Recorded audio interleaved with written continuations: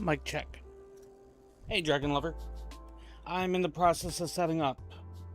A little tiny bit behind here today, and I don't know why there seems to be a buzz on that audio line. How you doing?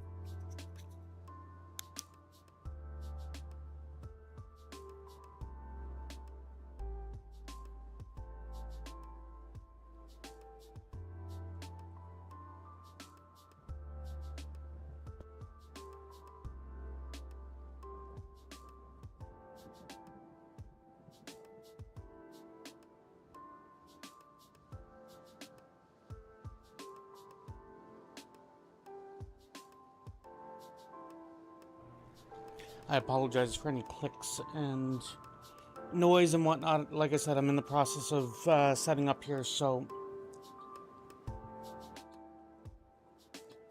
Coffee.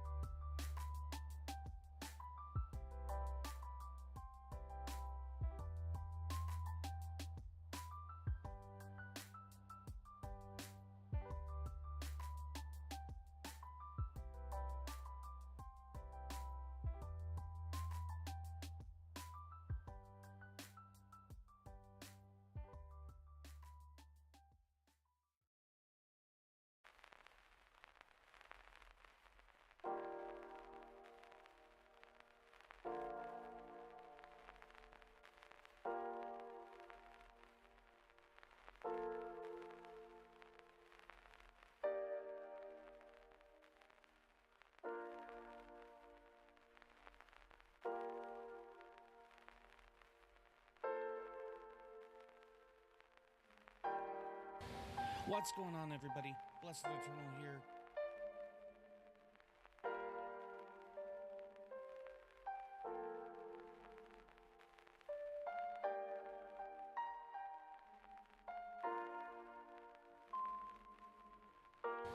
What's going on, everybody?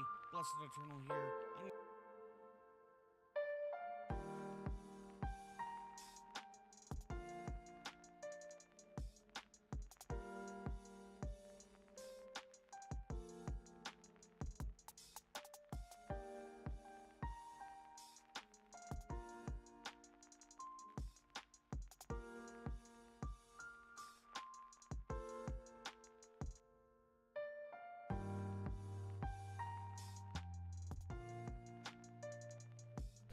It's like that wasn't quite the correct button.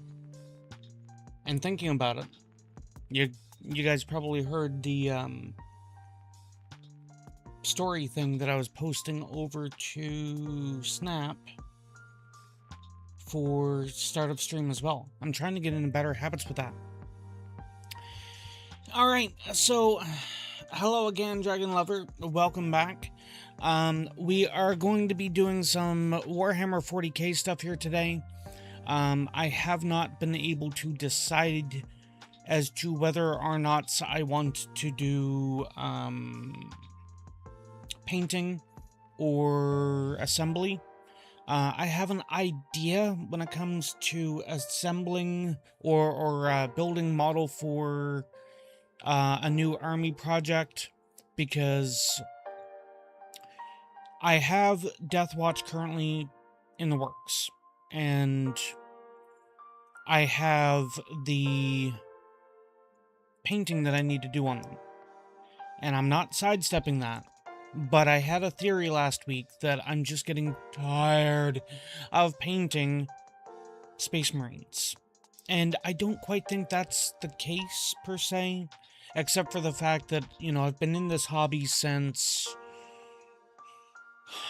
geez, 97, 98. I've been into 40k since around that point as well, a little bit after when I first got into the hobby, and I've largely had a Space Marine army the entire time, so it's... I've had Space Marines for a while, and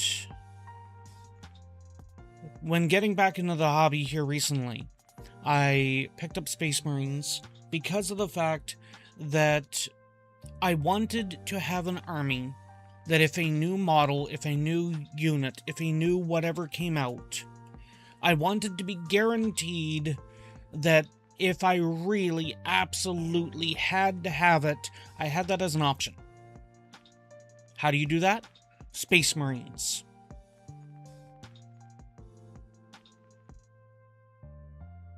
Because that's the only way you could basically do it. Resistance is futile. Exactly. Precisely.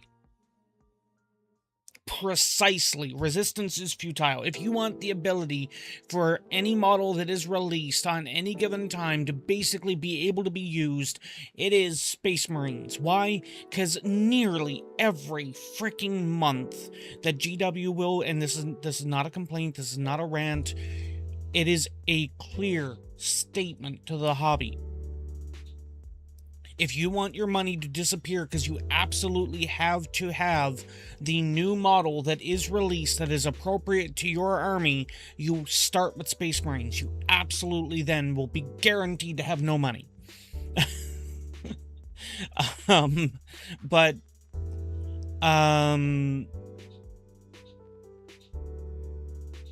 For example, like I was in the process of saying, let's say, well, right now they're doing the end or the start of edition campaign where it's orcs versus Marines, basically, but whomever it is that wins at the end of the week through battle reports and stuff, they get a new model released, a new model revealed. And the codices are coming out soon, and supposedly from what they said, when the results of the start of edition campaign wraps up, whichever side wins, orcs versus order, I guess you'd call it, then whichever side wins gets their book first. And I could pretty much guarantee you, I've been around the hobby for long enough, I could pretty much guarantee you, let's say that the orcs win the start of edition campaign, start of edition tournament-y thing. I can pretty much guarantee you, it's like, here's the orc codex, here's the new orc models, here's a new ultramarine. Or here's a new space marine. Why? Because they need to keep that money flowing. I did a minor history thing, discovery, basically, earlier today with blood, and it was showing off the start of edition boxes over the years. And it was the end of 7th going into 8th that GW was revealed by staff members to basically be within less than 6 months of bankruptcy as a company. Because they were like 16, I don't remember if it was million or billion. I don't remember, but it was like 16, big number, in the hole, in deficit, in the red. And they managed to come back out of that within now, what, 3 editions? And I thought about it. How did they do it?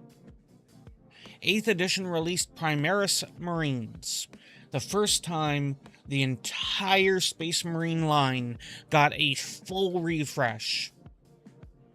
Like, they had new models, new updated, new sculpts, new designs, new this, new that. No, this went beyond that. And it's like, here are bigger Space Marines. They are more heroic scaled and stuff like this. And a lot of the stuff that you've been playing with for the last 30 years, largely, air quotes, don't actually count anymore. Okay, well, you could still use them, and I get that, and you know that, and you know, there's legends. Let's not muddy the field here for people who might not actually understand the ins and outs. You know, if they're not in the hobby and they're just here lurking, paying attention, you know, whatever.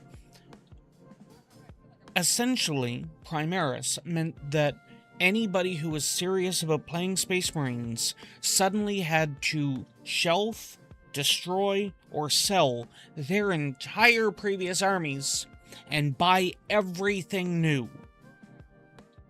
Essentially. Not literally, not legitimately. It's not actually what happened. It wasn't actually required to that degree, but that's basically what it meant. Because if you want to be, you know, the new shiny, you know, I have a Space Marine army thing, you're going to have the new stuff. You're going to have the new shinies. And that's what it's all related to. So, the short of it is basically that. That's how they pulled themselves back out. And every single time that I can remember since I've gotten back to the hobby here less than a year ago, maybe a year ago, maybe a little bit more than a year ago, okay. It's like every single time they brought out a new Xenos unit, a new Xenos refresh, a new non-Space Marine, you know, shiny. What was it? The Death Corps of Krieg Battalion, I think, is a good example of this, because if I remember it correctly, the battalion came out, and right alongside of it was, here is like 6 new Space Marine combat patrols for different Space Marine chapters that they don't normally sell, quote, boxes for. Like, every Space Marine can largely be in any Space Marine army. It's just the box makes it look like it's all Ultramarines, basically. Or you can pick up the Dark Angels Combat Patrol, for example, and you can use that in another Space Marine army. Just don't paint them like Dark Angels. The Hellblasters are, they're available in all Space Marine armies. The Intercessors, available in all Space Marine armies. The Gravis Captain, I think that's one of the only ways to get a Gravis Captain. And it's like, these combat patrols can be used largely in any Space Marine army. The exception being is if they have specific named characters in it. So, the White Scars Combat Patrol, for example, had Sabotan Khan. Yes. Khan! He can't be used unless you're, playing White Scars or, something like that. So there are some exceptions, but everything else in that box you could have used. You could have converted Khan over into, some other Space Marine on Outrider bike thing. Just because it's a jet bike doesn't mean you can't just count it as a bike. So it's like, every single time they come out with a new non-Space Marine thing, there's almost always another Space Marine thing released right around the same time. You had Cato Sicarius, for example. You had, I think the new Victrix Guard was released during the Necron wave of the 500 Worlds. I might be off on my timeline on that. There was, 2 Marnius Calgar units or models or something within like 6 months.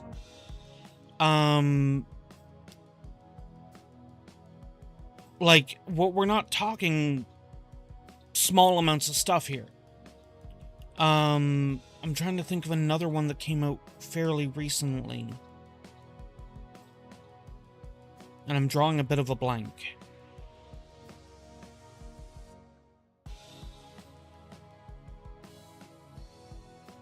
Yeah, I'm drawing a blank. Most of it, of course, has been, here's a combat patrol. Here's a battalion. There was a Terminator strike force thing that it's like, here's 40-something Terminators in one box. So, all the Terminators that the average Space Marine player will ever need, unless you're playing Deathwing, which is specific to Dark Angels.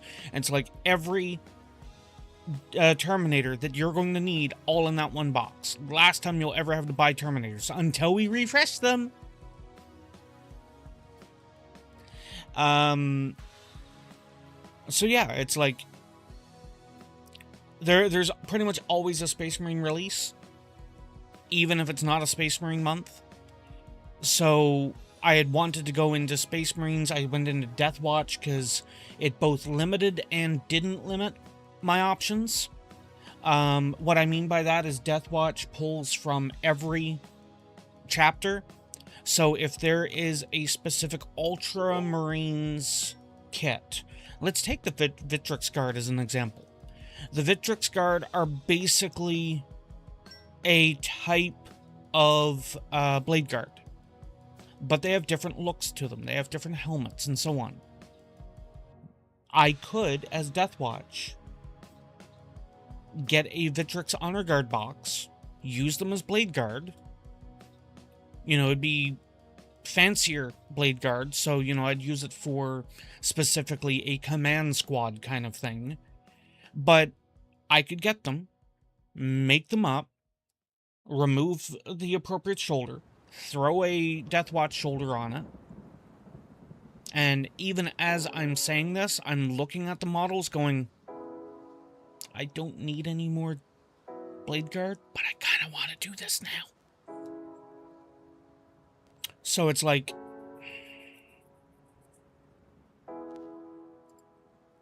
open image in new tab. I just want the image. What? Oh, I grabbed the wrong tab.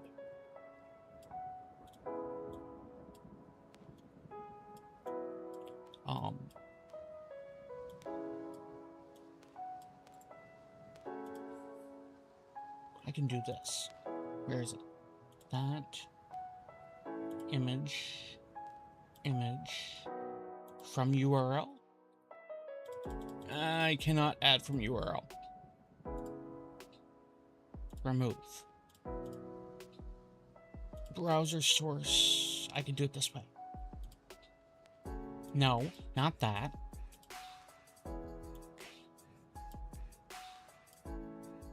These. It's like I could take it. Transform. I can't zoom in. Okay, doesn't matter. Whatever. I could take them and the helmets. It's like that's a unique helmet.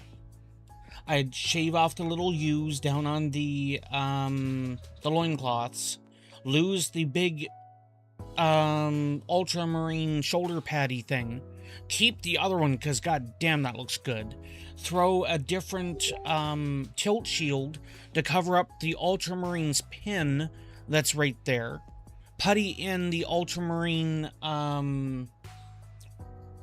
coin on the upper left model in this picture, and it looks like the bottom front also has it.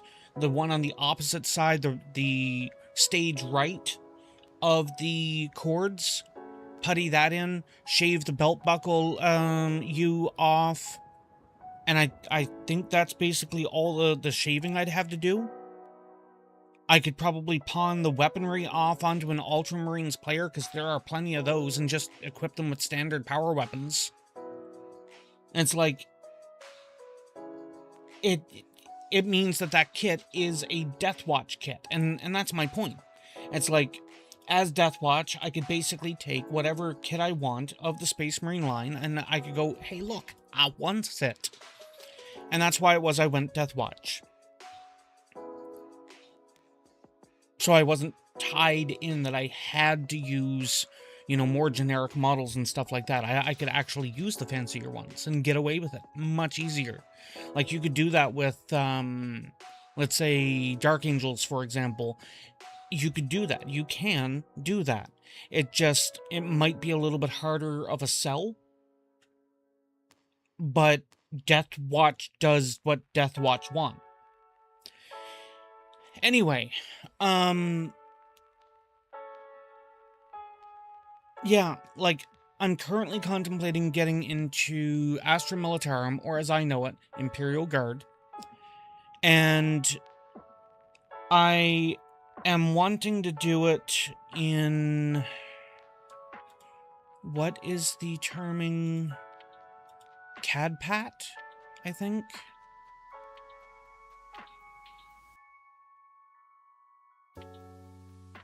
I had an image here.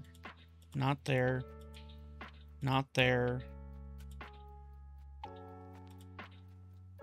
Not there. Right, I gotta do something with Patreon.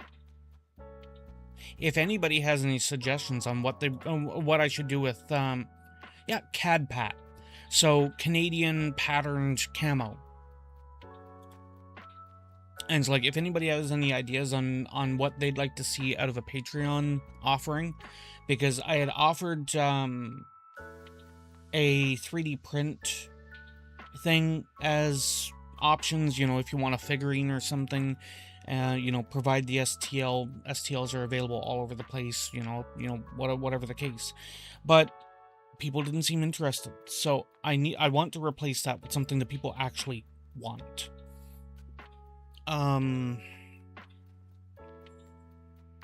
Hell, I suppose one argument I could do, and this goes out to people, and I mean, you take, for example, not to call out the lurkers, feel free to not respond, but I know Ima's there because Ima triggered the resistance is futile thing. But feel free to not respond, it's fine.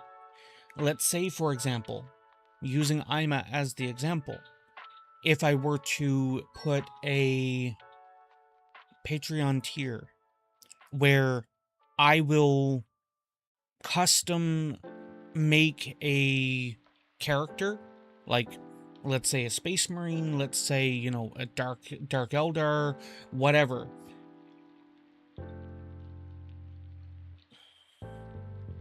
Question mark? I mean, I know that where did that come from?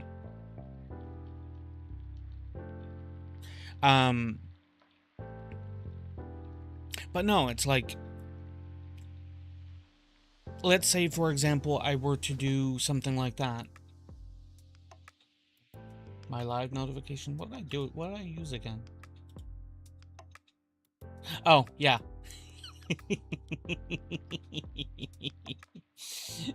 Yeah. So yeah, it's like, I could potentially do a Patreon tier where, let's say, at one tier I would make a generic Space Marine or Cadian or Imperial Guard, or Dark Angels or Eldar, or whatever, and have people drop in a army. I don't know what I'd do for Tyranids. I don't know, like custom Termagon? Like what do I do? But no, it's like, that might actually, because then I could actually get it, and you could have the option that I could either paint it and send it to you. So it'd be good for people who are not in the hobby. I don't have it with me. It's over at the table. I'm going to get up here in a second. But let's say Ima, because again, I was using Ima as the example.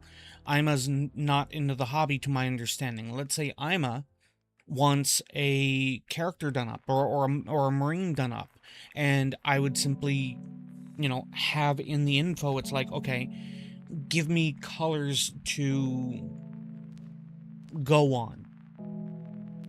It's like, what faction would you want it of?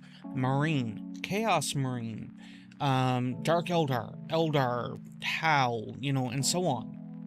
And maybe I could do it where different tiers. And the more I'm thinking about this, the more I'm kind of liking this idea. Tell me what you guys think. It's important. I like the feedback.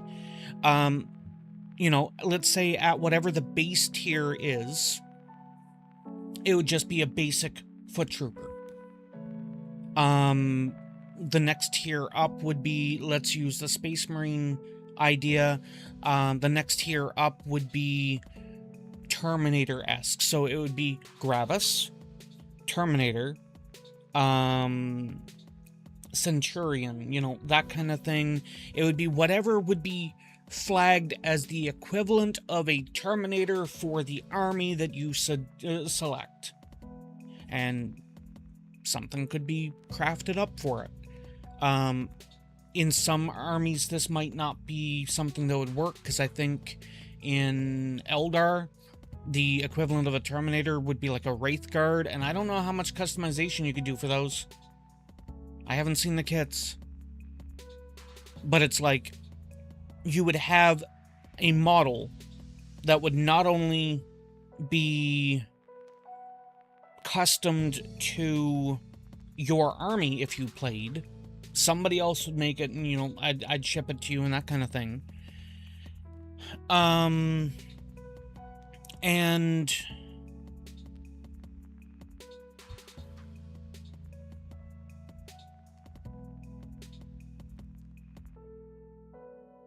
yeah, I know what happened there, Blood. Yeah, so Dragon Lover, let's go with you. Just, hate to put you on the spot, but before I get up and go to the table and start trying to pull things together, let's say, for example, that you were interested in the idea of the Patreon thing, and, give me the feedback. I likes it. I wants it. Give it to me. Obviously, you don't know much about Warhammer, you don't play Warhammer, and so on. Let's say, for example, you subscribed on Patreon at that lowest tier, and you know, sometimes this stuff would take a little bit of time to actually assemble, so let's assume it's a 3-month window that would be required. And, you know, you are then a loyal Patreon subscriber and so on and blah, blah, blah. And let's say you select Space Marine. So, lowest tier would be your basic trooper. Maybe it would be a sergeant. Maybe it would be, you know, just your average dude with a gun. But in some way, it would be custom. Like, just on the basic note, when it comes to Ultramarines, or Space Marines rather, you can have different ammo pouches. You can have no ammo pouches. You can have, you know, one type of gun versus another type of gun. Yeah, there are melee people. Warhammer 40k is weird when it comes to the sci-fi futuristic war combat. The Vitrix Guard picture that I actually had posted up on the screen here a moment ago, those are technically a high-quality melee unit. And that would be an example of, you know, something that might be, in my opinion, like a second-tier thing for the idea. But there's reasons behind it. It's back-end math and stuff like that.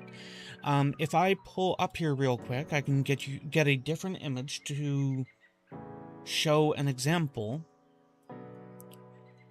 It is known as assault intercessors would be the easiest argument.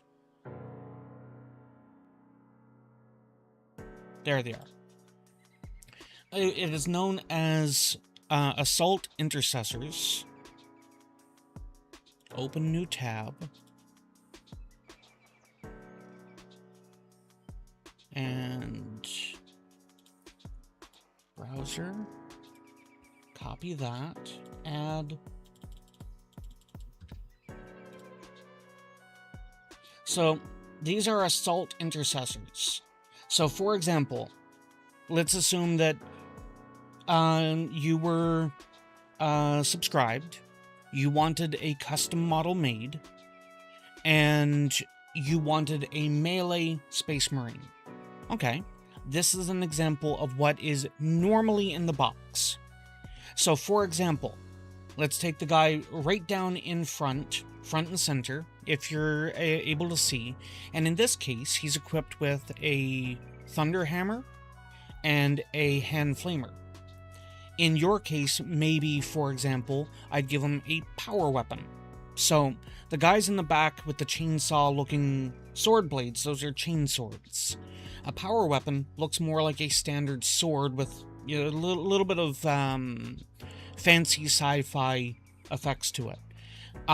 Also in this case, that guy, like I said, he has a Hand Flamer. Maybe instead, you'd have the guy in the back with, or just behind him with the grenade in his hand. Maybe there would be one that would have a plasma gun instead. Maybe the guy just back into the far left with the blonde hair, that he's ejecting the empty bolt clip, maybe you'd do that so it'd look like you're, you know, a badass with the power weapon and just unloading your weapon as if you're going to do it like some power, some action movie thing where, you know, you drop the clip, take it out with the same hand, toss it up in the air, and, like, you know, you're in the middle of that kind of thing. And it's like, these are just, like, on screen, these are just examples of how the company has built the models. Even what is labeled as push-fit models that I have gotten, and Blood can attest to this, there are push-fit models from the Tyranid line, for example, that I have modified their poses. Now, push-fit are frequently considered monopose. It is considered a type of model that is lower desired by the community because of the fact that every model that you have, you know, at worst, you're talking 1 in 4 models will look exactly the same as, you know, this other one. And when it comes to the Tyranids, I've got some Tyranids that, even in these monopose models, I've changed up some of the poses. I've taken parts that shouldn't line up and made them line up. And I'm not even great at conversions, but it works. It looks good. We're not talking, excessive gaps or shit like that, like some amateur would do, no offense to people. But there are different ways that you can take any model and you can customize it and it would still look good. You take, in that example as well, the guy with the power hammer, the thunder hammer. What if you cut off up at the top and turn that into a mace instead of a hammer? It would require a different bit.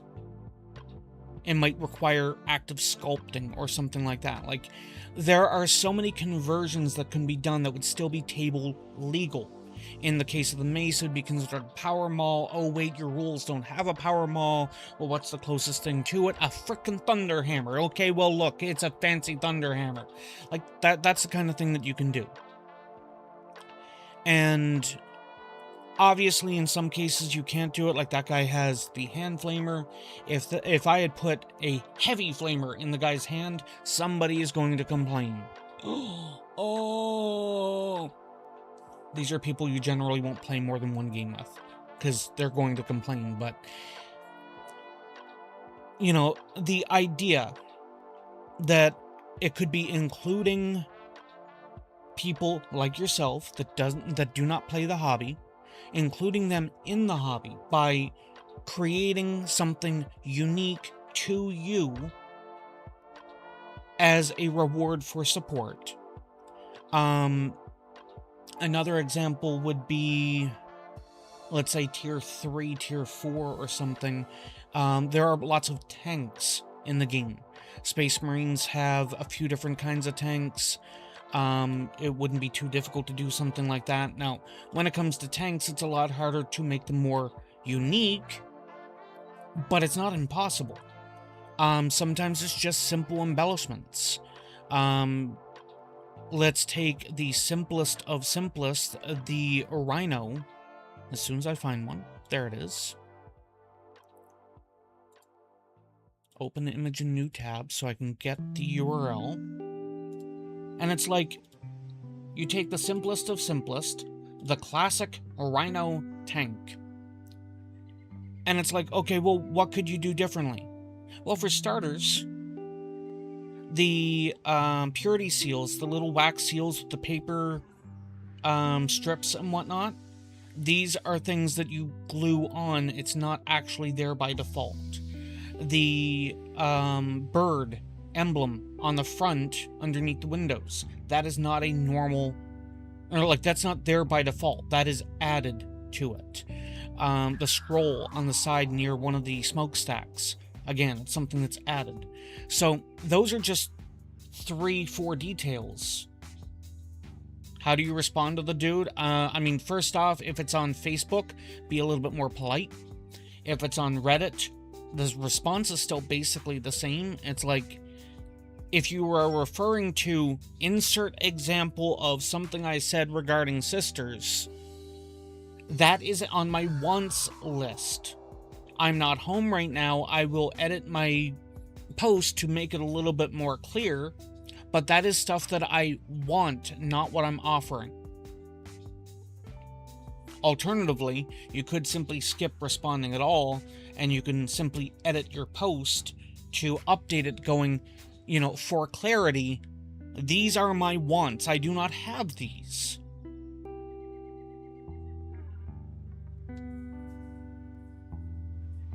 But to go back to it, like I said, maybe tier 3, tier 4 as an example, you do custom tanks. So the purity seals might not be there, might be in different spots. The bird emblem might be in a different spot.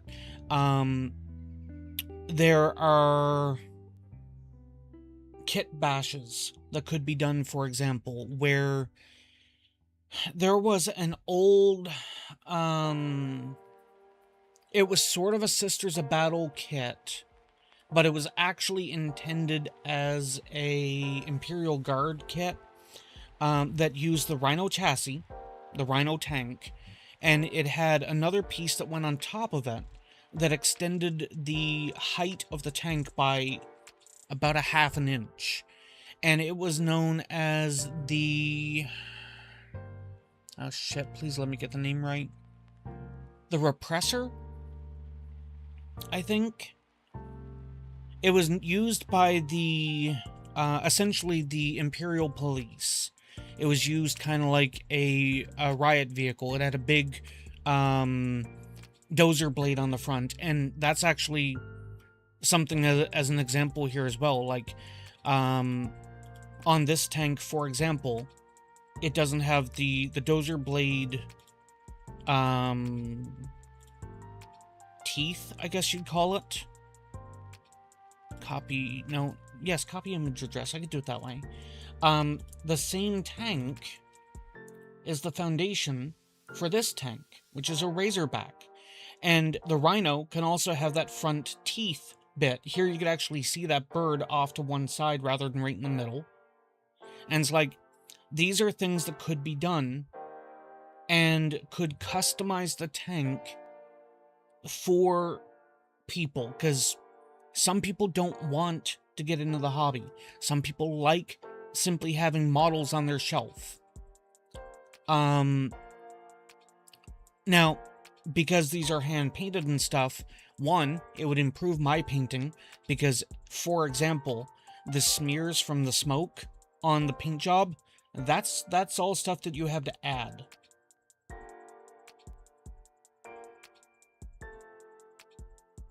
Mail came... Alright, was it UPS?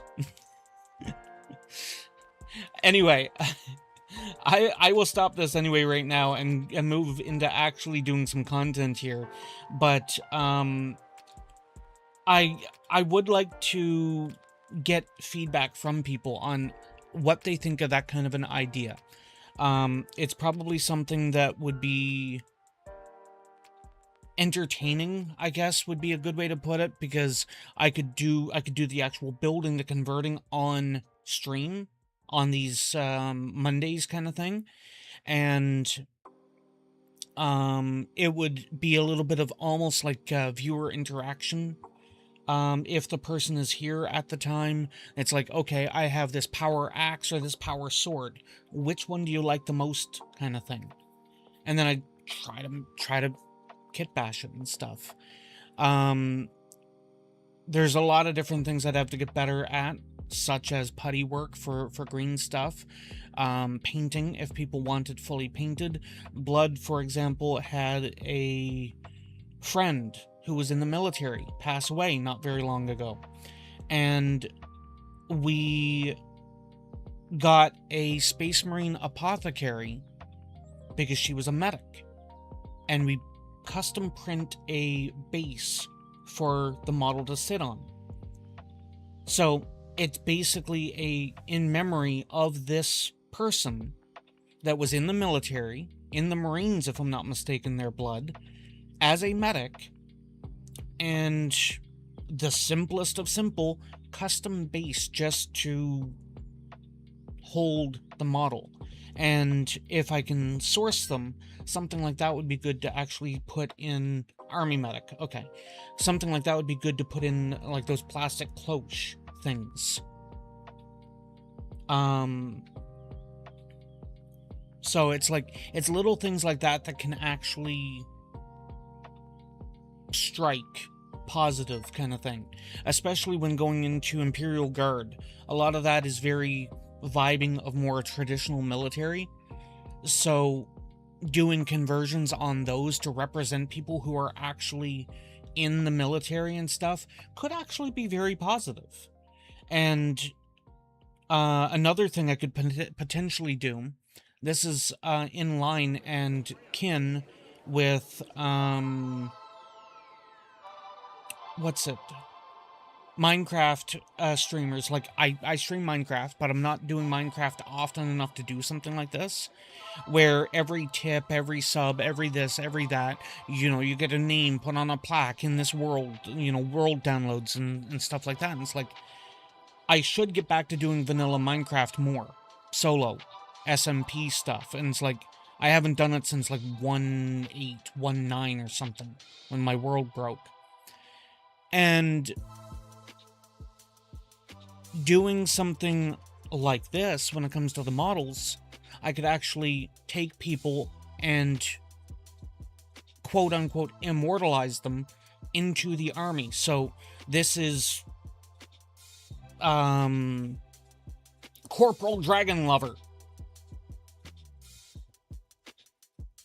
And it's like, this is one of the Cadian troopers, just random trooper with a flamer, Corporal Dragon Lover kind of thing. It's like, you can't do stuff like that with Space Marines very easily. You're gonna have freaking legions, depending on how popular you end up getting and stuff at that point.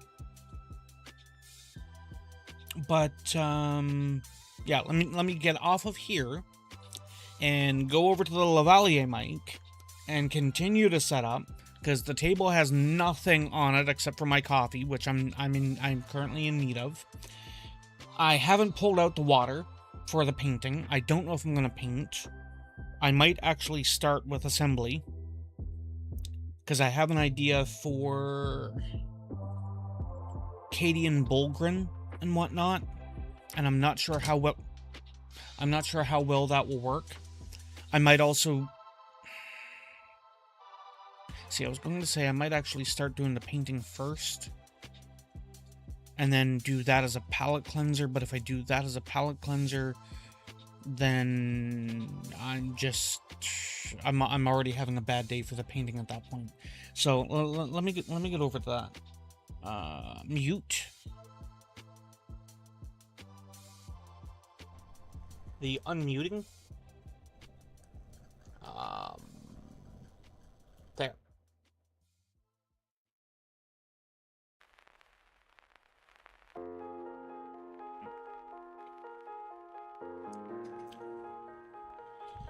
Alrighty, and it is a bit of a warm one here again today. It is currently almost 29, or for American folk, that would be approximately 30, 60, 92, approximately. And this is a repeated reminder, we do not have AC, hence why it's 92 indoors.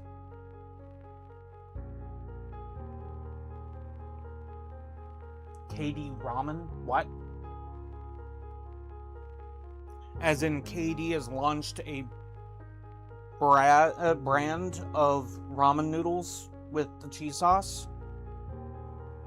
I mean, you think about that. How's that much different than, was it bulgogi? Or whatever it is that you and Electo like? That spicy cheese sauce thing connecting to chat.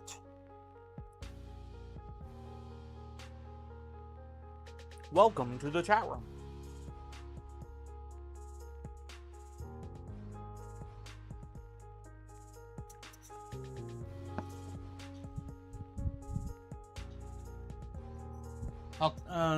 Taboki.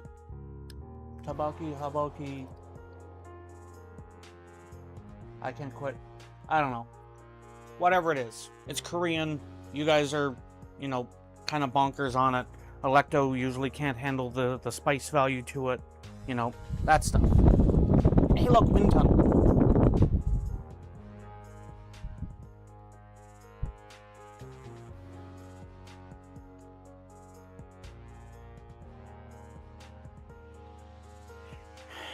Is it actually cooler outside than it is inside? I'm not sure.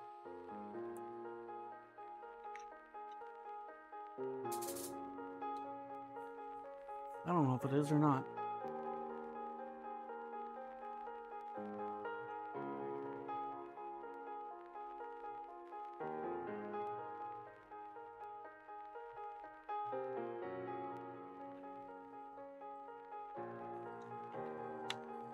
trying to decide to put another fan in the window or not. I mean, it feels cooler.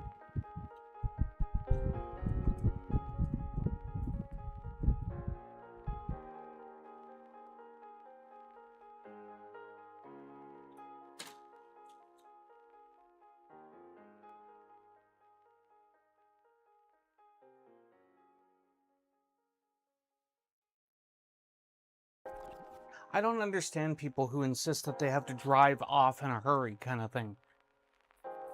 Like, it just doesn't make any sense to me.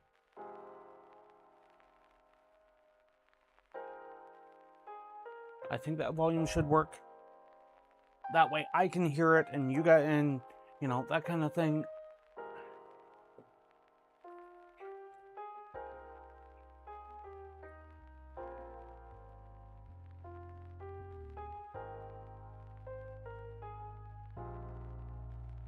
I think that's the other Saturnine Dread.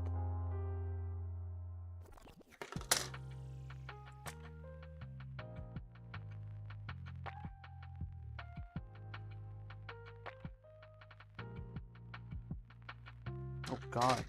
Is it the full Dread? Yeah, I think it is. Okay. I grabbed the wrong screws.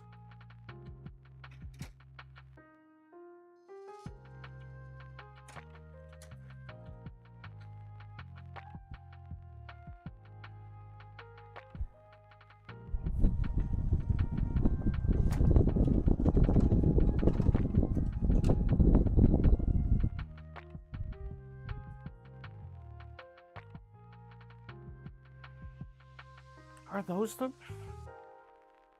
They must be. Okay.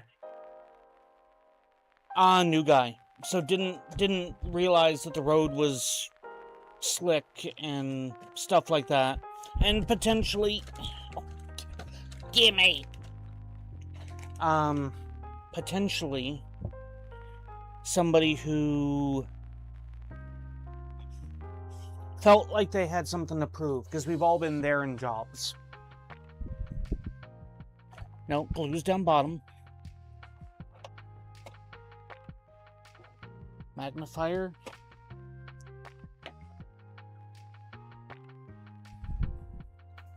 And actually, as much as I hate... Oh, give me that. As much as I hate the idea of putting this argument into the universe... like I was commenting about custom models and stuff. Will you stop that? Like I was commenting about custom models and stuff. Let me close that. Will you stop fighting me? Let's say you were actually into the hobby.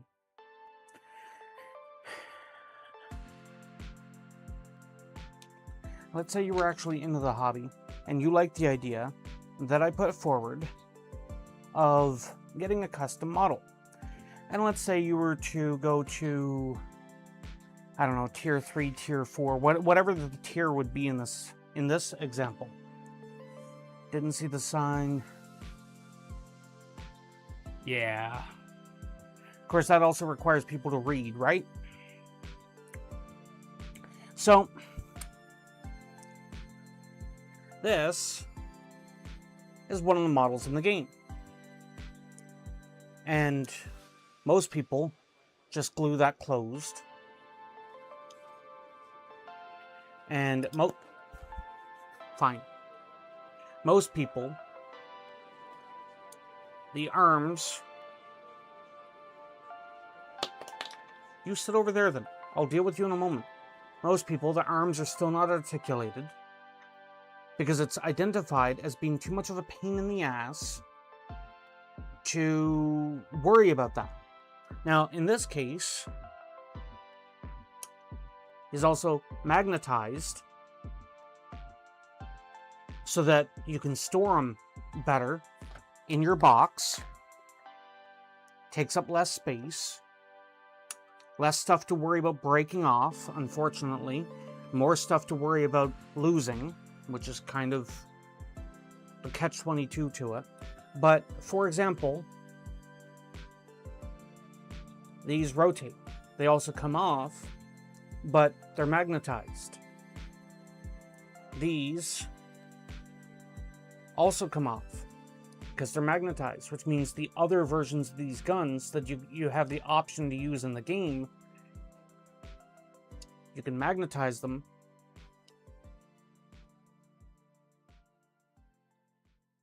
and then just pop them on. So there's different things like that that could be done as well as an option. The reason I bring this guy up in this idea, going back to the Patreon thing, is these guys suck to build. I can't stand them. Here, outsource it. Make me build it as a punishment kind of thing.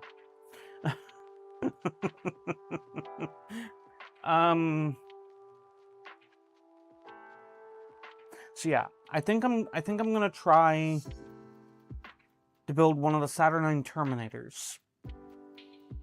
And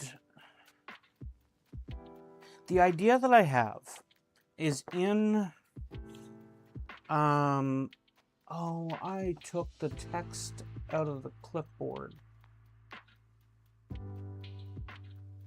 Well, crap.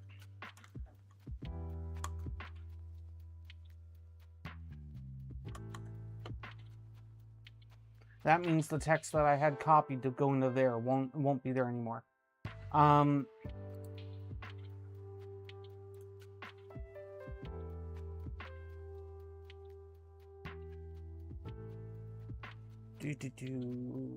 That one.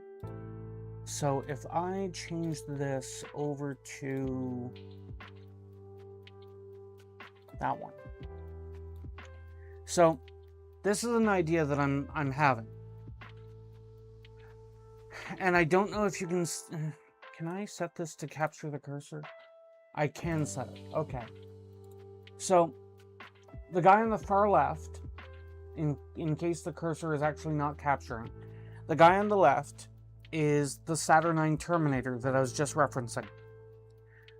The guy in the middle is what's known as a Bullgrin. It is an Ogryn for the Imperial Guard. The guy on the right is an Ogryn, i.e. not the heavy armored Bullgrin. And my thought process is doing an Imperial Guard army where I would have Imperial Guard soldiers wearing the Saturnine Terminator armor as a tactical armor instead of fielding Bullgrin.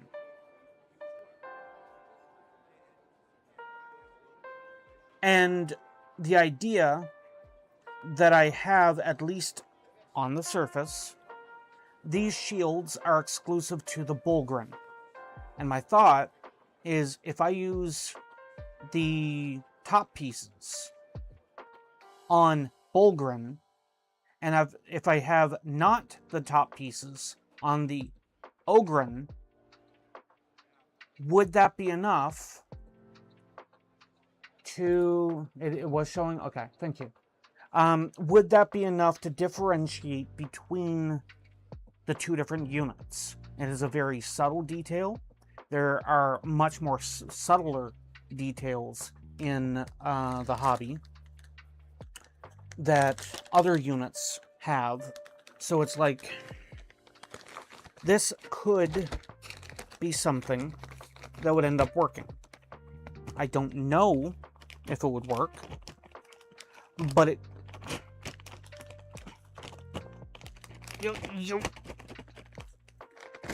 Gimme!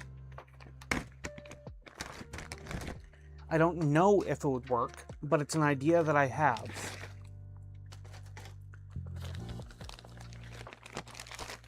And I have the instructions on tablet.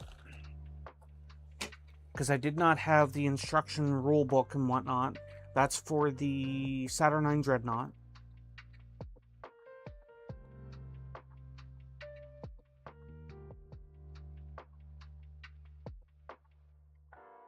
But I have, and I'm not specifically looking at using one of these heads right now.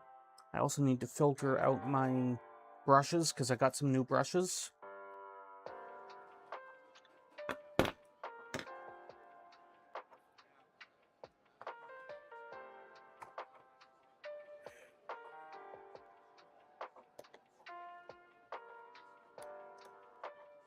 But this is also an example to go back to the Patreon idea. And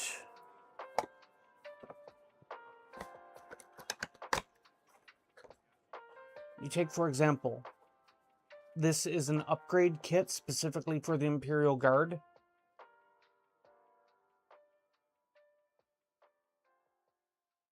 So there are lots of different bits to allow you to use them on your Imperial Guard models.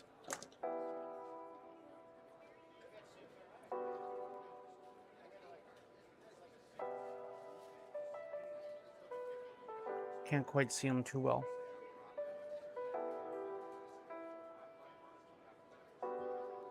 Can I?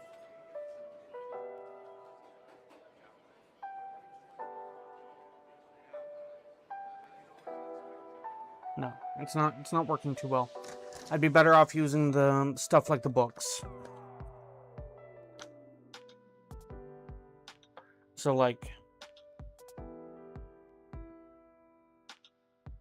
those heads, for example.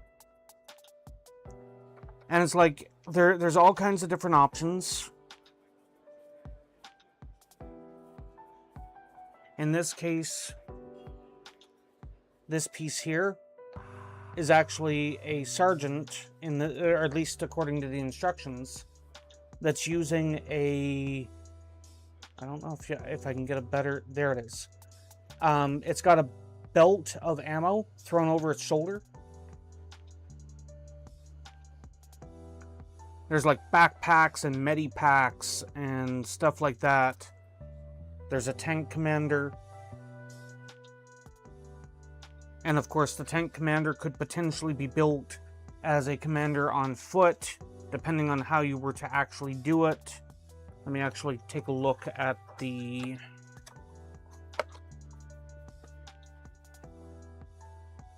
No problem, Dragon Lover. Okay, so the tank commander might be a little bit harder to do the conversion straight from this, but it's like, here's an axe. How Canadian, lumberjacket, right?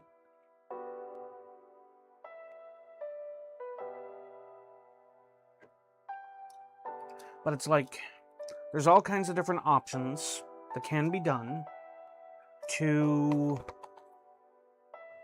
make models and units and stuff very individual.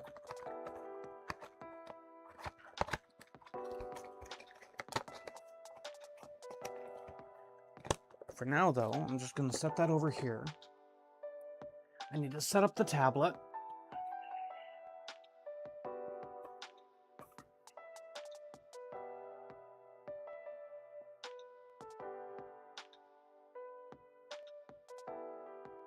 And actually, while I'm kind of spitballing here, Blood, let me bring the idea up to you about the whole Patreon thing, because I know that, you know, you are a relatively new player to the hobby. You watch a bunch of streams, less than you used to, but you watch a bunch of streams.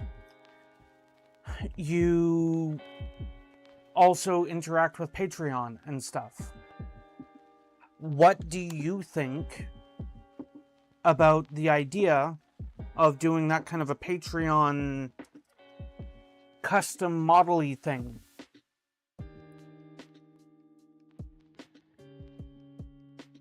I'm noticing that the mic is picking up. Hold on.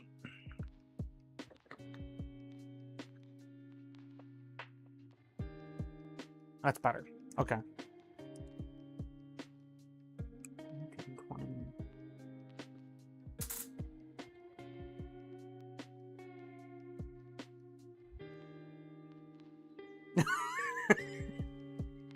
Now, I never offered that.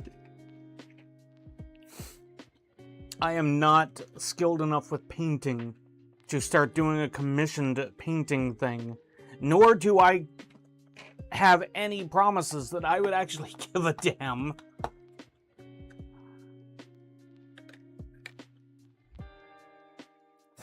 It's like, I don't know. I think it would be a hard sell for me to consider doing commissioned painting. I would have to enjoy painting far more than I do. And it's not a complaint. It's like, it's not that where did I put those other clippers?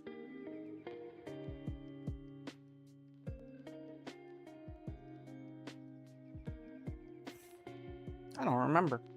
I don't need them, but I don't remember.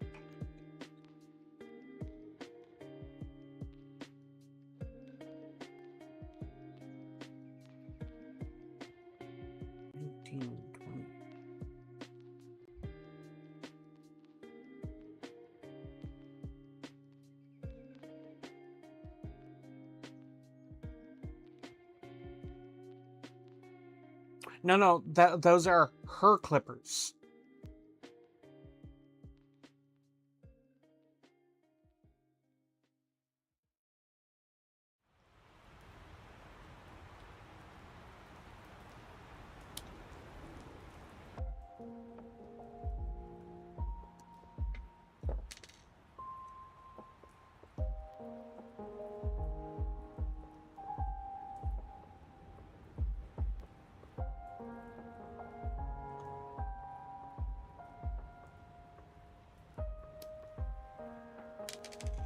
So, as you pointed out, you would subscribe to a Patreon. In this case, you want to argue mine. You would subscribe to a Patreon just so that you didn't have to paint your models. That's not quite what I'm asking, though.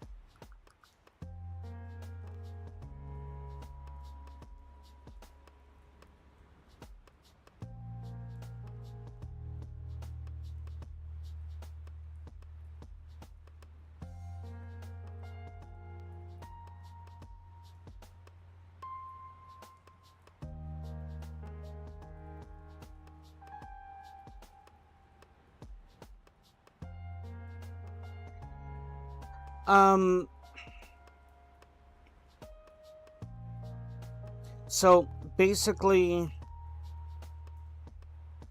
slightly more fleshed out, because it's been talked about a little bit more. Take, for example, whatever the first tier of Patreon that would offer this type of thing. Well, those bolts are jammed and shit.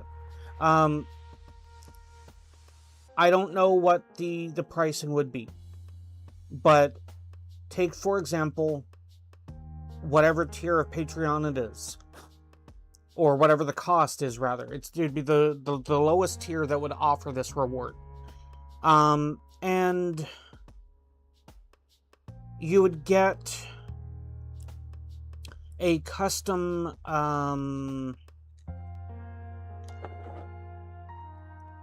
foot slogger, let's say. So, for example, let's say you select the Imperial Guard.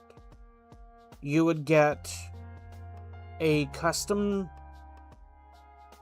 made, as in not directly from the instruction booklet.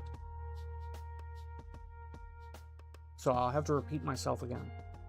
But I'm not going to stop partway.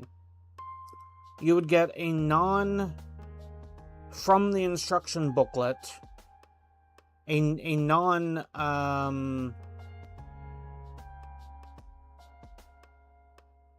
uniform assembled mod or model. I guess I have a booklet here, which also allows me to stall while waiting on the ad to go away for you.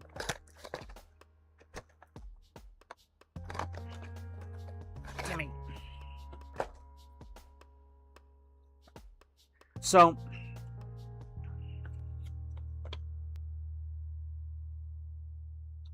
you take this model, for example.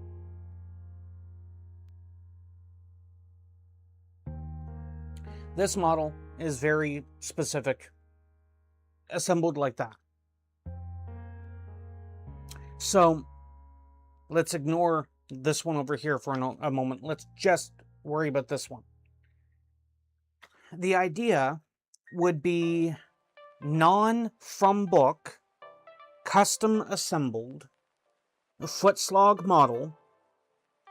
So in the case of a Space Marine, let's say standard intercessor as an example, you would have some, or you would receive some variation of a custom model. Now this could be, you have different bolt pouches and maybe purity seals that aren't normally with that model, or not recommended, or not designed for that model.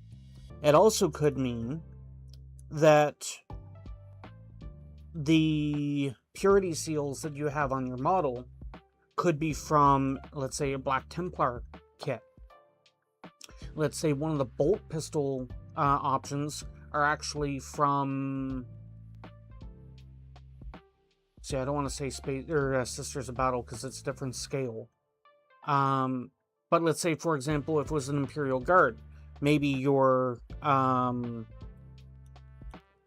bolt pistol would actually be a Sisters of Battle bolt pistol.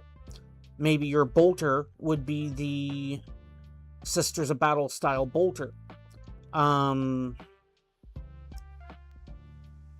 know, that kind of thing. Like, some kind of a custom job that isn't just me cheaping out on the deal. It would be technically classified as a kit bash. There might be different position arms that are custom done. Maybe I'd have to cut an arm and then re-glue it, putty it in, for example. Like some degree of a custom work, which anybody who's into the hobby knows that that can be just as simple as taking a head from a different kit and using it in a kit that it normally wouldn't be part of. So, like, that's kind of where my idea is. The idea primarily is kind of a get people into the hobby, because even if you are not into the hobby, you might enjoy having a little figurine. Just, you know, custom built, custom painted, whatever. Like, I don't care if somebody just wants it essentially chromed, like the way the Golden Goblin is done. So it would just look like it's a metal figurine. But it could be custom painted, it could be simply custom built and shipped out, whatever the case.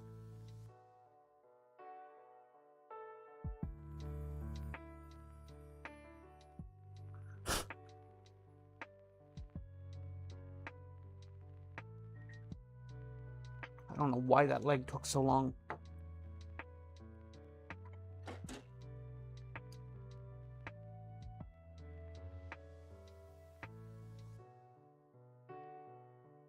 Probably the lack of familiarity with the kit.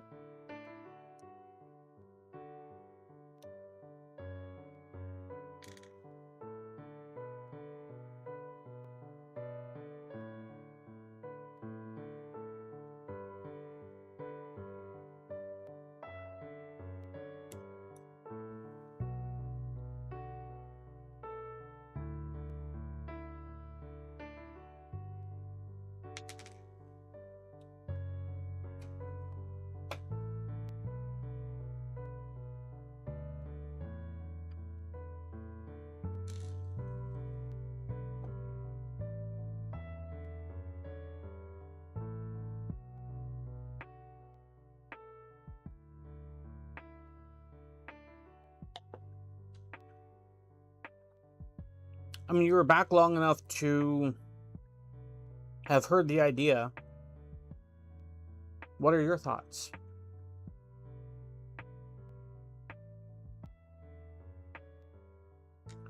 Because it's like, for example, one of the arguments could be made would be, for example, that apothecary.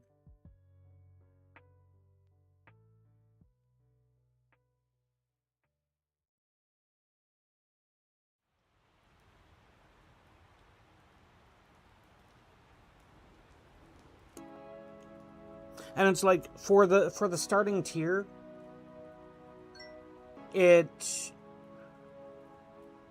where it is a custom thing, then it's obviously going to be more than just the standard cost of if somebody were to go out and buy one Marine kind of thing, because it's custom. I guess another example would be, I have this sprue right now. I mean, technically I've got the entire Praetor. But let's say, for example, a Salamander Terminator, not a Saturnine, but a Salamander Terminator captain with this hammer, as an example. It's like, that's a bit that you wouldn't normally have. And arguably, that might be something that somebody might argue that alone would be enough for a conversion. But it's like, it would require, in this case, myself, to have the intimate knowledge with what bits go to what size and how to kit bash them. An argument could be, as much as I hate using this guy as an example, somebody wants this done as an orc.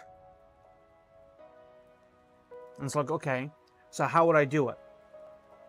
Obviously, I'd have to figure out something for the cockpit. Or rather, let me rephrase that. Let's say somebody wants a custom orc dreadnought, Death Dread, and I were to use this as the foundation. That's probably a better example to it. Go over there so I stop using you as an example.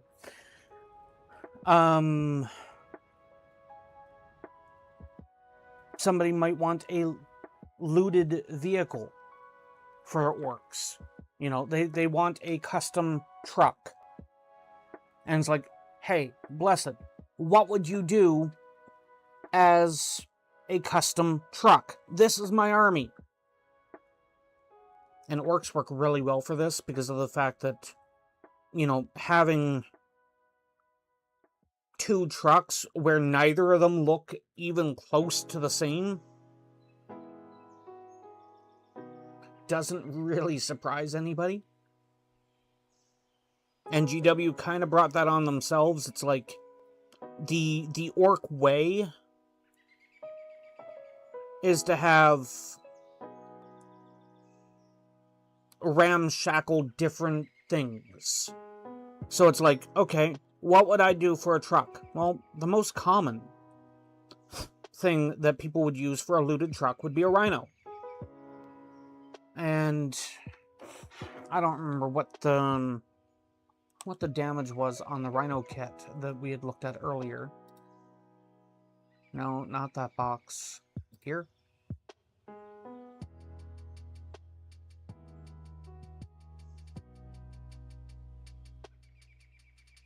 Minimize that, minimize that. I know it's not on screen.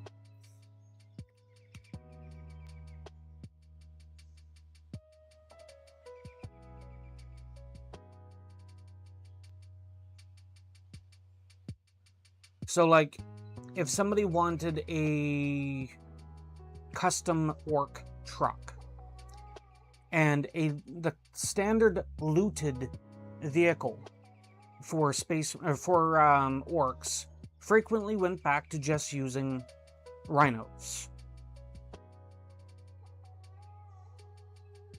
So it's 116 for a gladiator.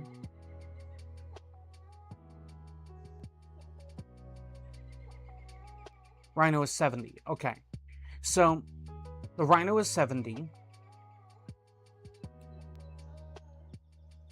Xenos. Orcs.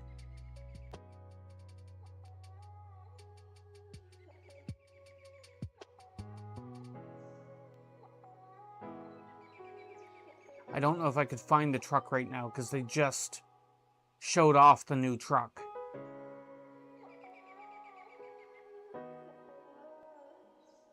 Yeah, I can't.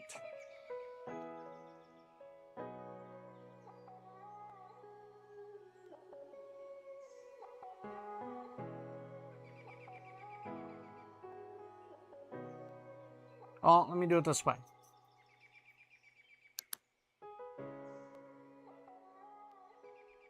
What is the MSRP of the Warhammer 40K Orc truck?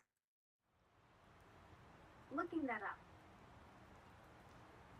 I couldn't find specific MSRP information for the Warhammer 40K Orc truck. You might want to check Games Workshop's website or your local game store for current pricing on Orc vehicles. Okay, how much for the Orc truck kit presently on Amazon? Let me check Amazon pricing. I found an Orc Gretchen kit for $38.88 with delivery by Saturday, July 18th. That's not exactly the truck you're looking for, though. Want me to check for more Orc vehicle options?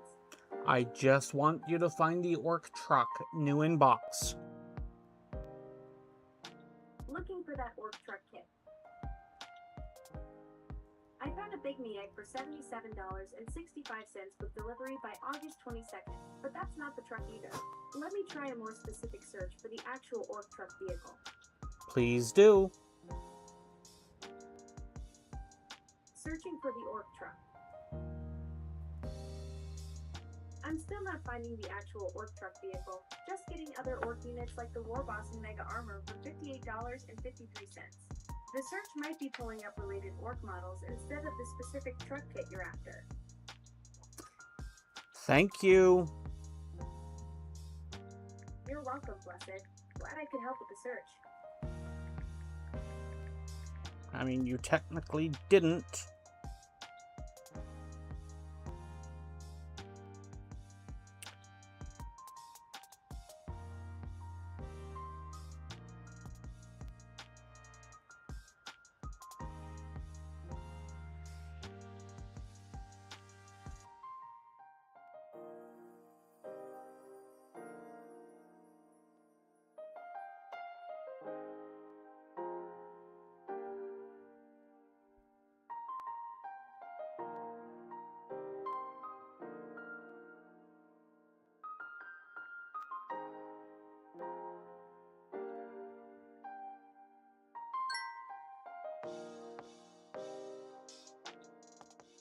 Okay, so the Orc truck is $70. So that puts into the same ballpark as the cost of a rhino. No, that's not it. There. So let's say, for example, and let me take that off because I'm just burning the power at this point.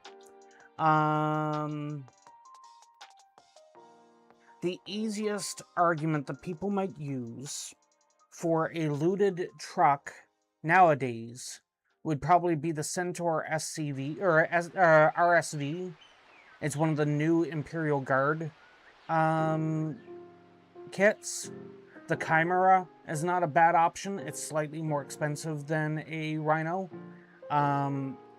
Some people might try and argue a Lehman Russ or something, but there's not really much in the way of stowage for that. The Torox would be another good example for Imperial Guard options. So it's like, these are examples of what people could use for a looted truck. Another example would be the Sagittar from Leagues of Votan.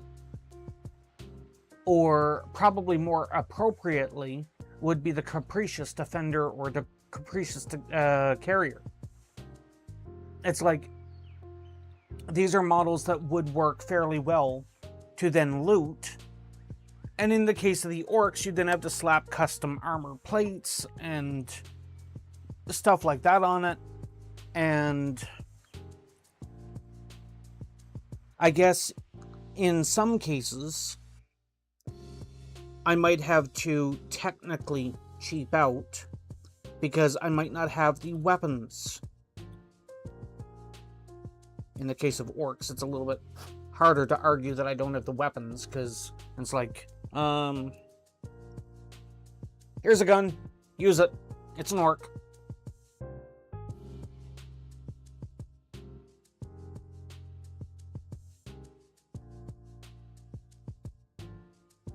I mean, it's that kind of thing that orcs are basically known for, right?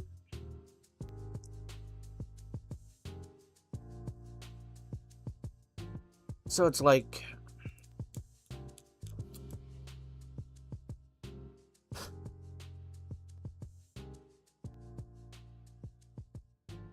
feel like there's a little bit here that still needs to be cleaned up, but it doesn't, I don't know. 21, 22, and 23.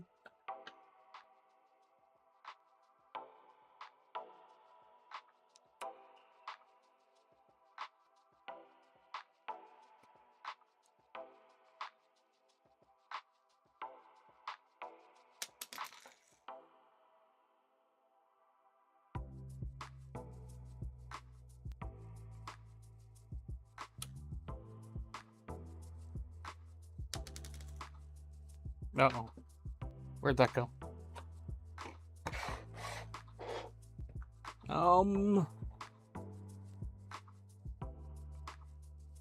Nope.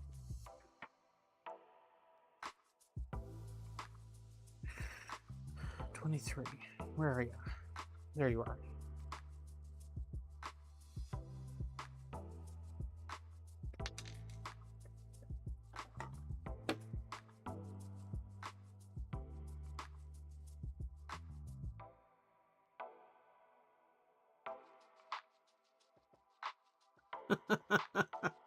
Hey, Blood.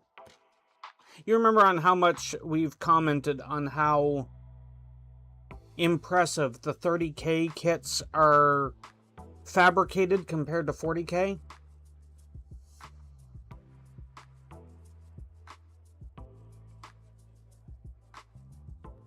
So this is the shin of one of the Saturnine Terminators.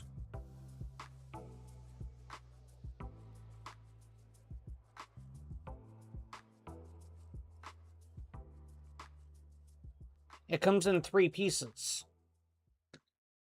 Look at this. Focus.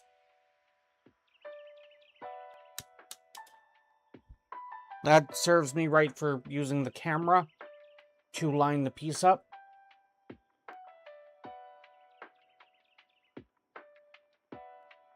There's a divot.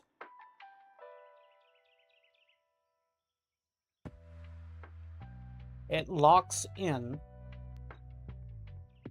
And then there's another divot over on this side that locks in.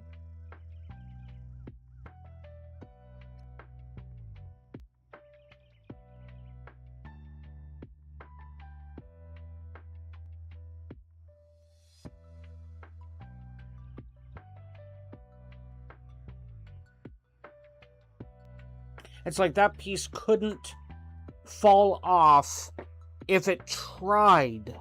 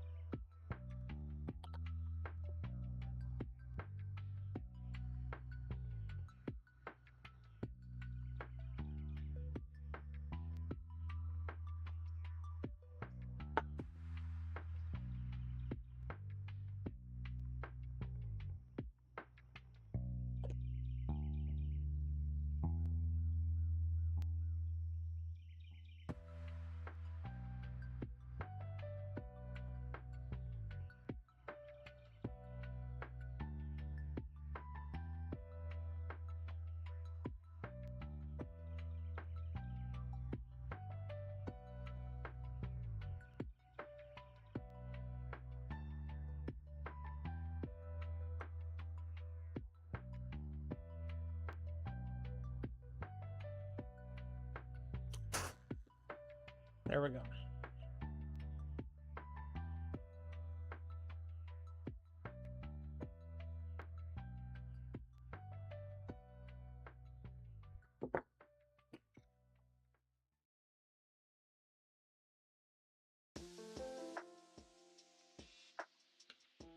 So I'm guessing that would go that way. Freaking hell.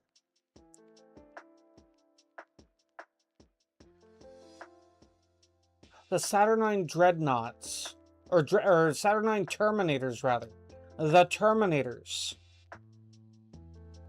have a ball joint in their knees for you to multi-pose them.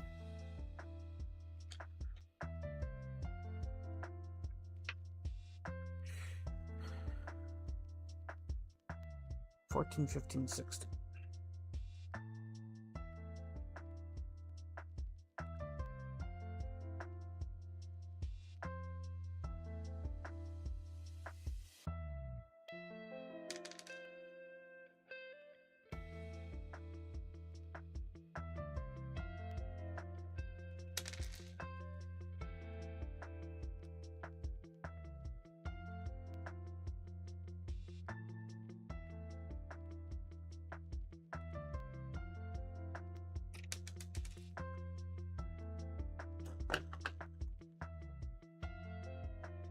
How many power dumps did you take, Kinka?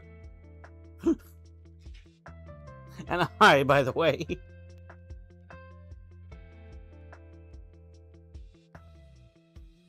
Did you get your blinds fixed?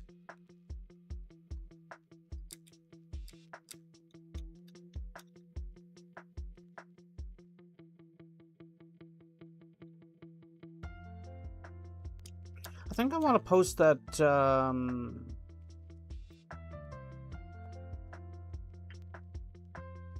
You didn't get your blinds fixed? You know, I was just gonna say, I think I want to post that,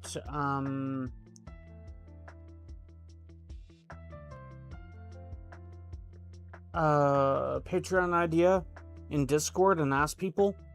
But you know, the last time I asked people,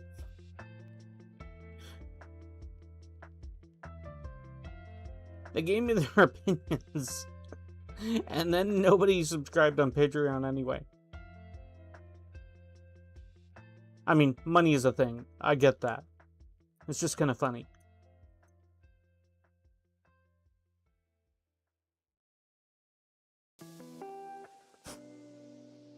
Tape the slats. I mean, it is a temporary fix. In the summer heat, unfortunately, that's probably going to...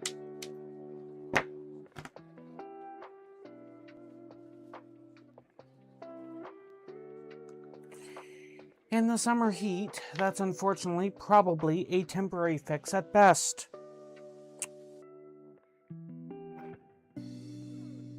They don't sell the same style. Well, I guess I'm confused.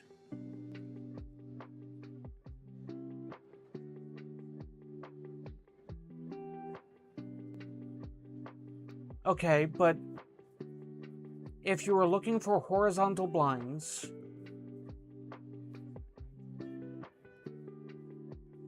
and your primary concern was making sure that the physical hardware, like, correct me if I'm wrong, I was under the impression... Okay. It's like, I was under the impression that you were looking for blinds to replace the ones that are broken.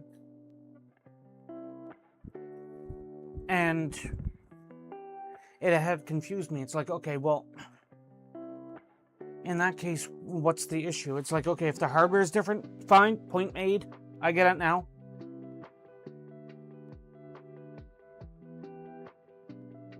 Right size is also a very big problem.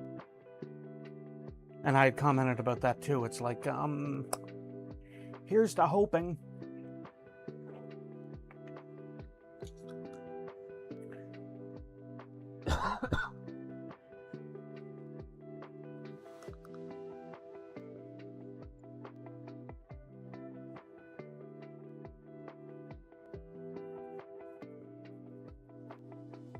Alright, well, you mentioned you feel better, or a lot better or something. I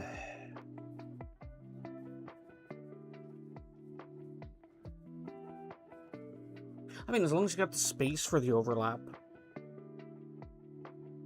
Half an inch on each side is usually not going to be much of a problem.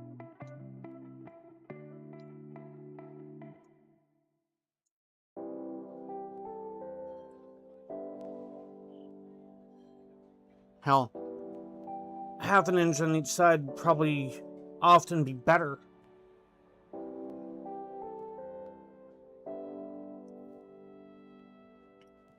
Because if the blinds were to move in the wind, sometimes you'd be letting the light in.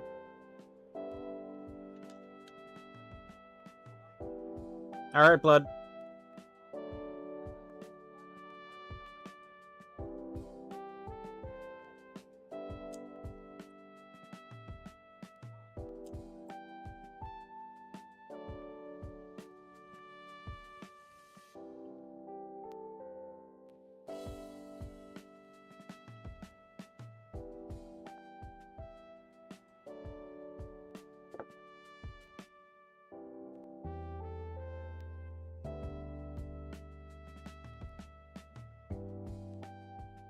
I mean,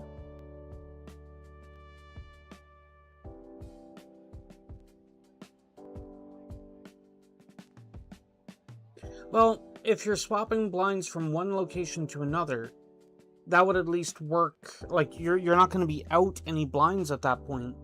Why would you need to get new blackout blinds for where you are if you're not then down a set of blinds?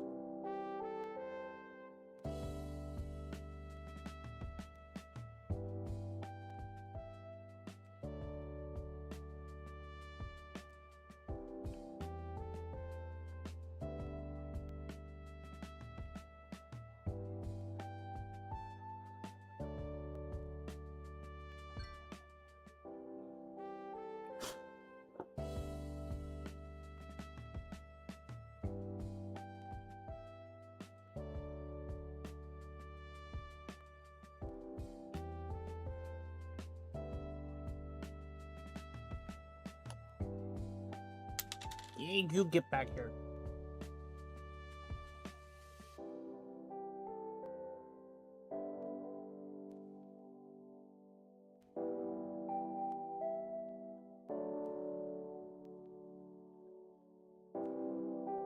Okay, so the window in question you currently don't have anything for, if I'm understanding that correctly.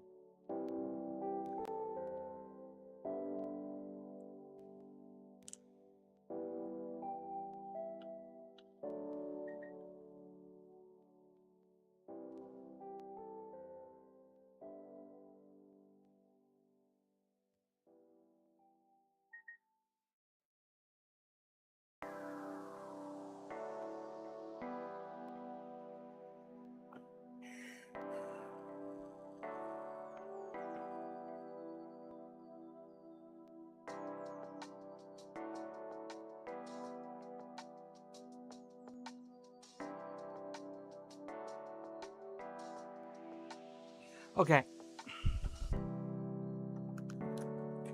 Maybe I'm not following. And maybe it's my brain being a little frazzled because, you know, we're 92 in the living room right now.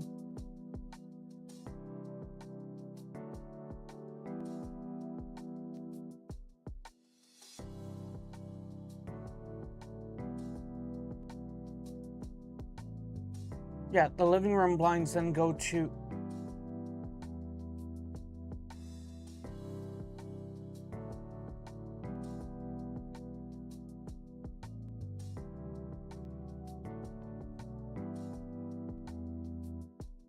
I don't know. For me personally, I would probably swap the living room blinds, the broken ones, to the location, in this case with the air conditioner, where it would be modified the least. and stick them in a permanent closed position and deal with that for the time being. Now, I think I understand where you're coming from. Basically, do that as a temporary so that you're not getting the glare, and eventually you then take the working blinds, swap them back to the air conditioner, and replace the blinds with blackout curtains or something, right?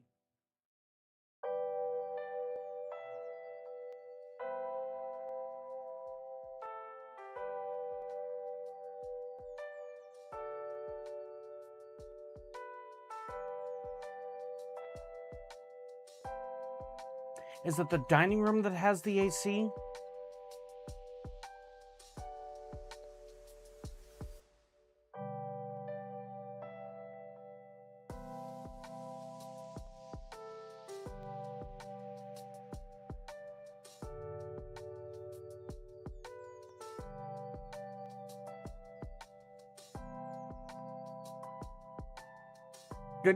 I get that. Is the dining room the one that has the AC?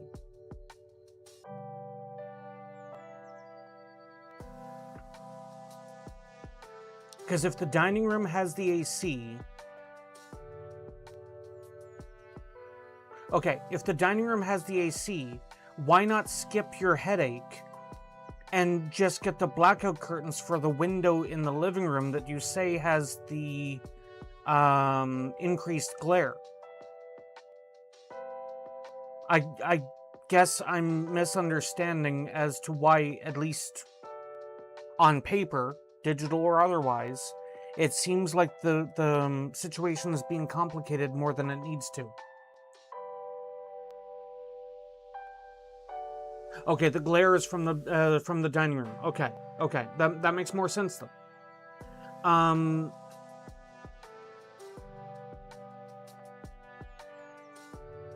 Important question that would need to be weighed. Would it be easier for you to get new blackout blinds that would accommodate the AC? Would it be easier for you to get blinds to accommodate the AC than it would be to simply make do and get replacements for the living room? Additionally, while you get the glare from the dining room, it would be easier. Okay. Additionally, if the... No problem.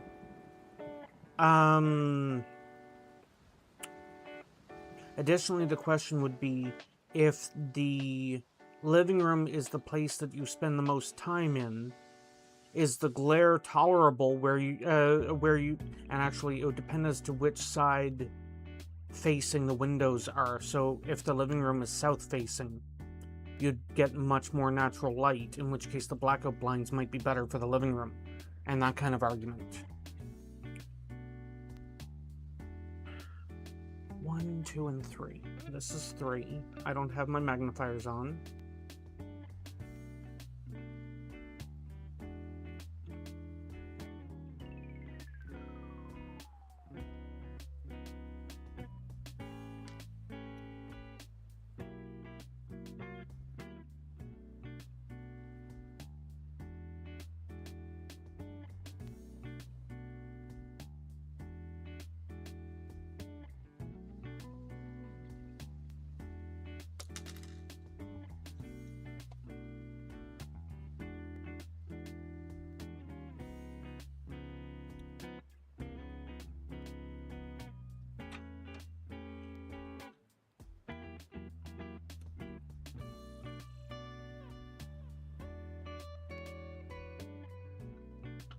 Oh, I still have a couple pieces.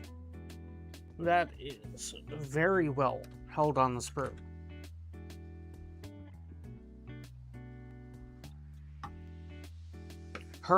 That's where you use the new closed captioning that everybody seems to have, right? Wait, what is that? Oh, it's a frame. It doesn't go touchy.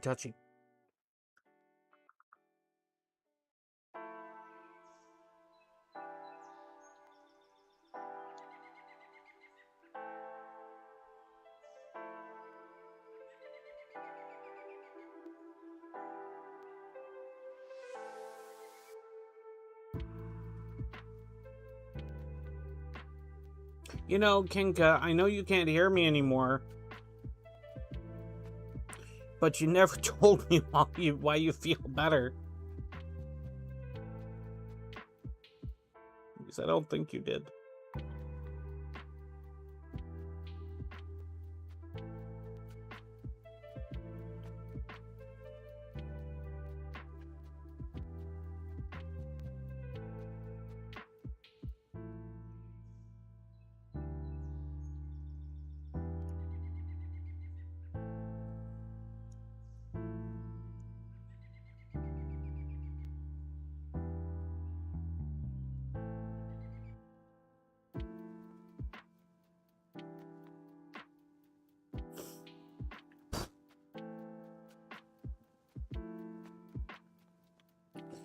Okay, so this...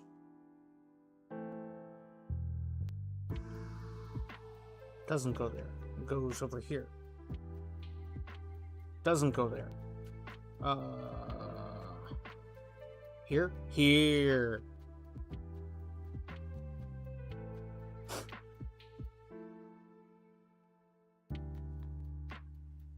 Okay, so that shows me that I don't need to trim anything off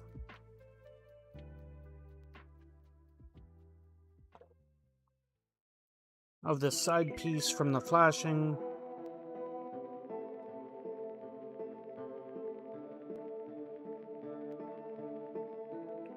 Oh, crap.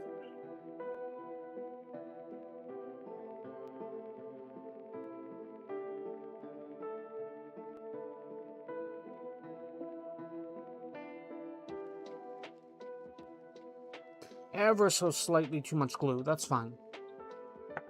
Welcome to my chat room.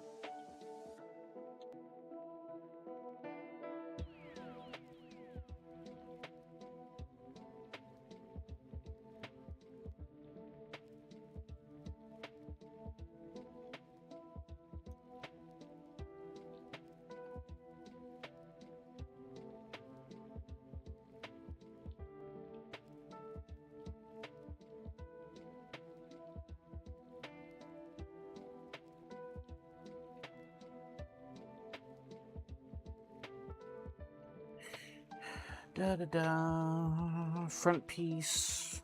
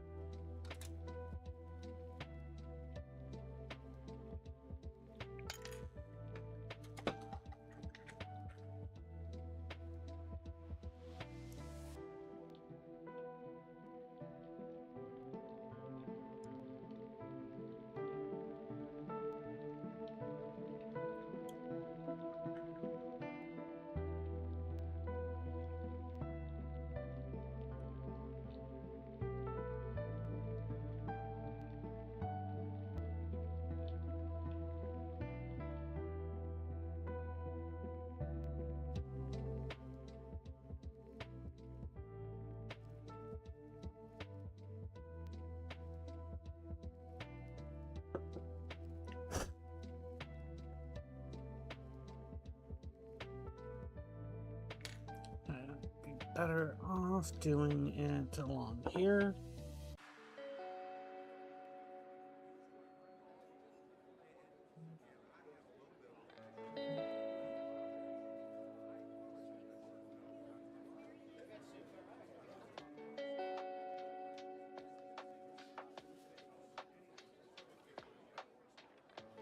Crap.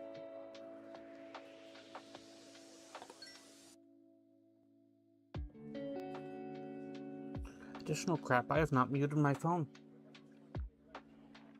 And I say mute, but it's not really a mute.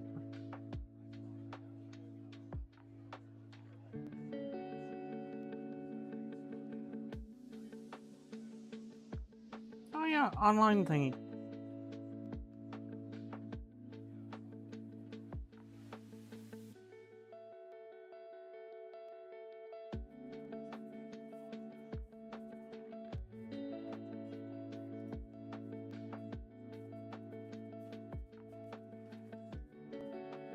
I got a message on Discord. What kind of spam is this one?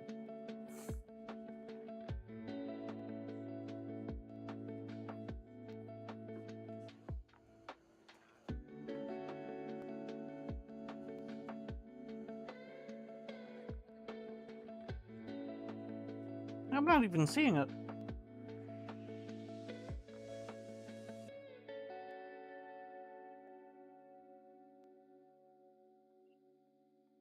Might have to look for that later.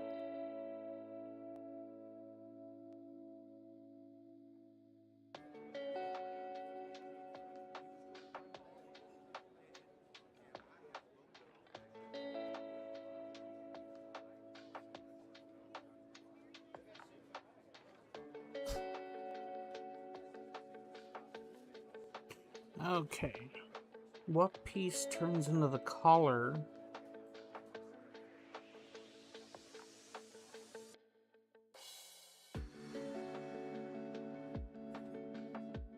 I guess it's that.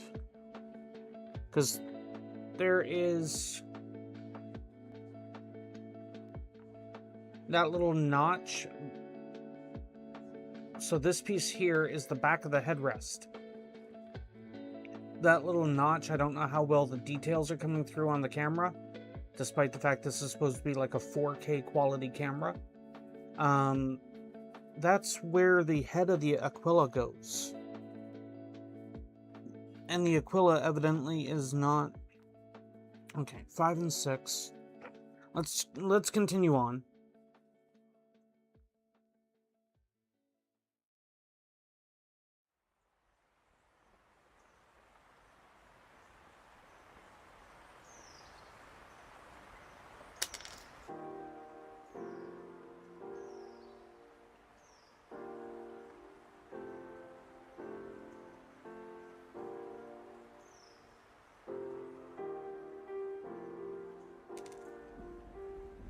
Seven, 8, and 9.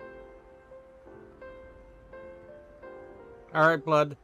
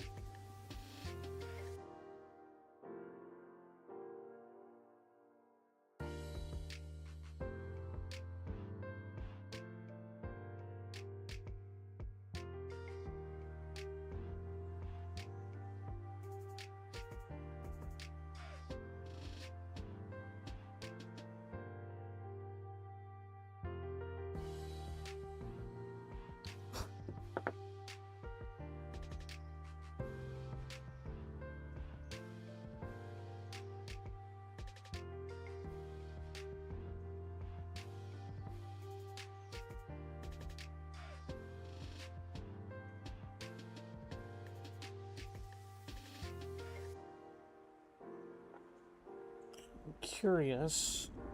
Come here.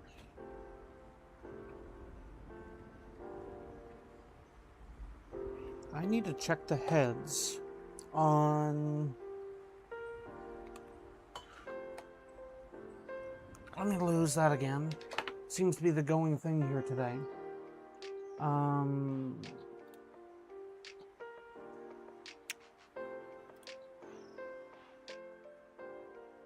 Armies of the Imperium.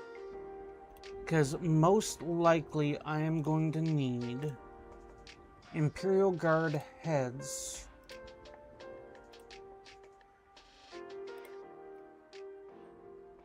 Oh, did I not? I didn't. Okay. So, I need heads that would fit the thing that you can't see. So, let me do it this way then. So, the models that I'm currently trying to make into Bulgrin, or possibly Ogrin, are these.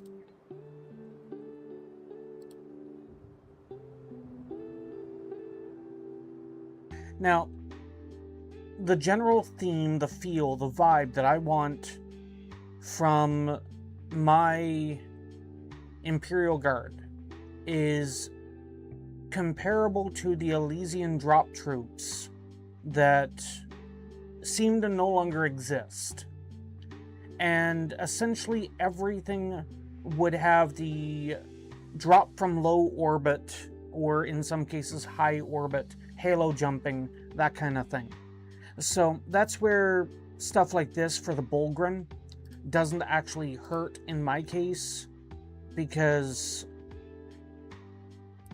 this stuff could probably all be argued as like drop thrusters and stuff like that. But more to the point, I need a head that would fit in this space. But it would also have to be an Imperial Guard head. Now, an easy argument is to keep it with same for same. Damn it.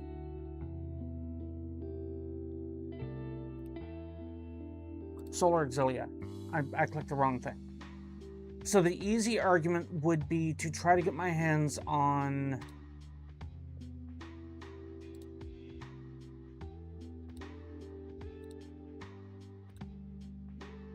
do you have any close up?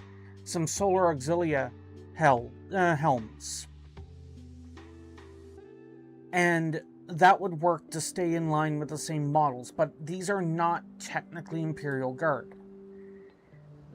Is there an Imperial Guard? Actually, let me look at it. So there's another idea that I had. I can't click there. I need to expand this over. I'm going to need Tempestus Scions. And one idea that I had was making use of Van Zar.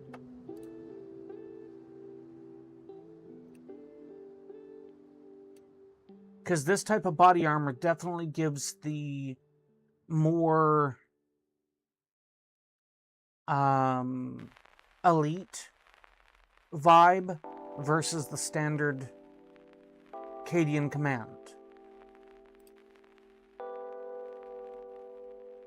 And it could very easily be argued that this is appropriate for drop troops, with which Tempestus generally are as well. So,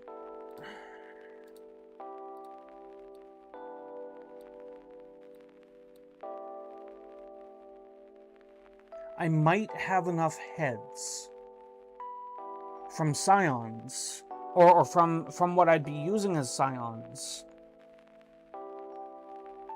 to use in the Saturnine. But that is a big might. And I don't know how many helmeted heads there are included. I don't know how many Tempestus Scions unit I'd be focusing on getting.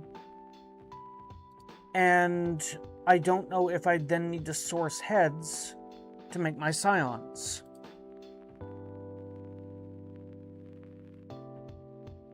I do not want to use Krieg.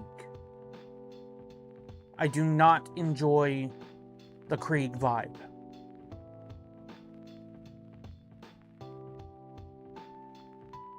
It's like, I get the fact that some people are cool with them. That's fine. Everybody has their own preference. That's the beauty of this hobby.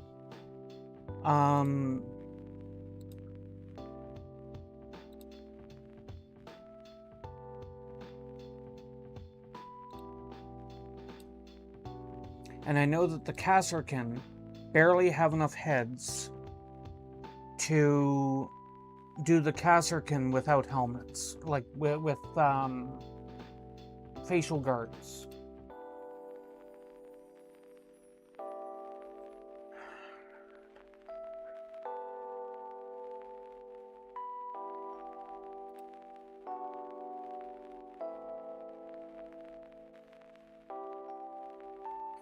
Do I have an option? Because I don't want to use Space Marine heads. Sisters of Battle would be a pain in the ass to source the heads. If I were to change... Well, gee, thank you. If I were to change my idea for the Scions and not use Van Zar, but use Exaction Squads, for example. But I can't click in on the Exaction Squads. Or the Imperial Breachers. Is that an indicator on some things that we're going to get an update on? Probably not.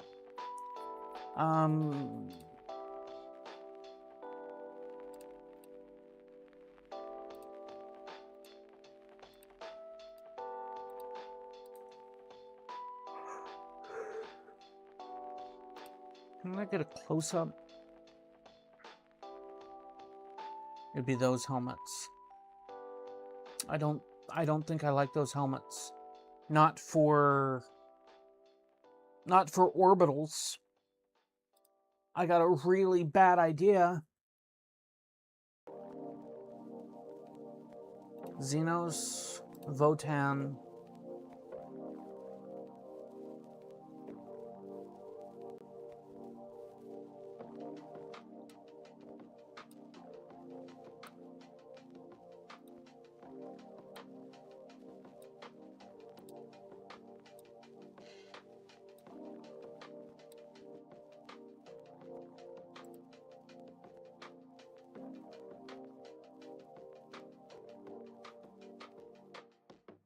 I can't quite tell. Is that supposed to be a head?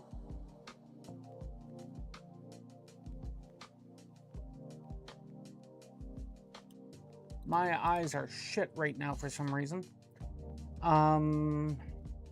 Let's go with the Warriors.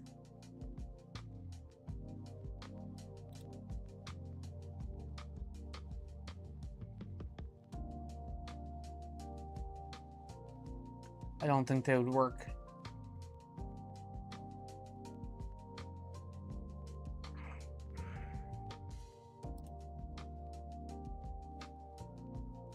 So, this head is one that comes to mind that probably would work, and maybe this one. But I got a feeling that the actual head, is, at least on this one, is probably more of a visor you slap over the opening, and I don't know the models well enough.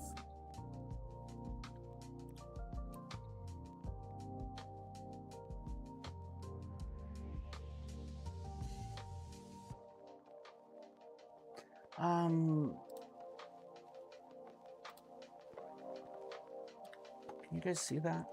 You can't. Let me swap that back over, because I got an idea.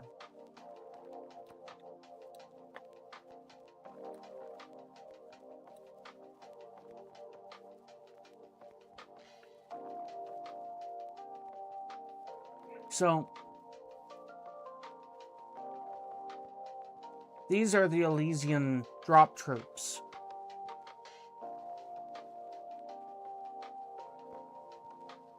Those are the old models for the Elysian.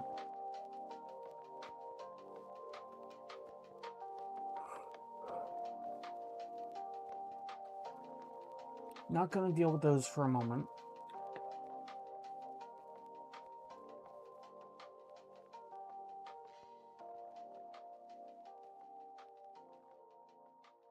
Leagues of Votan. So I won't be able to tell with this as to whether or not the helmets are slap-on bits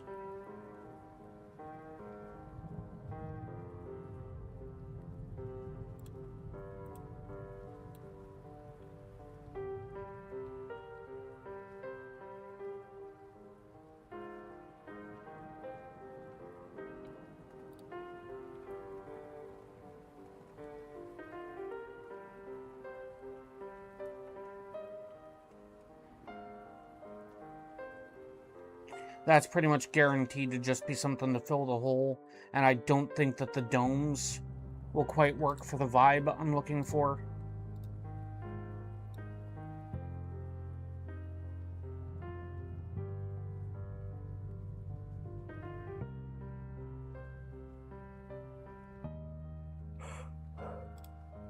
Astra Militarum. So we have the standard Cadian stuff, and we could throw the helmets on. Hell, we could throw the helmetless on them.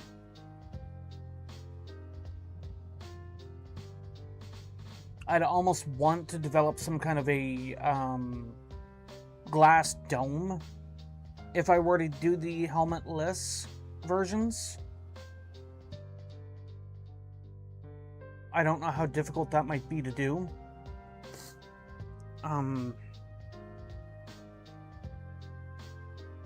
The dumb thing is there might be pill capsule domes that would fit the hole on this.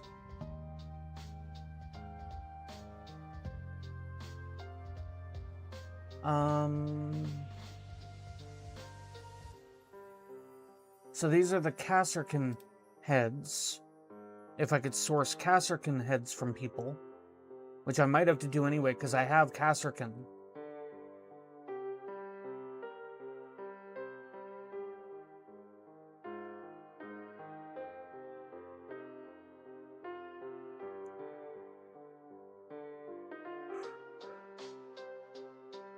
I won't be able to get Elysians, I know that.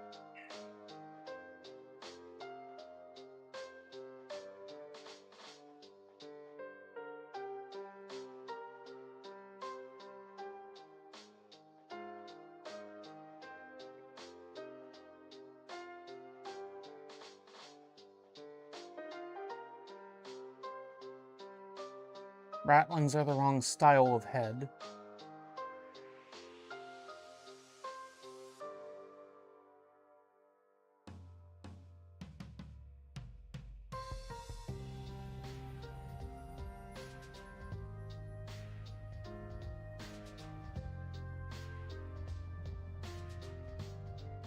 I don't know if Steel Legion has ever been plasticked.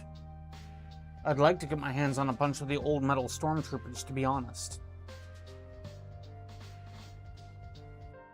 Because I don't think they were ever put to plastic.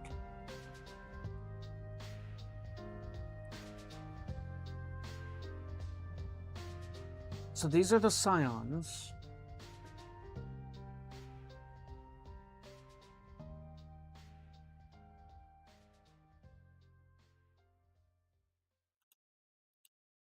Let me take a look at the heads. Valhallan won't be an option to get, nor would be Vostroyan. So let's go all the way up.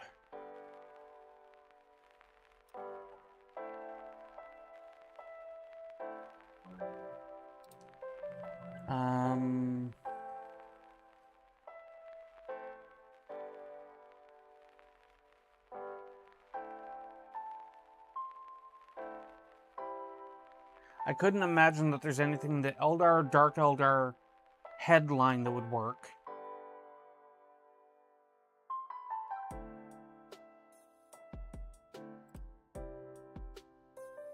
We'll go into the Imperial agents here in a second. So, in a pinch, the Kasserkin heads could potentially work. But there aren't many Kasserkin heads. The Scion heads might be okay because of how they look. Like, they kind of look like that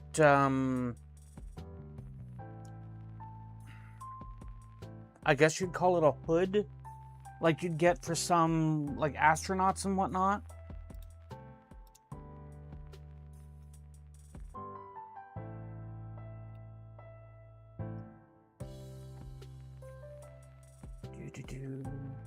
Arabites generally have the Judge Dredd vibe going. I'll take a look at that one anyway, because it doesn't look like it's the Judge Dredd vibe. Nothing in the servitors.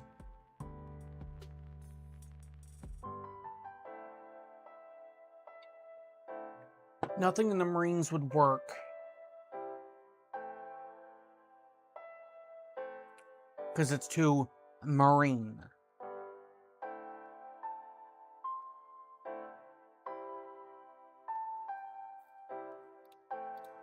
Let's try a couple of the Navy breachers. I need to remember where the mic is so I stop seemingly muffling it. Legion of the Damned, Minister and Priests.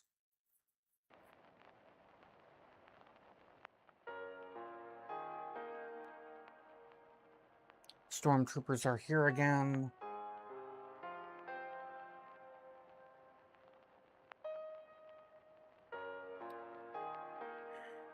I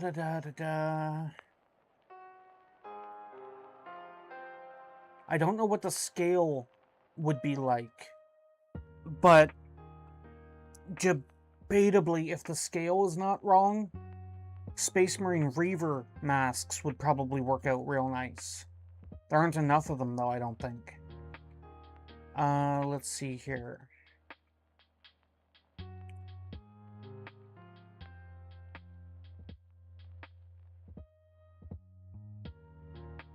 Yeah, there's nothing else in that.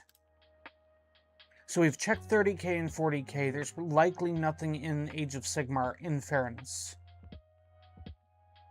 And I have to stick with 40k, or I have to stick with GW stuff.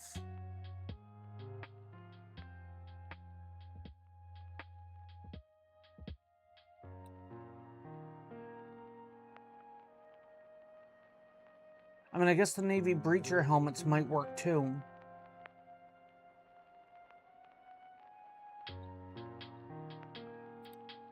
I guess it would depend as to what would be easier to source.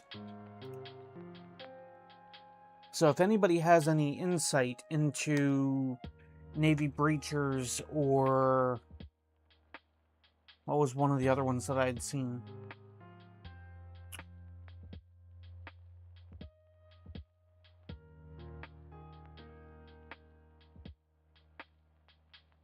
Crap, it's escaping me. I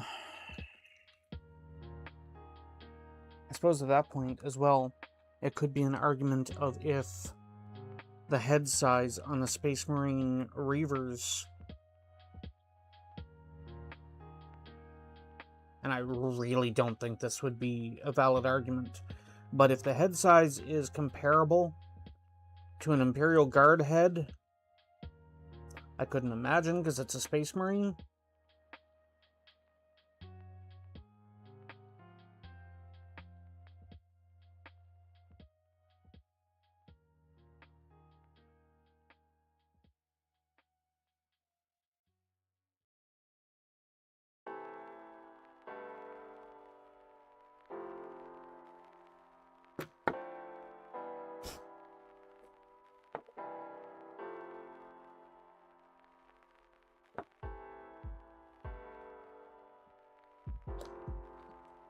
Oh, I didn't glue that on.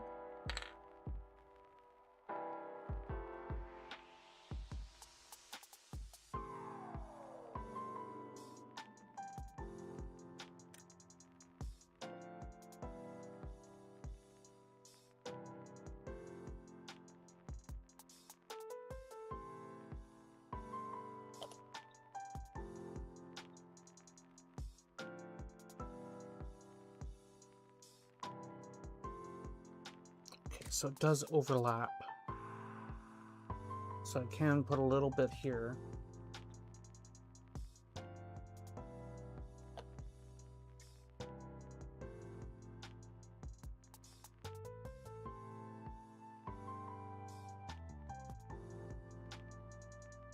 Thingy's cold.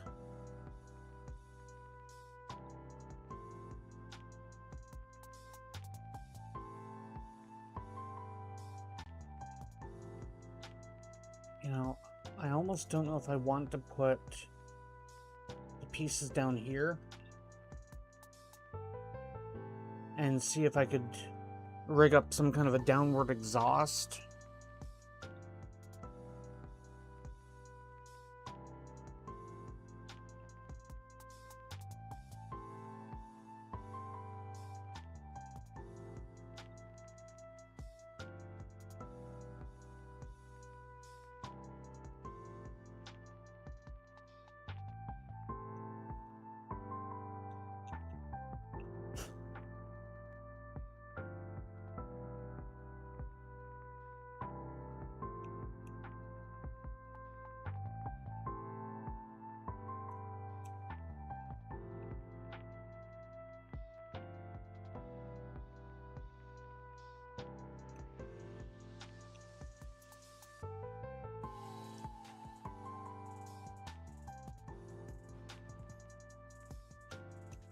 I am due for a break. Actually, I'm overdue for a break. I might end up taking a break here when blood gets up.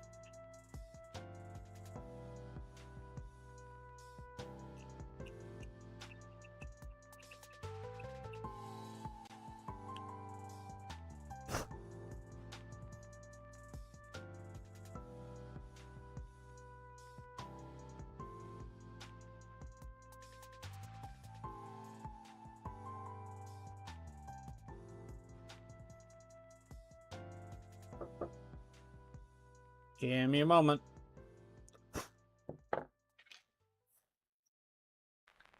Alright, be right back, people.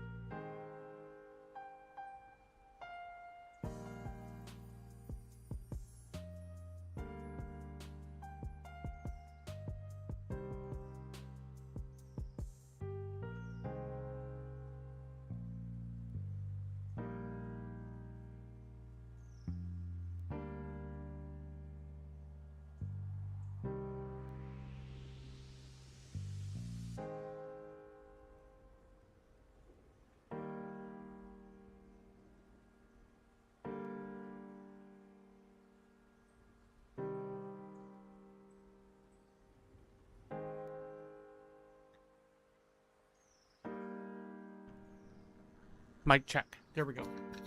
Alright, so I am going to hook this up here because you are currently at the table. I know you're likely not going to be participating, you know, do modelly things necessarily right now. You got other stuff you need to do, and I get that.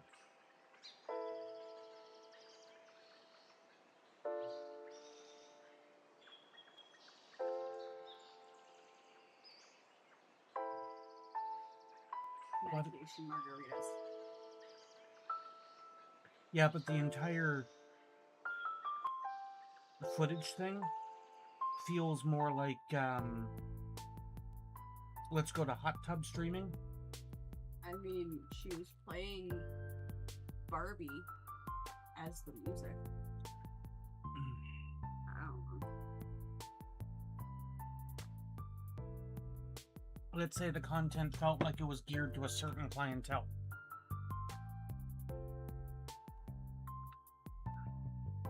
Technically, so is that.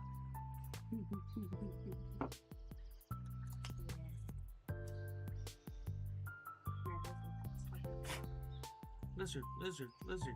Get stuck in a rock.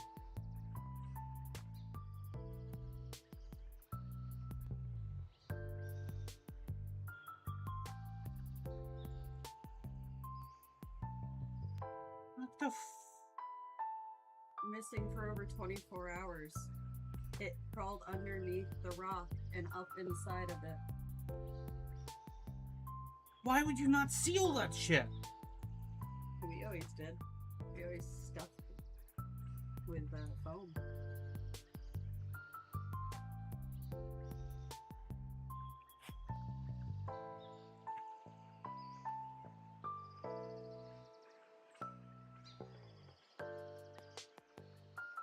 Evidently, the person checked those rocks 5 times already before finding him. And the only reason they found him is because they saw his tail.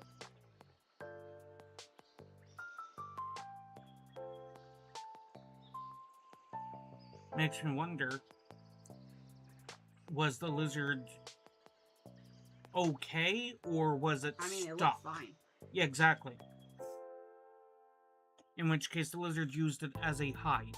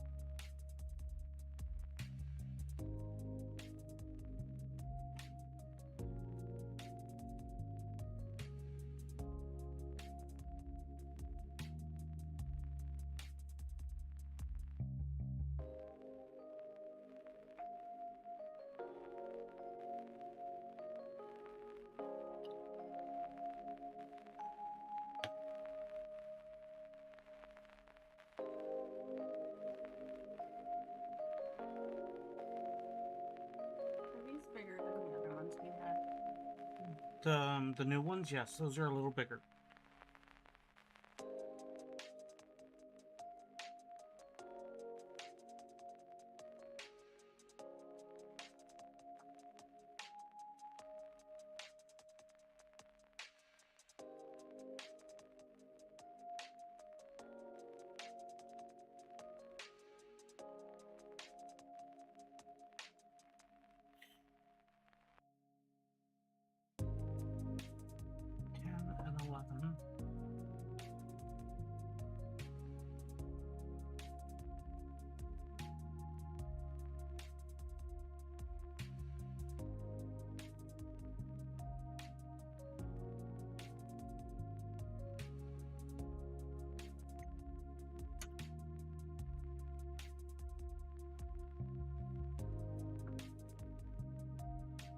Oh, nice. Whoever was the creator of Jesus Christ Superstar. Let's go with sure. I have no idea.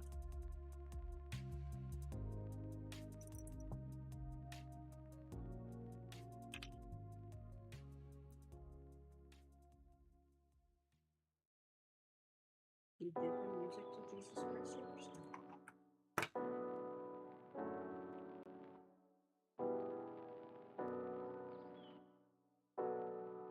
So why is that irrelevant? Who did what? Oh, it was a video they were talking about that it's weird that Andrew Lloyd Webber made the sequel to the Phantom of the Opera. And it's like, well, it's the second one he's done. Evidently, Jesus Christ Superstar was the sequel to Joseph and the Amazing Technicolor. Uh-huh.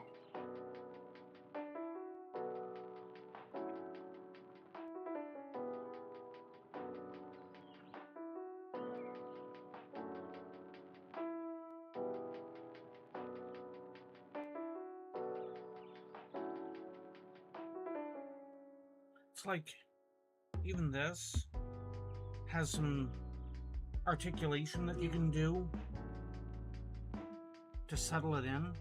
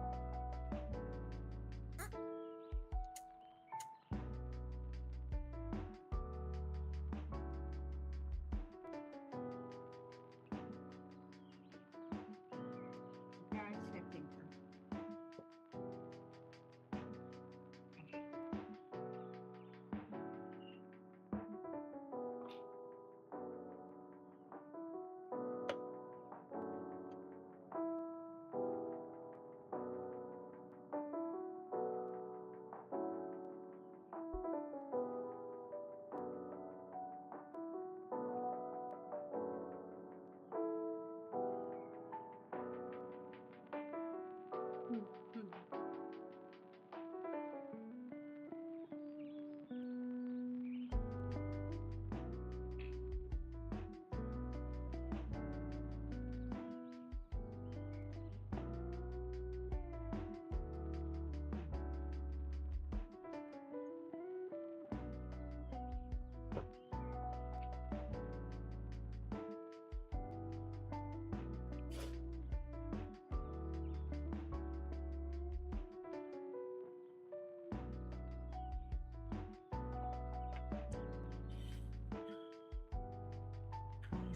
25 make a foot.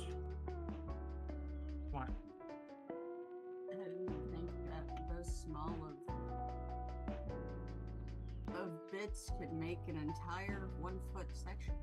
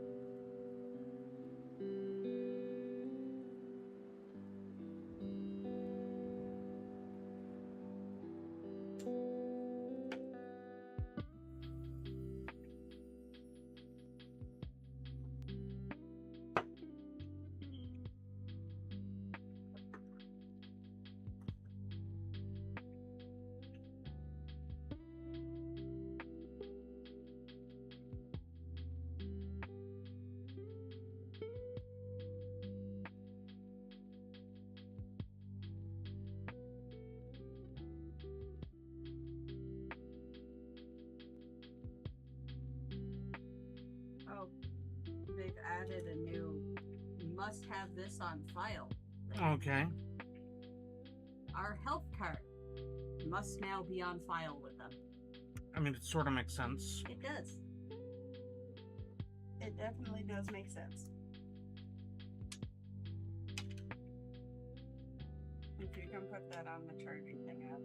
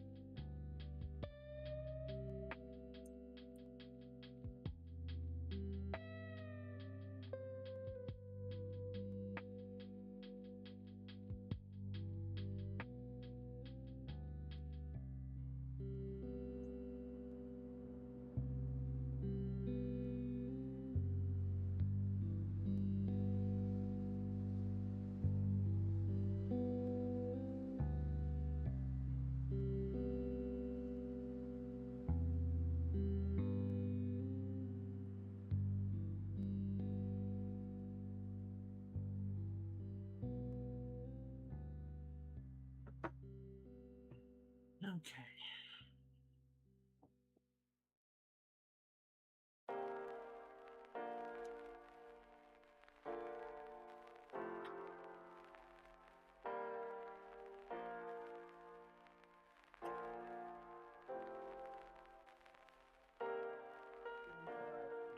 Okay.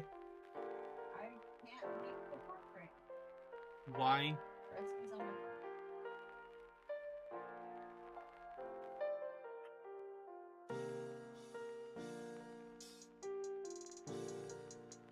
You know, there's an argument here about this is where you can make sure that your tablet was charged and then just use your tablet.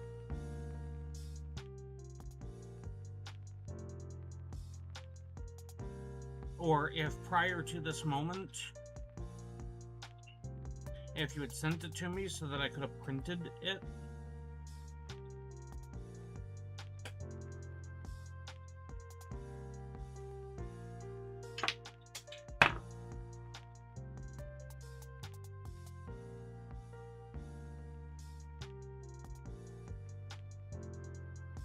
It's right there.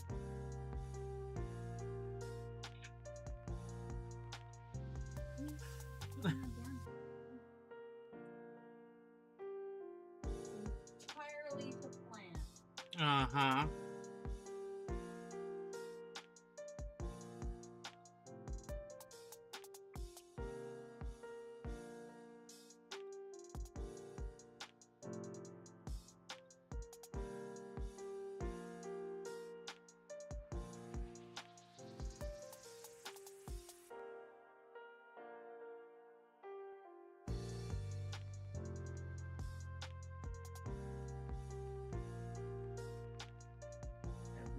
No idea.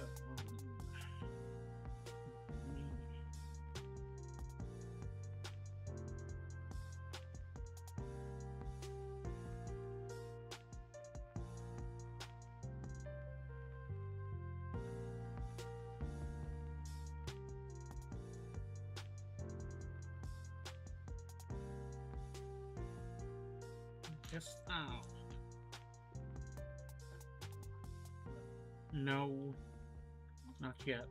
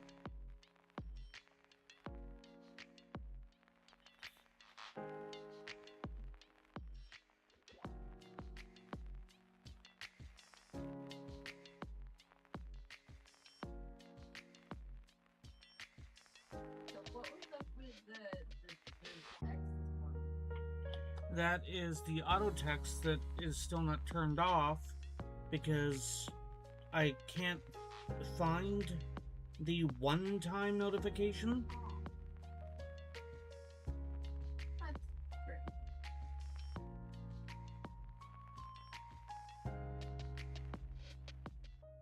I was like, you know something that I don't remember learning from you that. I mean, in fairness, stuff like that was supposed to have been brought over by now.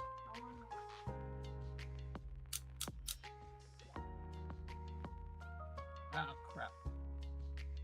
Back a page.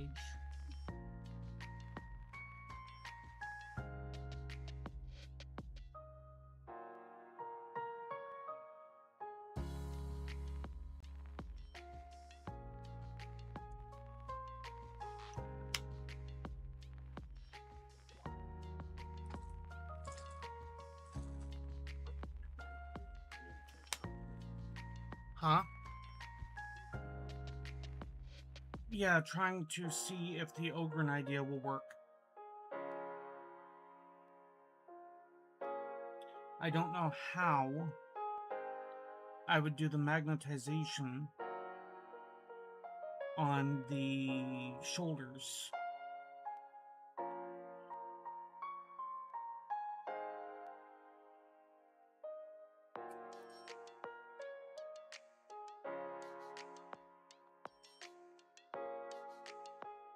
Come to think of it, I probably shouldn't have glued that other piece on in the process.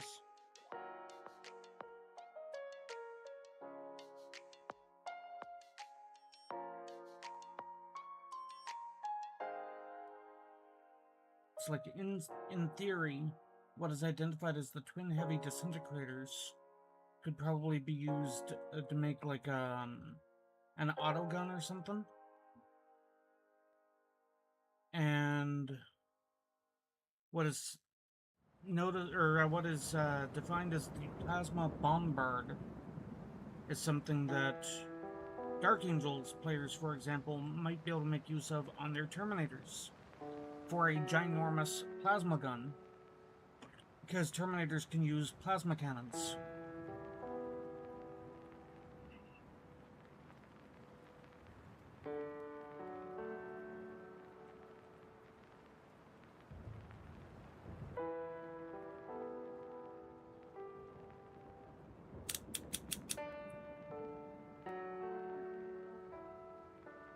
Hmm.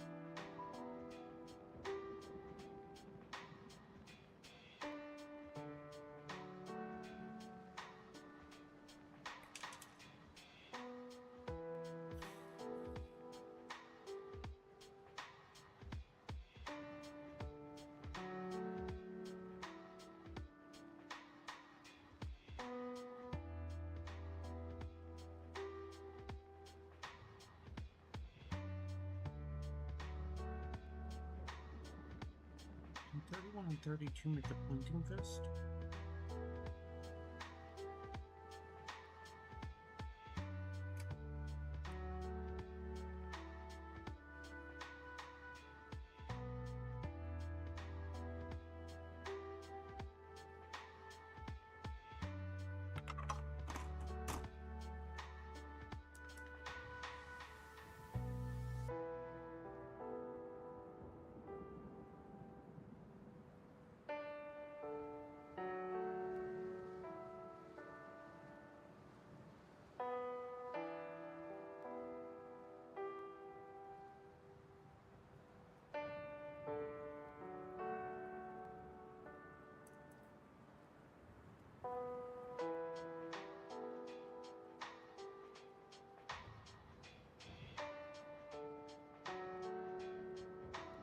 I am taking that as a flat no.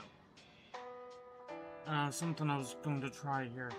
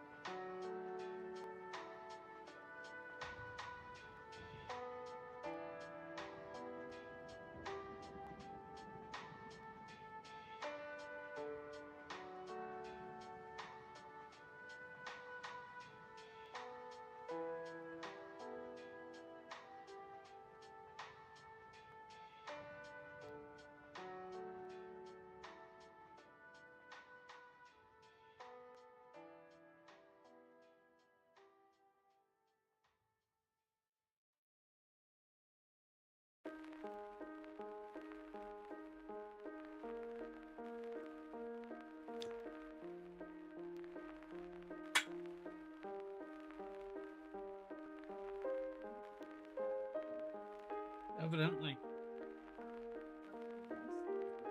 Ow. I stabbed myself with my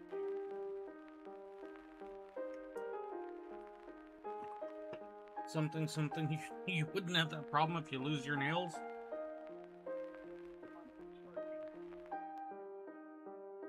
Well, at that point, that takes skill.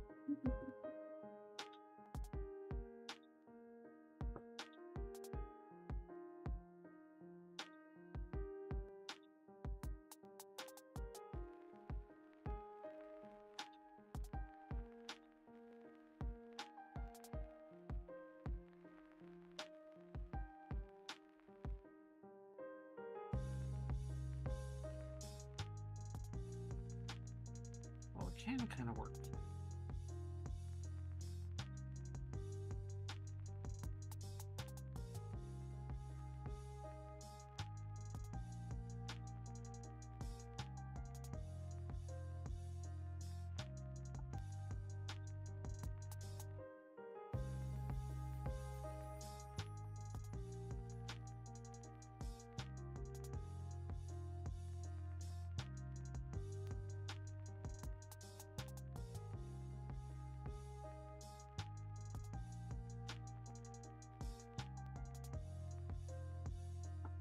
Before I'd end up making a mistake. And it's like, if I make the pointing hand on one hand, it leaves the digits to make a hand sign with the other hand, and I'm like, is that hand sign problematic? Maybe I should look that up before I start making the hand sign.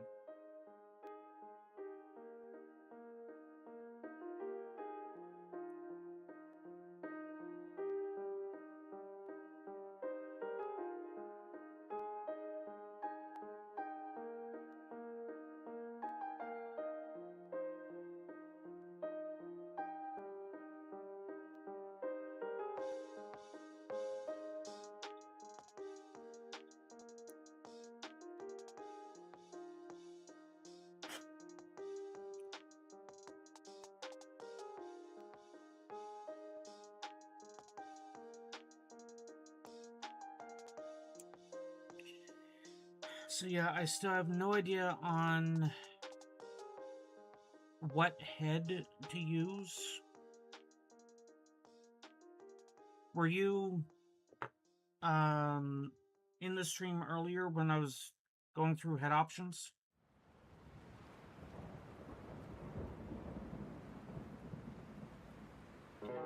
Leave that there for a second. So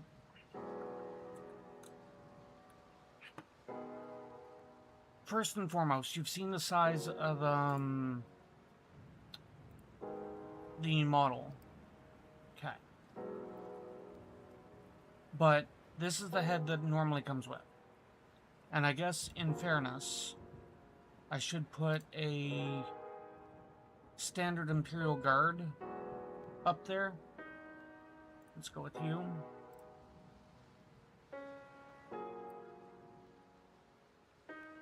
So, one thing that people have suggested is using standard Cadian head, but it does look a little small.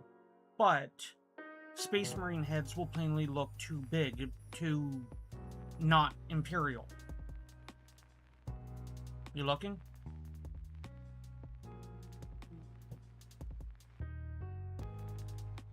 So, where this is the normal head, it's like this won't quite fit the Imperial Guard thing either. So I can't just basically build the model and proxy it in. Done. That's not an option. The Aquila's no problem because that's appropriate for Imperial Guard. Scale-wise, I don't need to worry about those. So, one thing I could do, if I had like some kind of a dome or something to put over the front, would, well, not that. Not, oh look, I'm injured.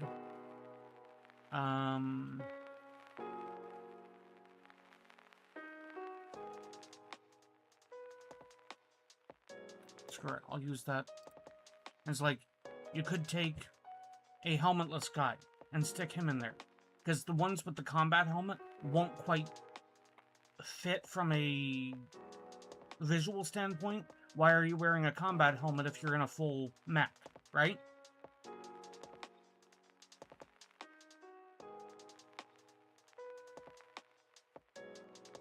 Blood.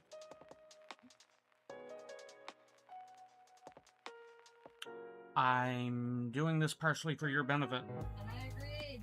There was no response. So, any of the ones with the combat helmets won't quite work. Kasserkin are technically an argument opposed to that argument because they have the whole face mask and stuff. Kasserkin, though, the kits barely come with 10 helmets as is. So the only way I'd be able to do that is if I could locate people who have put together the Kasserkin that did not use the helmeted versions. So that's a little problematic. None of the Castellans or like tank commanders or stuff like that will likely work. I don't want to use anything deathcore. The vibe to it just doesn't fit my vibe, in my opinion. I will never be able to locate Elysian to use those, despite the fact I'd love to, because that's kind of the vibe I'm trying to go for.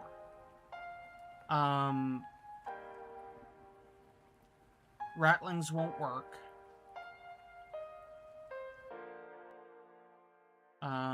There was another...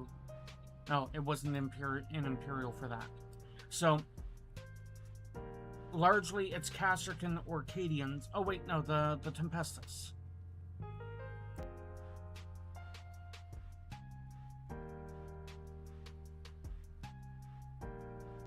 So it's like using the Tempestus Scions helmets won't exactly not work. It kind of has that... This is a astronaut hood kind of thing.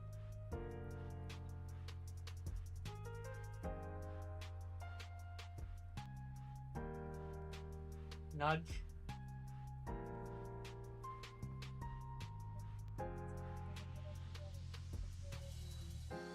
Well, it doesn't look like you're able to see it from there.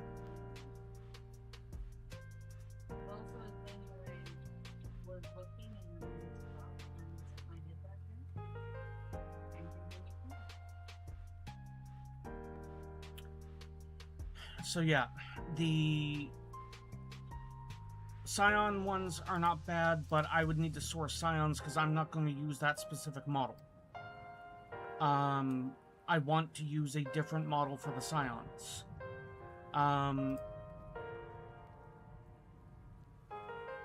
In Imperial Agents, the Arbites won't quite work because of the type of helmet they are. I'll show that in a moment.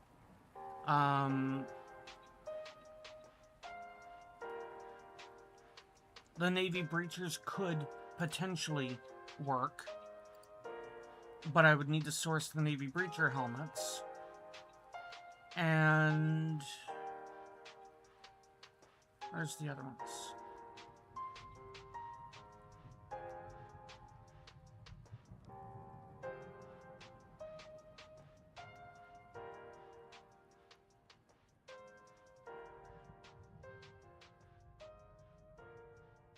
I'm not seeing it there now. So, this is the Arbites. That one won't quite work. These are the Navy Breachers. And again, we would then have an unhelmeted variant. It's like the Huh? But with Imperial Guard, you have to learn how to deal with faces. So I'm not worried about the fact the whole faces thing. But the Tempestus Scions one, or not the Scions, Navy Breachers won't necessarily not work but it's kind of like a bucket over their head. The other option that I had, which would be basically going straight with almost nothing but 30k bits, which I don't necessarily want to do, is Solar Auxilia. Those helmets would probably work if they would fit. And it's like,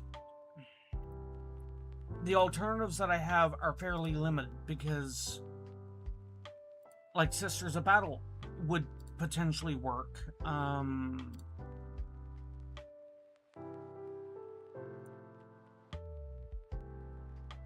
That size helmet would function.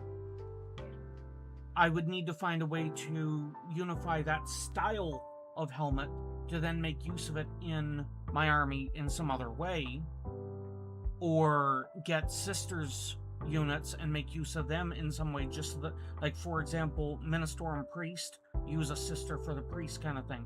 Something like that might unify the vibe to it, but I'm not necessarily sold that something like that would actually function. Heads in Adeptus Mechanicus probably wouldn't work, but I don't know of any heads that would possibly work. Dark Eldar or Eldar might have heads that would work as long as they are helmeted, because the moment you throw pointy ears on that is the moment that it becomes questionable. But it would also likely require a fair amount of conversions at that point in order to just convert the head.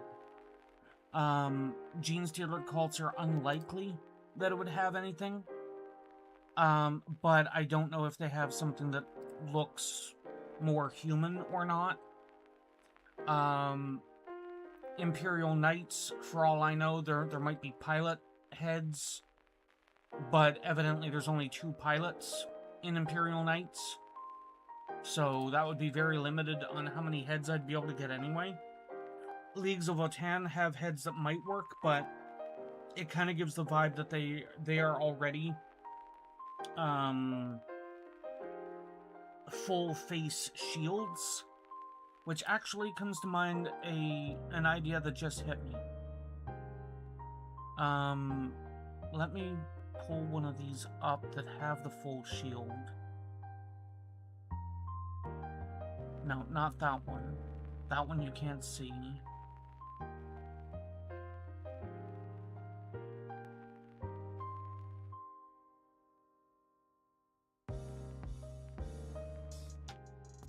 Damn it.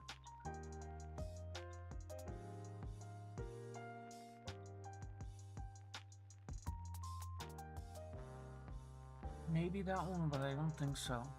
I might need to go into Necromunda, because there's some Leagues of Votann in Necromunda.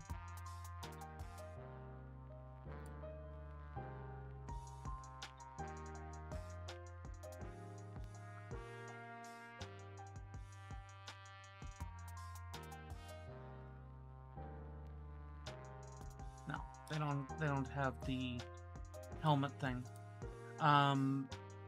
But I was contemplating using regular Vanzar gangers as my Tempesta Scions. So, yeah, that helmet doesn't really work.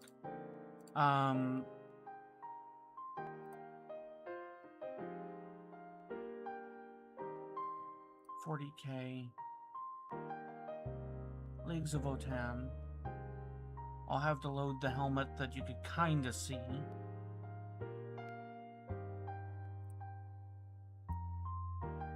So, this helmet here is the Leagues of Votann one.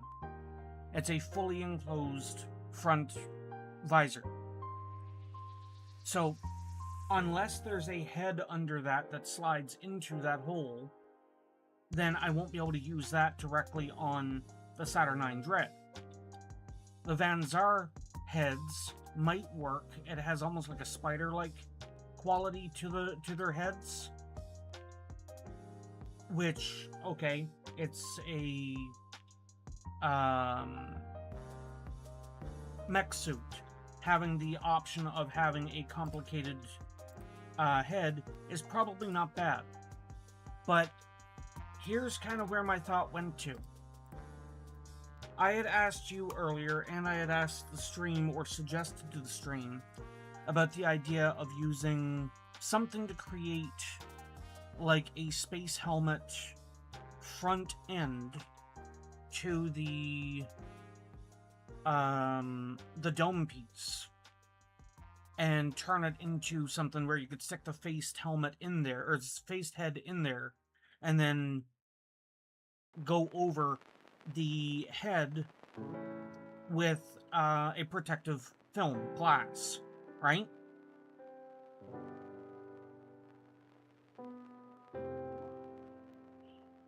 Here's another option that kind of hit me. The Saturnine have the head that won't quite fit for it. That's been established. The Votan have full astronaut style visors that those style, just the, here's a smooth dome, that won't quite work. It won't quite feel right. What if I were able to get a circular face that would just cover it all up? So it would act like a fully enclosed cockpit, and the head would not be exposed then either. And I'm not quite sure on how I would do that wouldn't feel weird, considering the fact that this is Imperial Guard and not Space Marine or something. It's like, think about the Armored Sentinel. The Armored Sentinel has view slits. The Mortifier for the Sisters of Battle would be another argument in that example. Hell, old Dreadnoughts would be an argument on that because of the fact that they technically have a vision slit on the sarcophagus.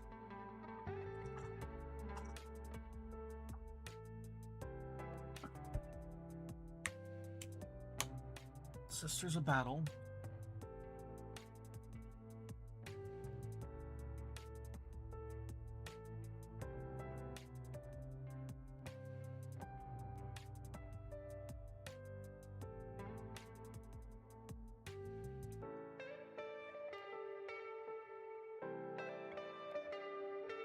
Right here, for example.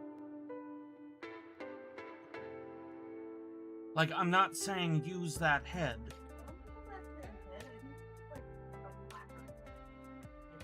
Well, that's the thing. The Mortifier, the sister is fully entombed in the... Like, that is an Iron Maiden. The Pentant engine is where they're partially exposed. So it is technically a head, just not in the sense of... No, I think that's the top of the sarcophagus. Yes, that's what I'm saying. Which would not be equivalent to a head. It would be the equivalent of the doors on a Corvus. I'm not saying to get somebody's Mortifier leftover bits. Here's the Mortifier open, so technically there would be extra bits. Equally, I think the Mortifier being open is almost more disturbing because of the fact that it doesn't exactly follow the rules. The Mortifier is supposed to be a fully enclosed thing.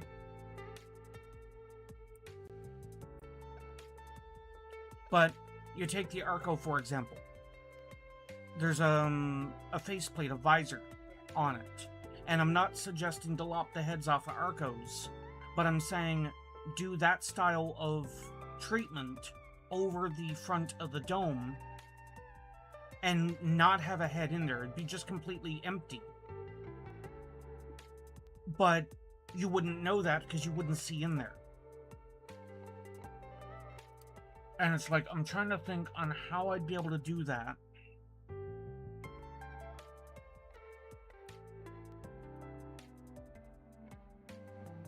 Because it's like, in theory, there are bits on...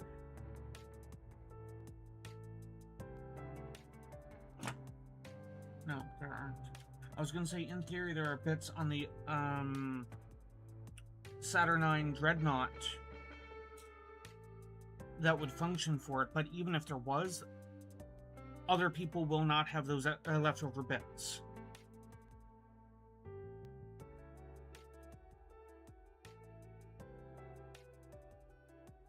And it's like, there is a crazy idea that I have that I don't want to do.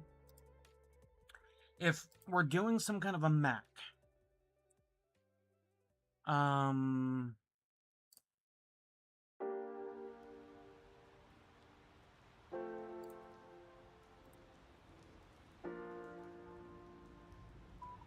is there a way I could take a Tau head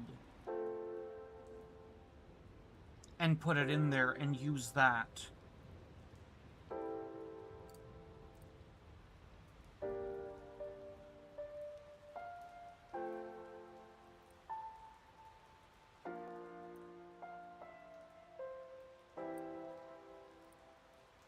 Well, evidently not, seeing I can't seem to load Fire Warriors. Refreshing mini compare.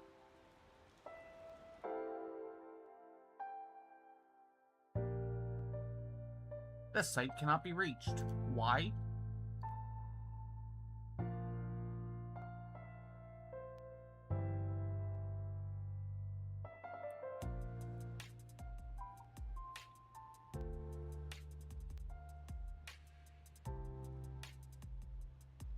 Oh, I won't be able to...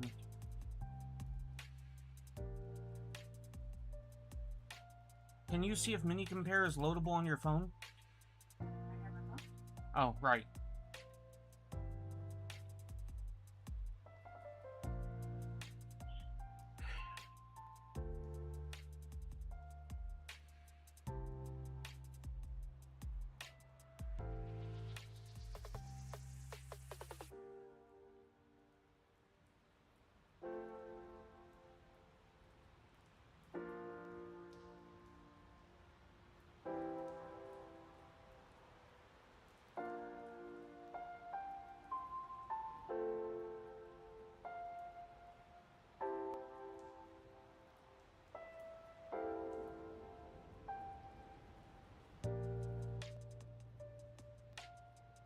I swear, if GW has hit these people with a cease and desist simply for comparing the freaking sizes of models. Actually, that wouldn't make sense. It would just be the GW stuff taken down anyway.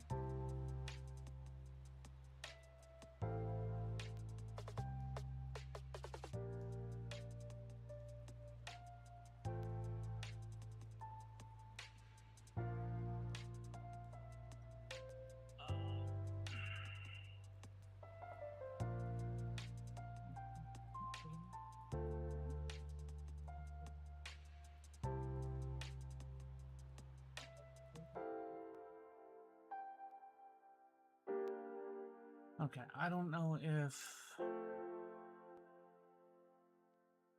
that is just screwing up or not. Let me go over here and load that one.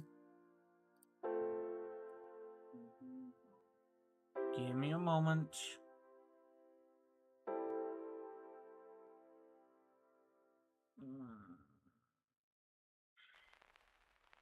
Oh, come on. I just had that open. I didn't close it. So why are you not...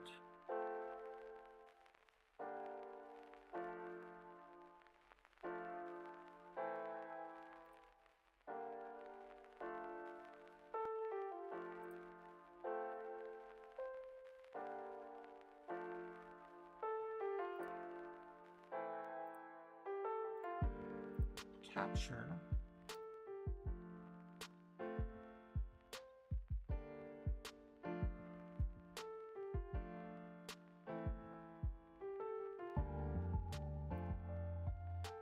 Okay, something weird is going on. Well, I have a Chrome window open, right? Window capture. Properties. I can't... Oh, now it's there. It wouldn't find it. So, like I was just in the process, because Mini Compare is currently... You can wait.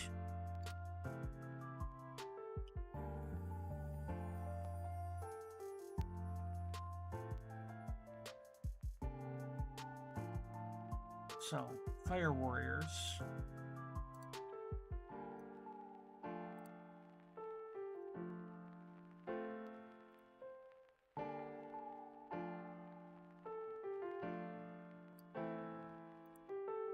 Does the Breachers actually have a different head?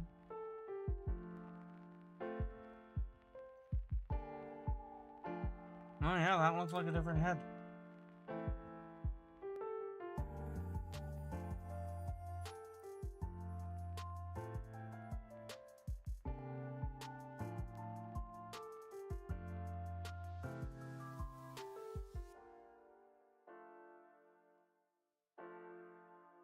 So, that's kind of where it's like...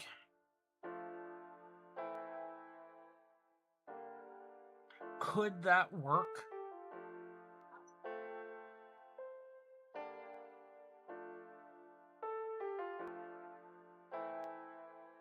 Because in this case, it wouldn't be completely sealing the spot. And it's like, I have Tau bits somewhere. It wouldn't be in your bits bag.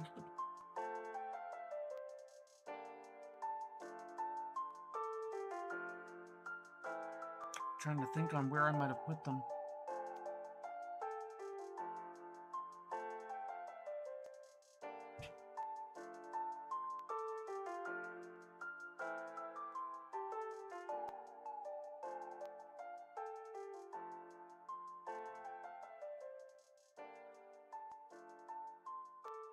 Because I wouldn't need the antenna on it.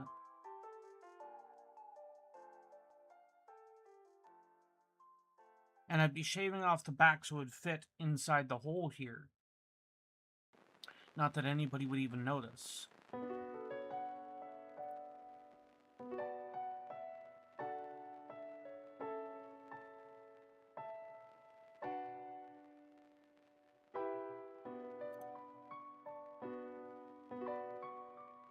And it's like, I know I can't use a broadside head or something like that. That would be too large.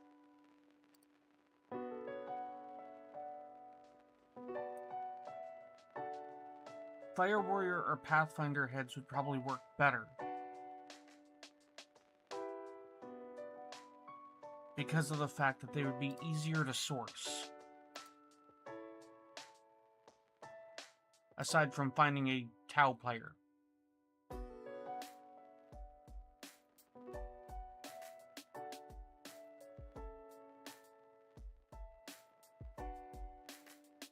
Wait, they brought out new, stealth suits.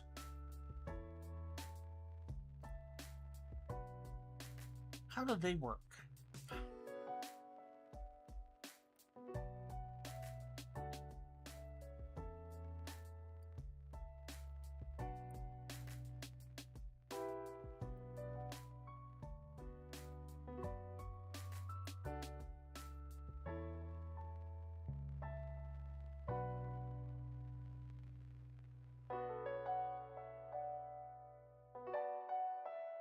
Assuming that those are separate pieces that are slotted in.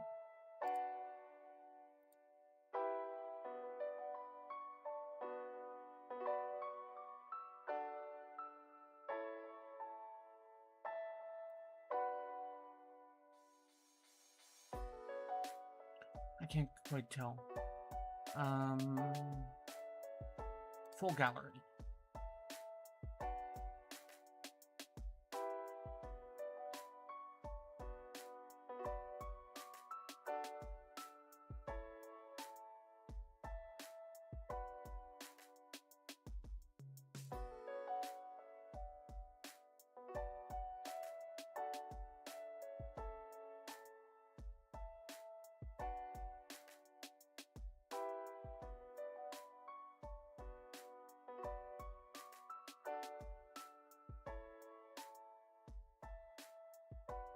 I think those are all there is for the heads.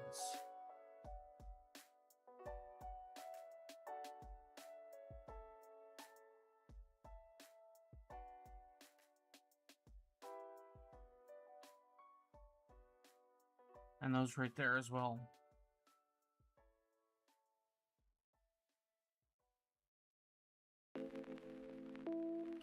If I'm looking at that correctly, there's 6 heads on 2 sprues.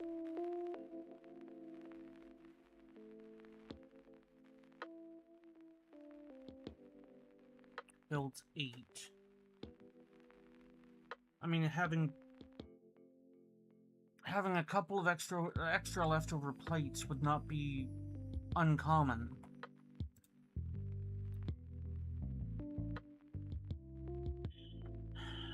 Okay.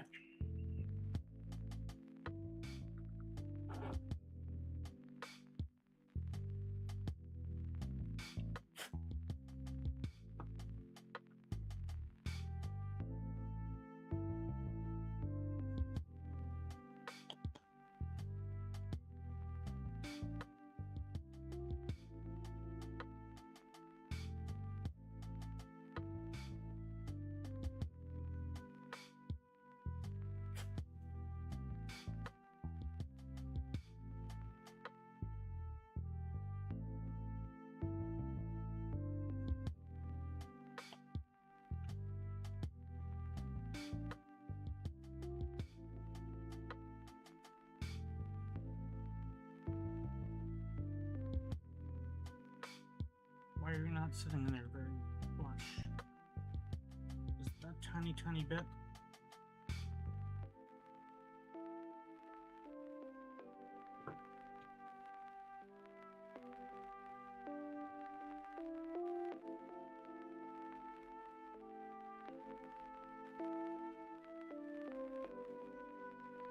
So that is that. No.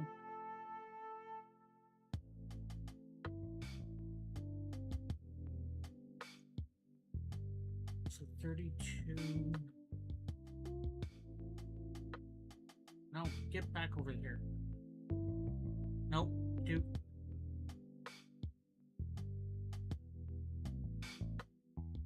$38, $39, and $26 and $27 are the arm bits.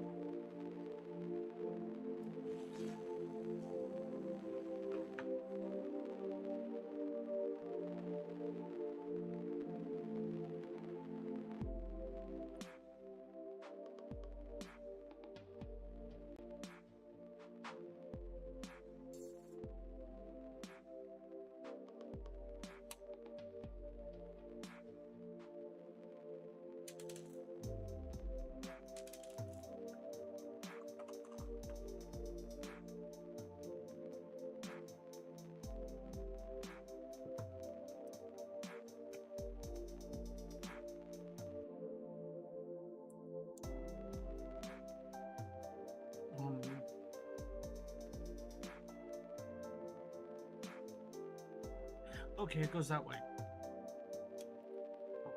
That confused me for a moment.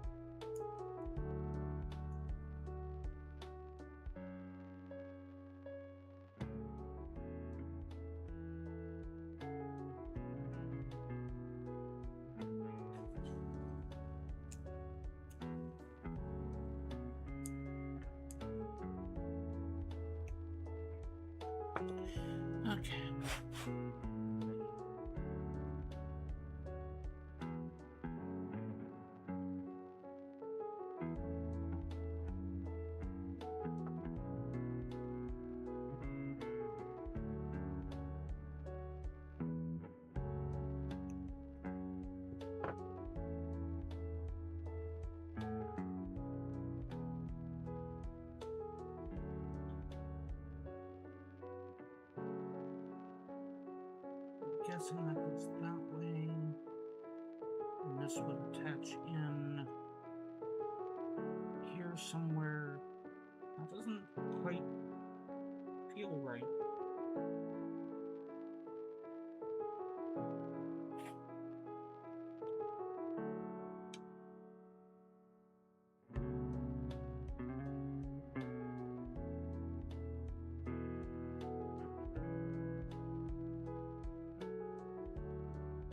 I mean, maybe?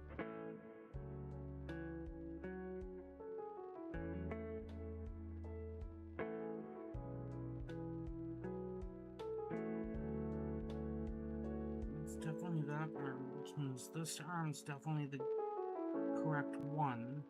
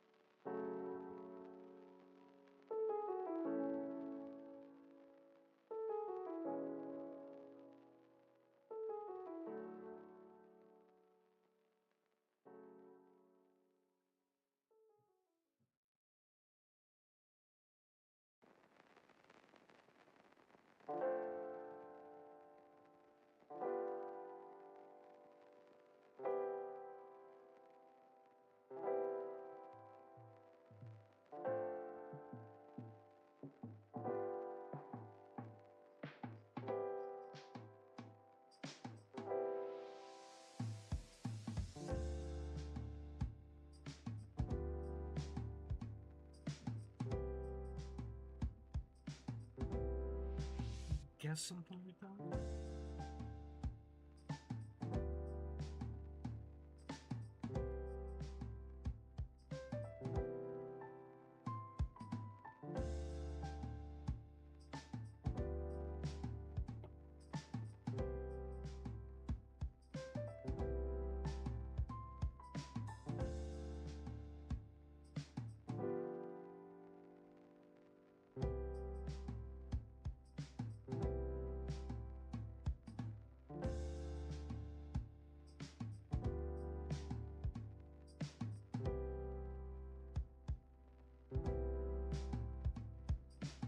So 45 and 37 ends up being the shoulder pads on that. So before that settles, I'm gonna get 37.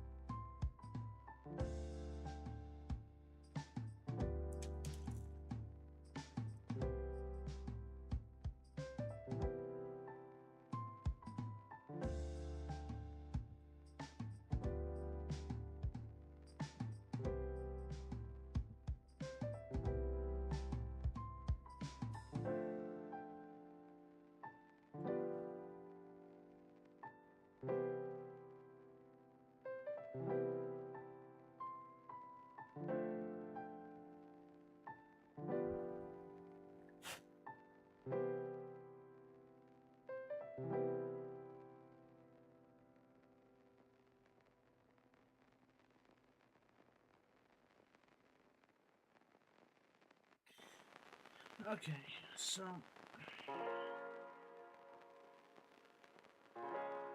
that would work. I would likely end up needing to use what I identify as an auto gun.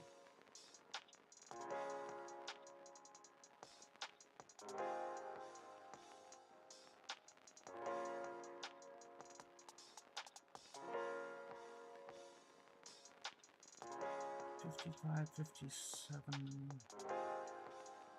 56, so 55.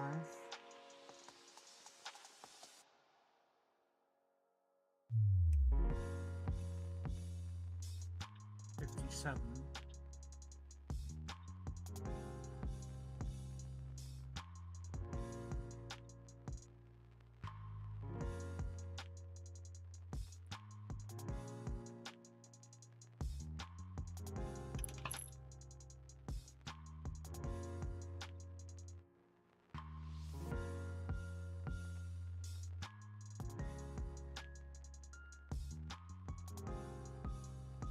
56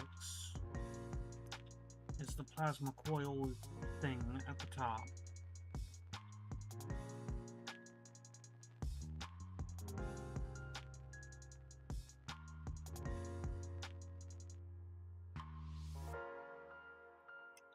Things that do not go on the Saturnine thread.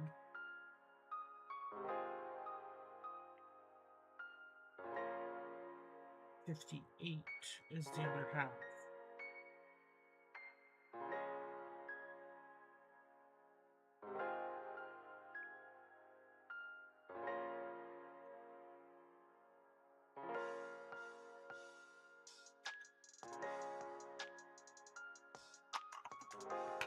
Let me check real quick to see if mini compare will reload.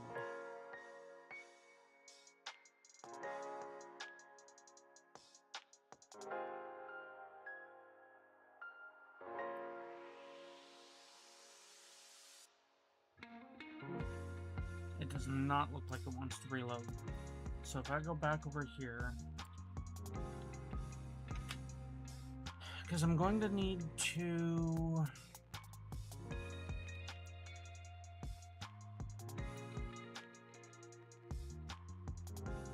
okay. So show me Bulgrin.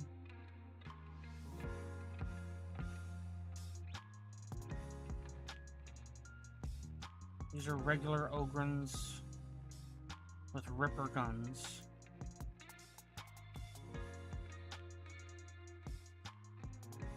These guys have some kind of a cannon.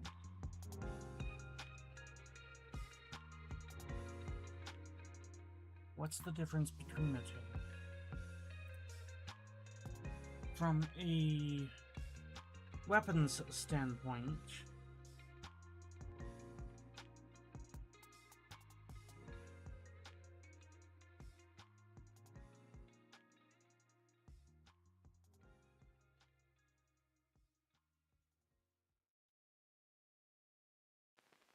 you can only go no, bugger off. You can only go according to 10th edition at the moment.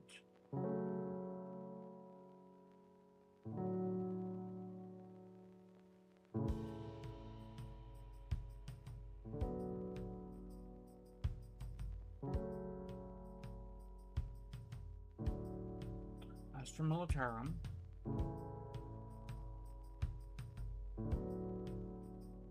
Let's go Ogre and Bodyguard for a moment. Grenadier, Gauntlet, or the Ripper Gun. So I'm guessing that's the Grenadier Gauntlet that was shown on screen here.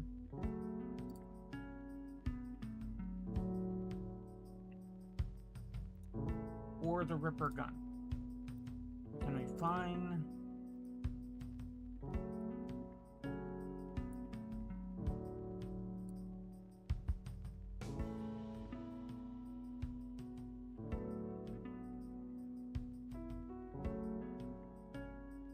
I think that's the Ripper Gun right here.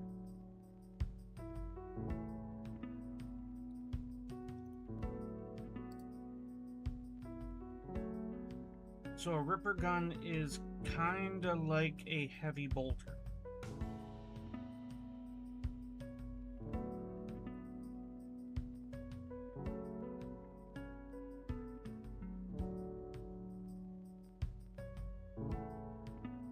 And I could arguably call the Power Fist on the model I'm putting together a Bulgrin Maul.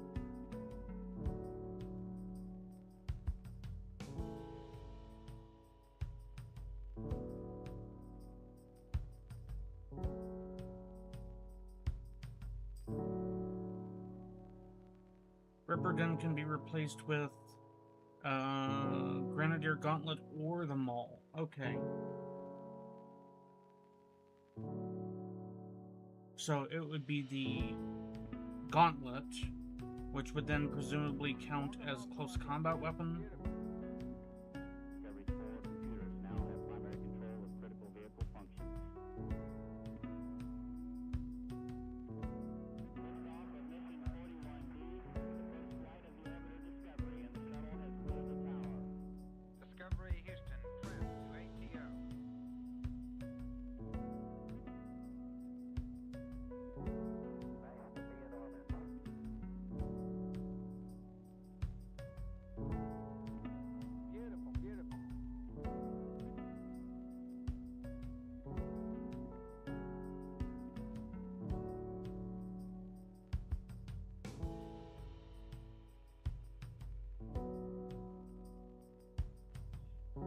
Okay, so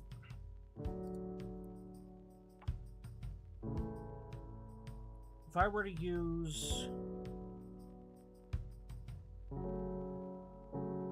the plasma cannon as the Grenadier Gauntlet,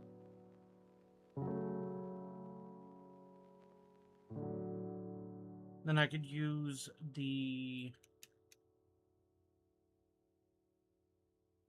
other one as, what's it called? The Ripper gun. Because if I'm intending on using these as both Ogren and Bulgren,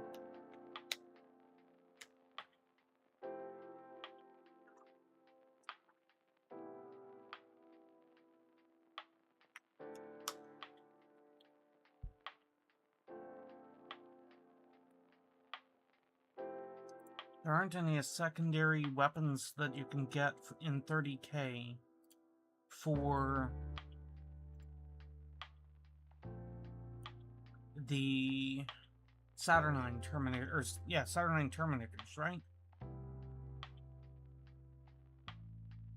Because the Praetor with Power Axe, in theory, I could use... Well, the Praetor in general, I could use as a Ogren bodyguard.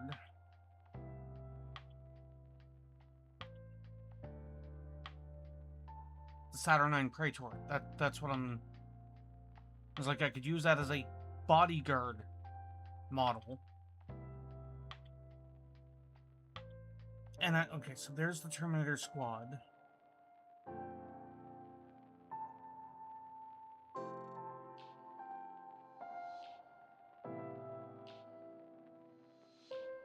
These are Marine upgrades, if I recall. Siege Dreadnought.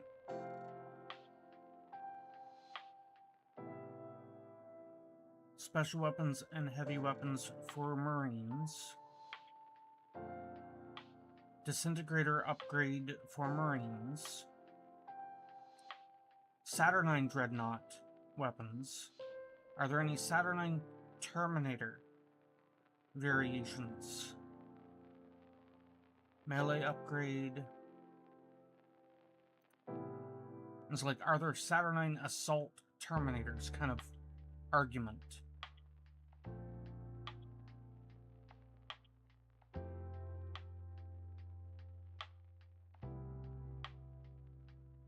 Tardos Terminators.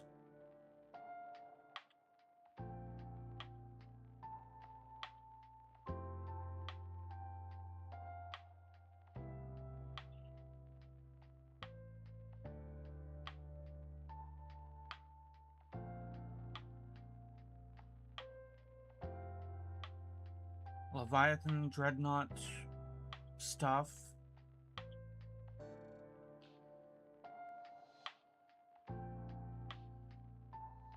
So I'm going to go with a big no.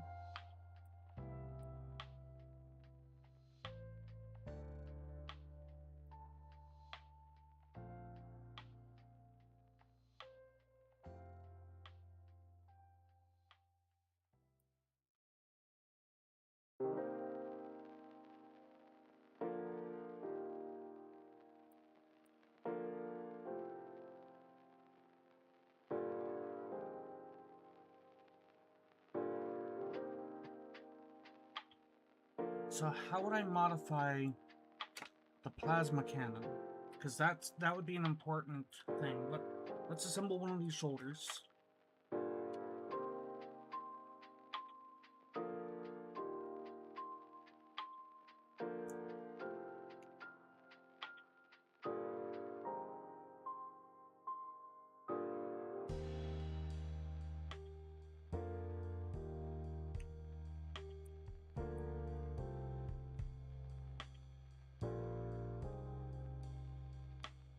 Here, right up around another break.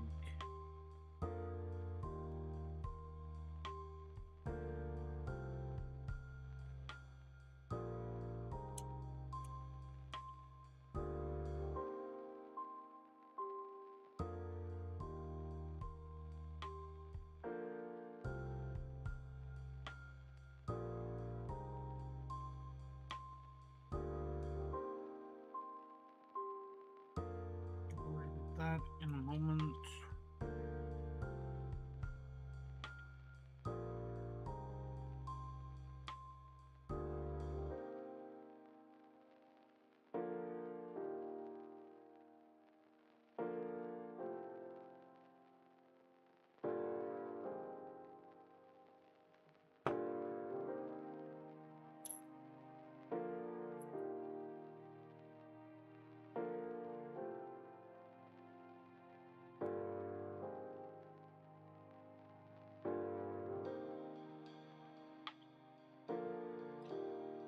Got the wrong piece here.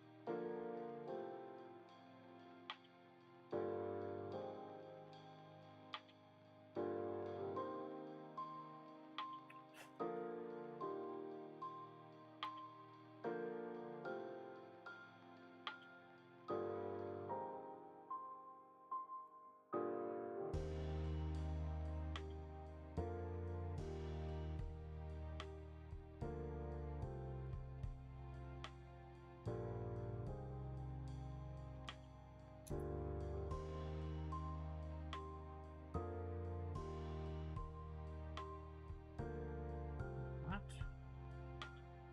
You're not even showing.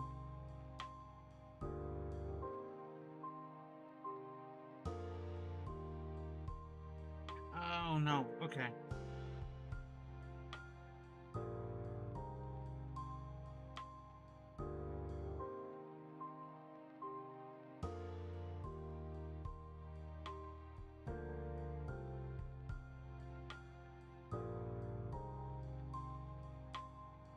So that goes in that way. Does that make sense? That means this piece is 57? Which piece did I trim? Yes, okay.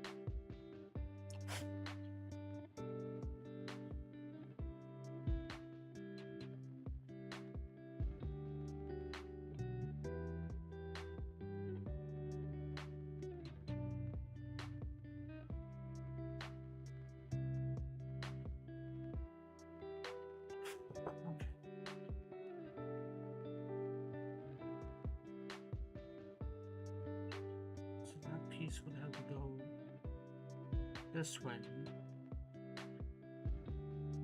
So that means this goes on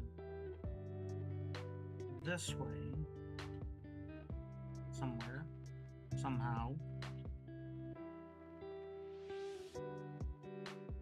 Wouldn't it make more sense for me to attach it to the other side? It feels like it'd make more sense for me to attach it over here.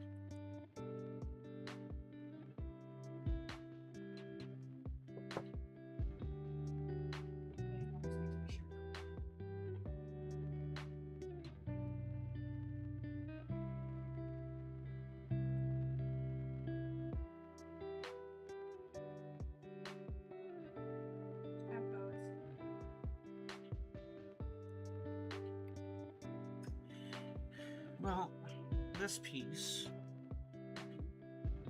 they want me to attach over here as part of the instructions on this tiny lip. Instead, What you are actually going to do. of doing this first. Yeah. And it's like, no, this feels much more secure to put it on this first.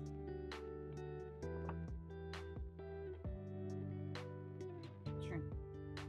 Just try.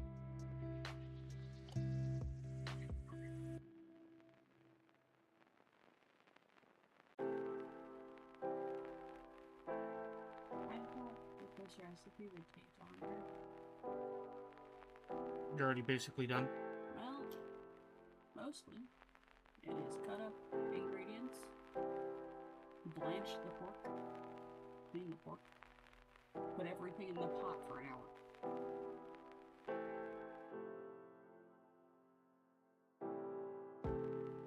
So it's more fire forget than you thought it was.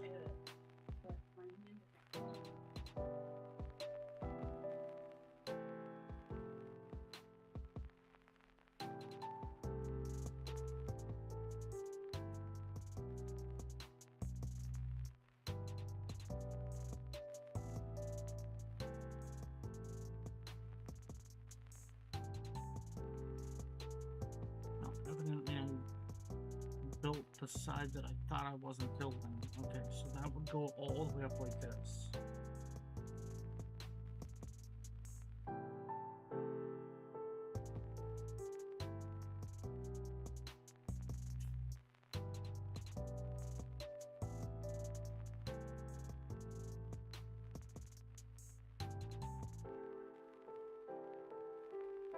It's like, I don't even think there's a surface there that I'd be able to magnetize.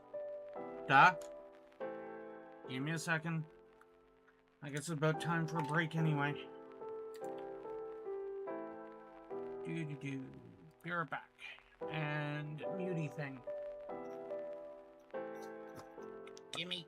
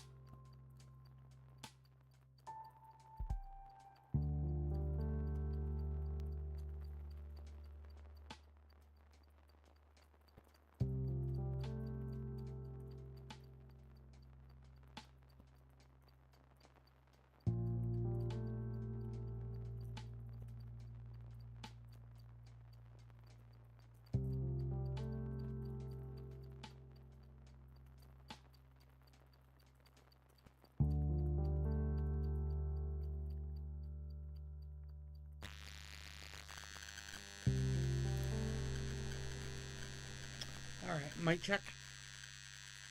Why does that look like it's picking up a lot of noise for some reason?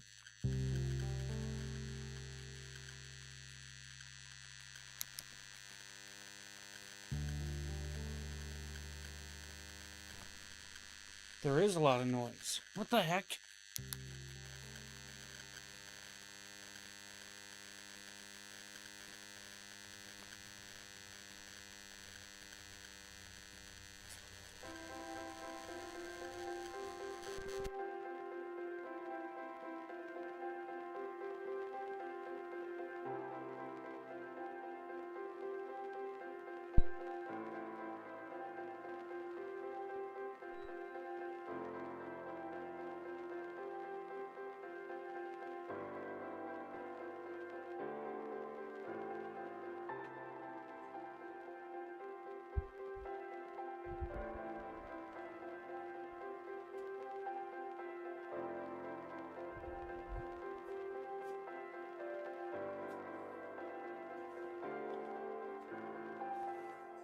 Mic check. I don't know why that came unmuted. Hey, Joe guy.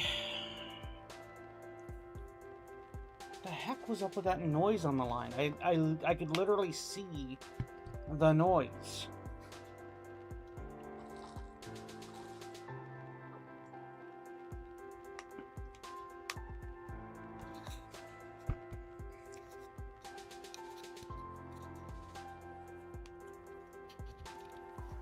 Okay. Let's get back to this. And you've turned off.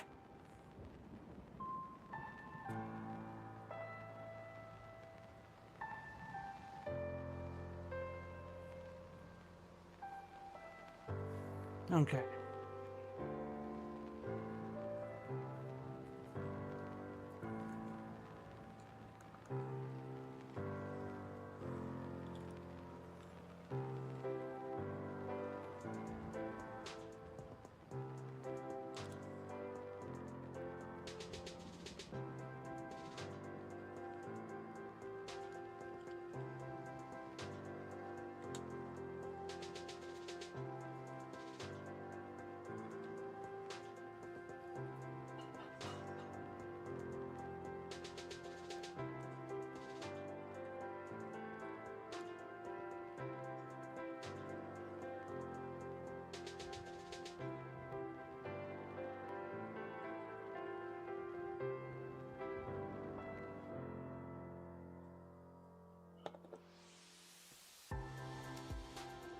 So I need to think on how I would convert the plasma cannon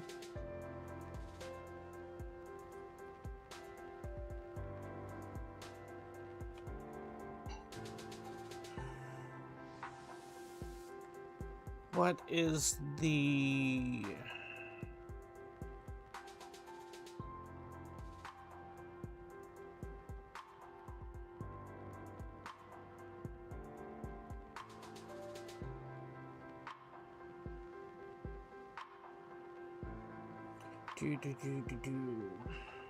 No, that's the wrong spot.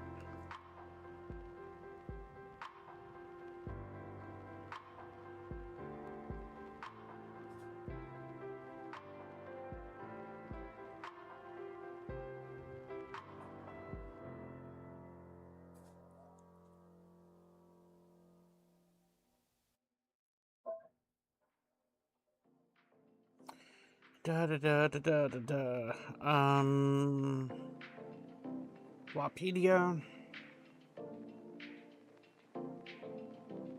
Adeptus Mechanicus.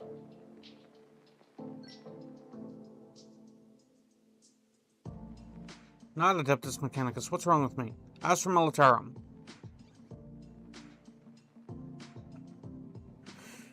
Okay, so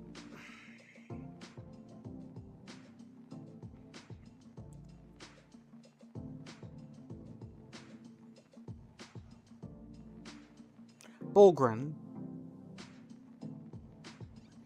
has the Grenadier Gauntlet only.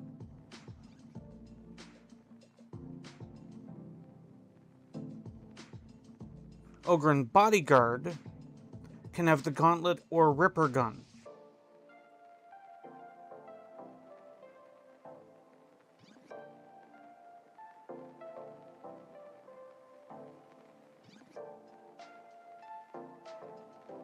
Ogren can only have the Ripper Gun.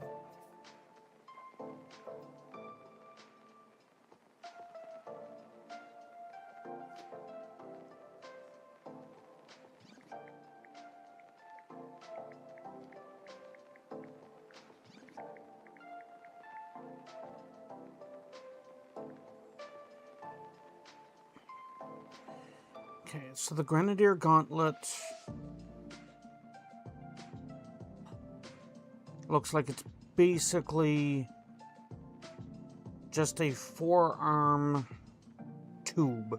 It's a forearm missile launcher. Hey, Kuros, how's it going? Welcome to the stream.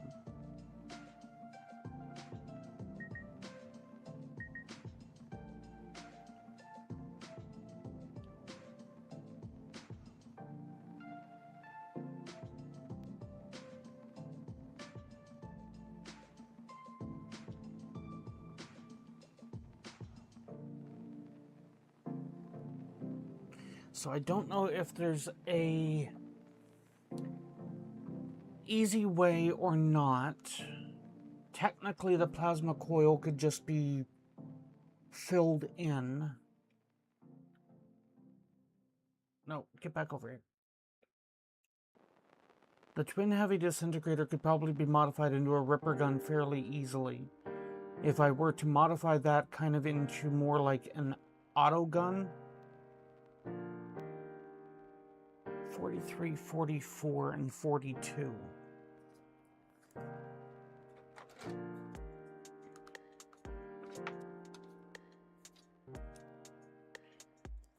So in order to really have an idea on what I could do with it, I would need to have this assembled first.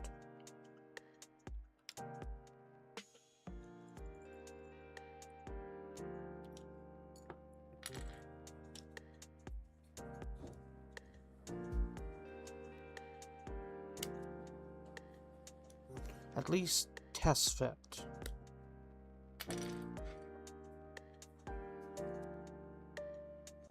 Nice!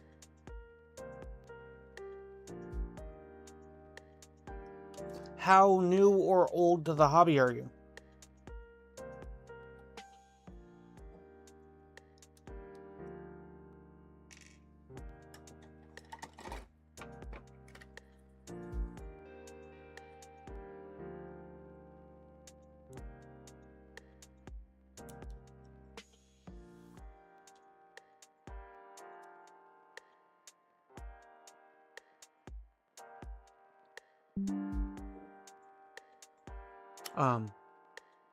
Excuse you?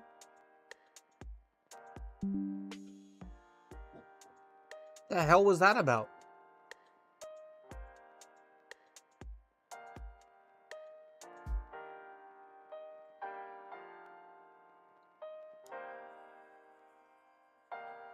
Okay.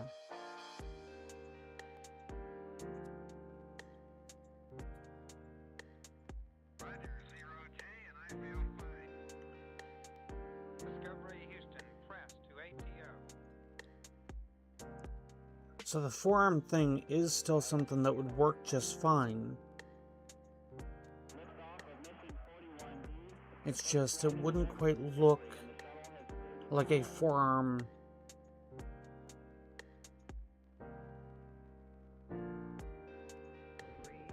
What exactly does that particle shredder look like? Because I was needing something for the Saturnine conversion as well.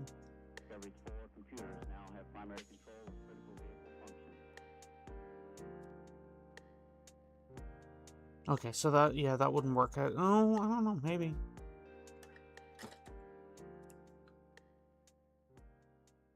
Not bad, nice.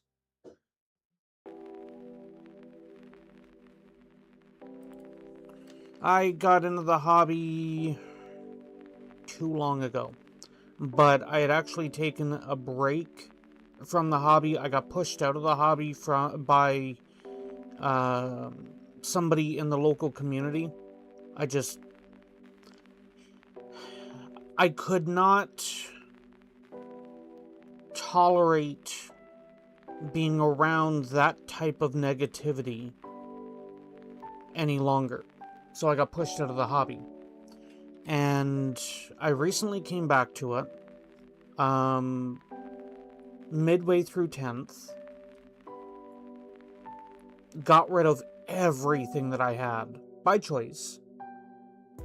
Like, I didn't get rid of it back when I left the hobby. I got rid of it when I got back to the hobby.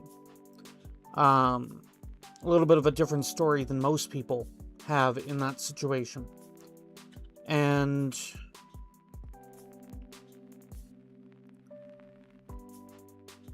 came back to the hobby, started fresh. I picked up some Tyranids because who the hell doesn't have Tyranids from 10th edition?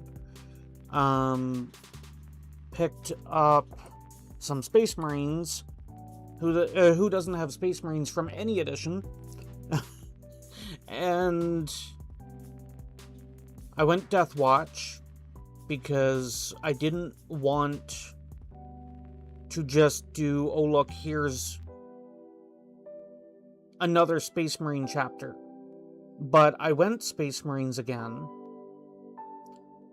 because first time back to the hobby in a while, and as anybody who's been in the hobby for a while can attest, going Space Marines, at least having a Space Marines army, means that effectively, anytime any model is released, you don't have to feel disappointed that it's not for your army. So I went Space Marines, so I wouldn't have that kind of letdown anytime a new model was announced. And Death Watch just kind of makes that work even more. Because similar to Orcs, and everything is an Orc kit, Death Watch, every Marine kit is basically a Death Watch kit.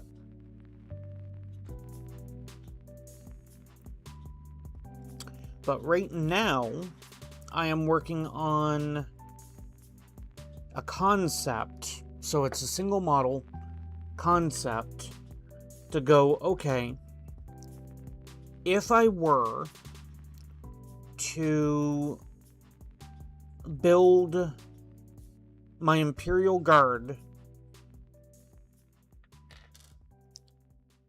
and make my Bulgrins guardsmen in a suit, my brain goes, okay, Saturnine Terminators are bigger than a Bulgrin by a little bit. They're even bigger if I throw the shields on their shoulders. And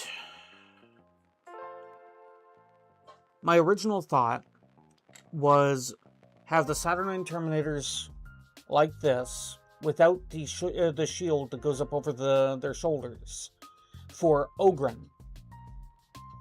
And I would need to convert the twin heavy disintegrators, or figure out some other weapon, but convert them over to make use of it, kind of like a... I don't know if they still look the same, but Chaos Reaper autocannons for their Terminators kind of look like an autocannon with a big axe on the end of it. And I'm thinking that the twin heavy disintegrator, I wish I had a digital copy of the instructions, but in case you're not familiar with it,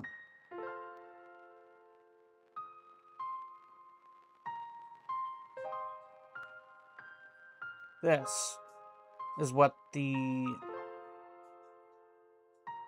heavy disintegrator looks like.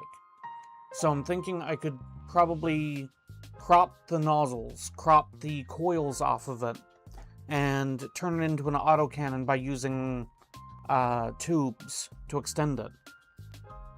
And then that could probably count as a Ripper gun for the Ogryn. But the only thing I then would have left is the Plasma Bombard gun, to try and convert that into basically a grenade launcher.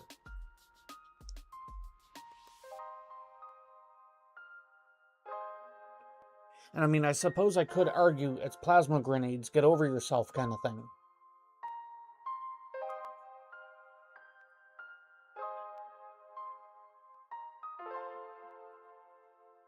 It's like, generally speaking, nobody's going to complain. And as I tell people, if you ever come across an opponent that actively complains about some of the little things like that, it's probably the last time you'll want to play against them, so find another player. Because the average player is not going to complain that, your las cannon is an auto cannon for this game, or for that game, or whatever. Especially if kits do not come with it.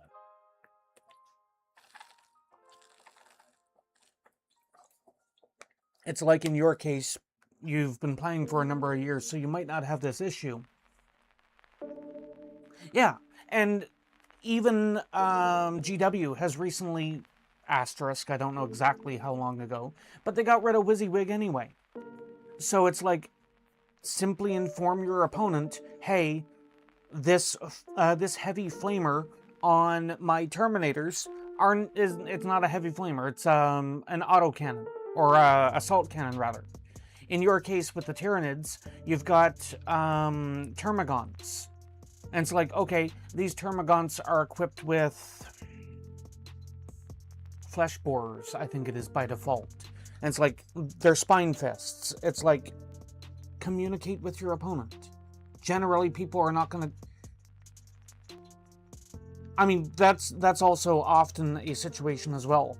Like, with the Hive Tyrant, I think it's the Venom... Is it the Venom cannon? I think that's the one that looks cool on the Hive Tyrant.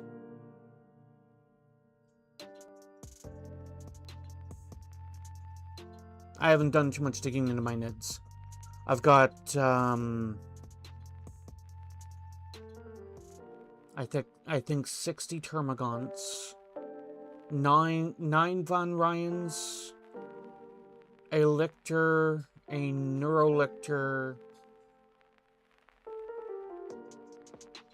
the old One-Eye. Actually, this might be something you'd enjoy. I have it right here. I haven't painted it yet.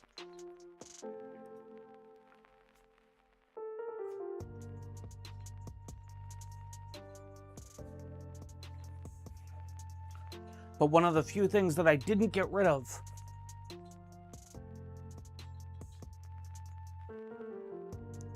the old metal old One-Eye.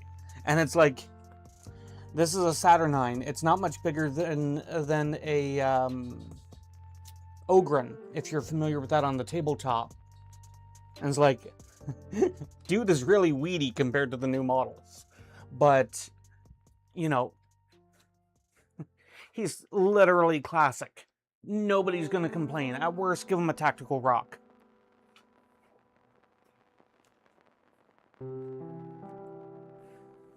Starting with Space Marines is fairly common. No shame there. Which chapter did you go with? Or did you go DIY? Do your own kind of thing. Nice. Back when I was playing Frequent, back during like 4th and 5th edition, I had a DIY chapter of Space Marines. I had Tau, which was my primary... Black Dragons, nice. I had Tau, which was my primary army.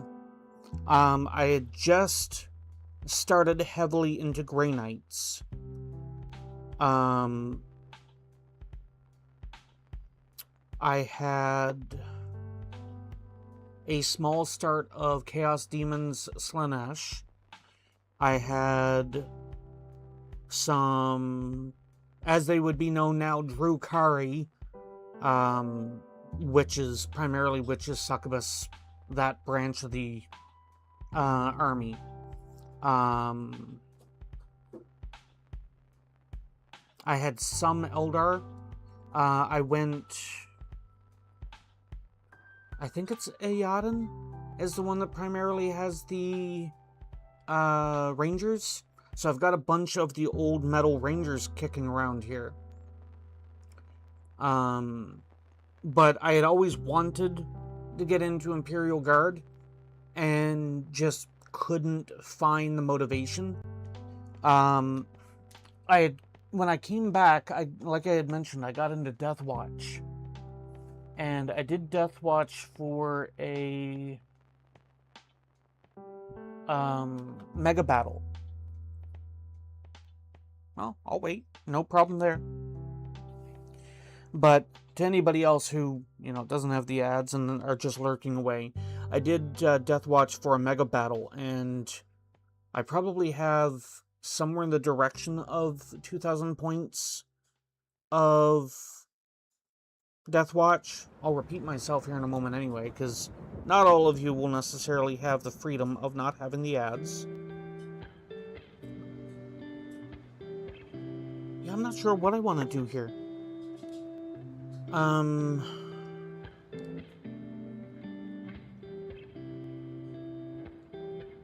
could just argue that they're plasma grenades. I don't know.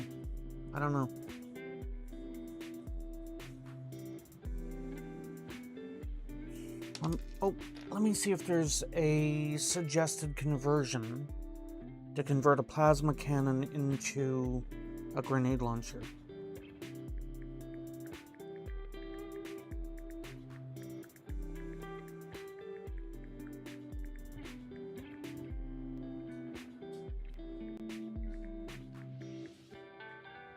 And it's not that I want to do it, it's just that I want something to kind of give me inspiration to it.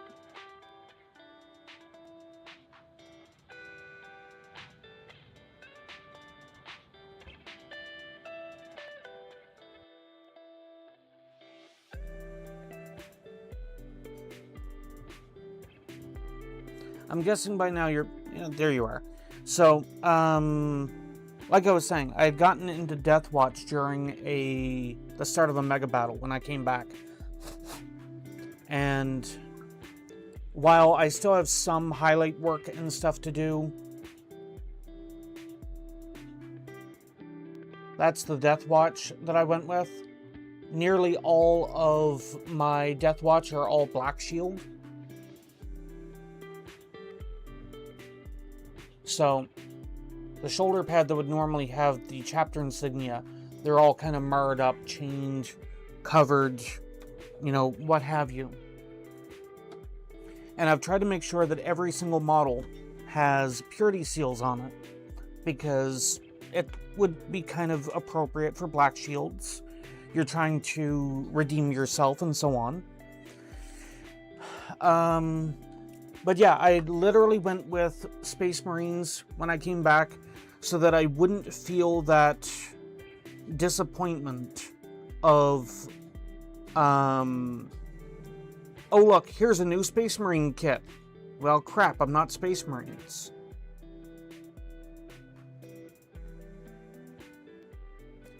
But now I'm starting to try to get into Imperial Guard. I was torn between Imperial Guard or...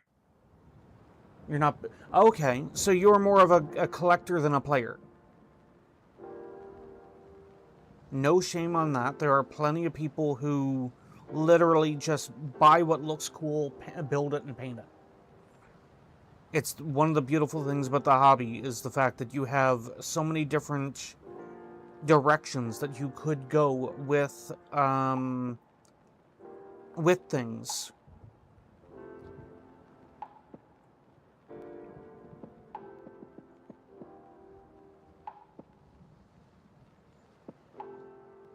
Not gonna lie, I just had a really bad idea. It's like, if I could figure out something for the grenade launcher without using this arm, could I attach the plasma gun to a guardsman? And this thing would be one heck of a plasma cannon? Yeah, I got no inspiration on that. I don't know. I gotta think on this.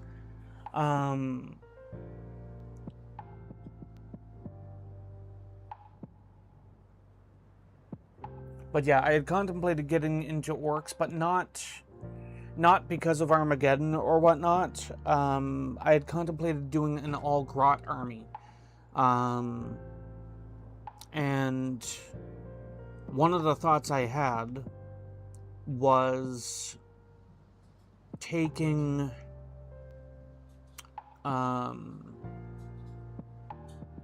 every single orc unit and converting it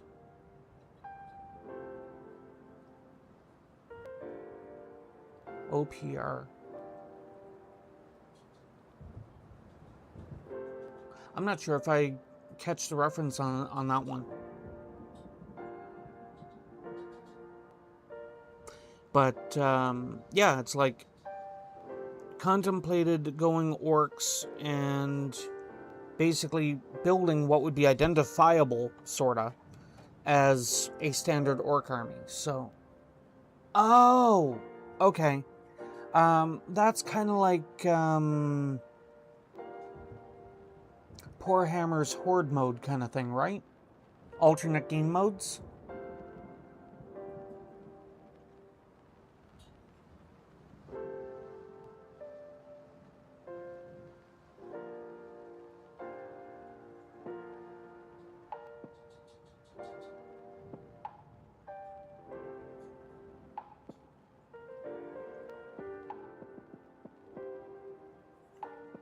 A second.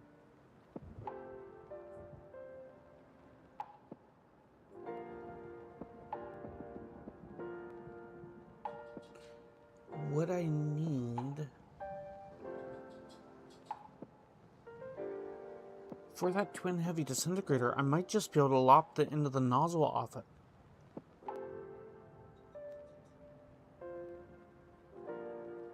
That's completely fair. In my case, with currently one exception, possibly more, I'm currently trying to feel out a little bit more in my local community. But unfortunately, in my case, I'm stuck under the rule of GW, and what James Workshop says is what James Workshop, you know, what I have to do. There are local game stores, but one of them that a lot of people use has a bit of an off vibe to me, and I can't really explain that any clearer than that. Just something feels off. And there's another one that I will be possibly stopping by to tomorrow, that's local, that it has a better vibe, but it is a big pain in the ass to get to, and the vast majority of the games that they do are all of pseudo-competitive nature, and I'm not sure if I'm down with constantly and always playing with the sole point to win, if that makes sense. It's like, obviously the point of the game is to win. I get that, you get that, everybody understands that. But sometimes you just want to play, and, you know, hey, this list is kind of dumb. You know, I'm looking for a game. And that kind of thing.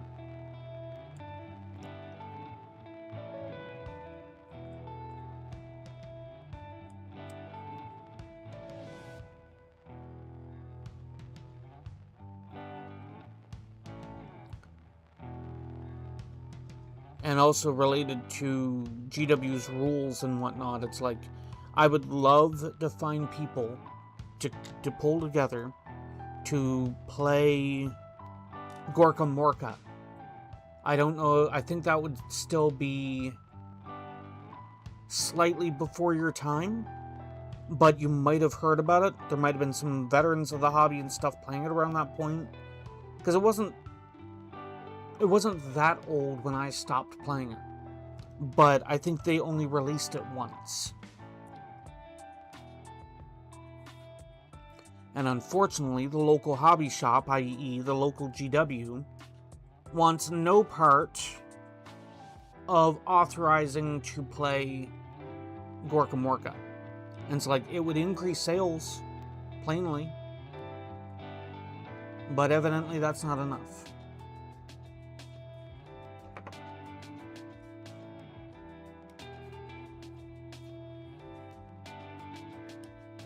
And I actually I'm actually a little bit lucky in... Well, that's down there now. I'm actually a little bit lucky in that regards. Like, our local GW actually has, like, 1, 2, 3... I want to say 6 tables and a bunch of paint stations. 5? I know that there's, like, 8 paint stations and stuff, but it's like, I wasn't sure how many tables. And it's like, they frequently do mega battles. I say frequently, but it's at least like once a quarter kind of thing. There was the major event for Thanksgiving in November. And basically you just bring in a vehicle, a, you know, walker, a whatever. Doesn't matter on if you have, you know, the rest of the appropriate stuff to build an army and stuff. You just bring in one major model. You confirm it with them. That you don't already have it painted. So it's like a brand new model. You build it, you paint it, you bring it in, and have the mega battle. I mean, obviously it's a way for them to boost sales, but it's actually kind of fun too. And for Age of Sigmar, if you're into that, then they also had Beast Bash in October. Beast Feast? Fine, whatever. I'm being yelled at from the kitchen.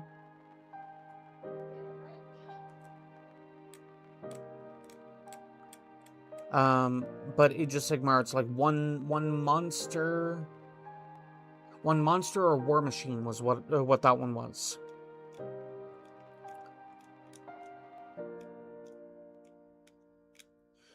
And I don't know, the local GW has been kind of annoying me for a couple of reasons, and it's why I'm putting my feelers out for friendly local game stores, because the current one, or the current GW manager who's been there for decades, literally, he seems to have become a little bit of a hard ass on stickler for GW's rulings and stuff like that. And I get it. It's probably not actually him being a hard ass. It's probably just the fact that he's had corporate crap on his day too often. So, to try and make sure that he still has a job,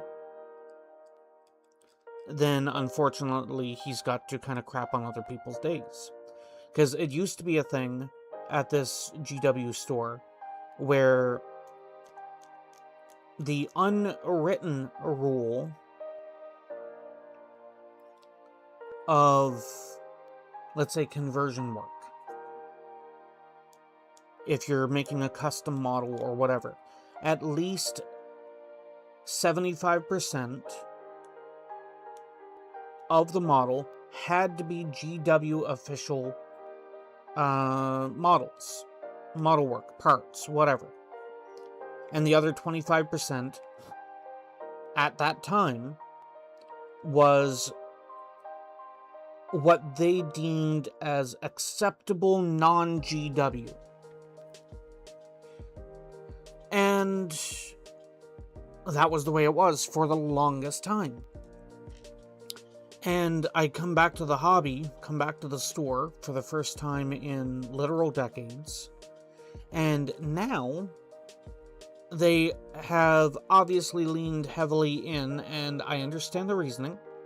Aside from IP protection, it is the fact that, 100% has to be GW. No resin printed parts, no this, no that. It's like, okay. While I get it, while I understand, you're being a bit of a jerk, So, and what's worse is if you talk to the general staff will generally go with the idea of, hey, don't make it known that it is non-GW, or, it was 2 teaspoons and what they identified as a pinch of ginger, ground ginger rather. Sorry. So,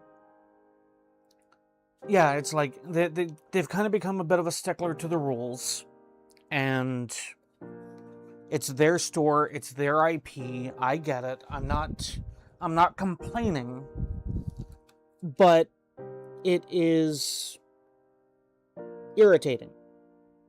Where the hell did that part go?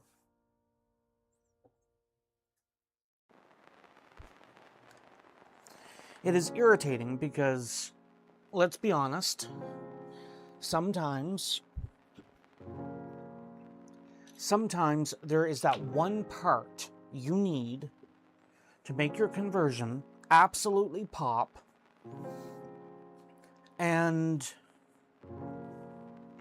I'm not even going to argue that you can find it, and 3D print it. That's not my argument. My argument would be that you can find it in another game library. It's like War Machine. Okay, well, let's ignore the argument for a moment that War Machine is largely gone the same way as what's it called?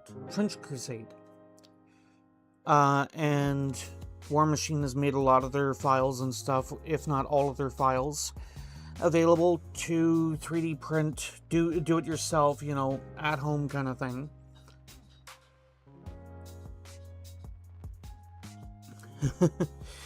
I mean, I would not be surprised if they try to throw something like that. They kind of already have an argument like it in store, but it's not that you have to use GW paint, but they firmly ask that if you are using paint that is not GW, that you take it out, load it on your palette, and put it away. And it's like, I'm okay with that. It's annoying. I'm okay with that.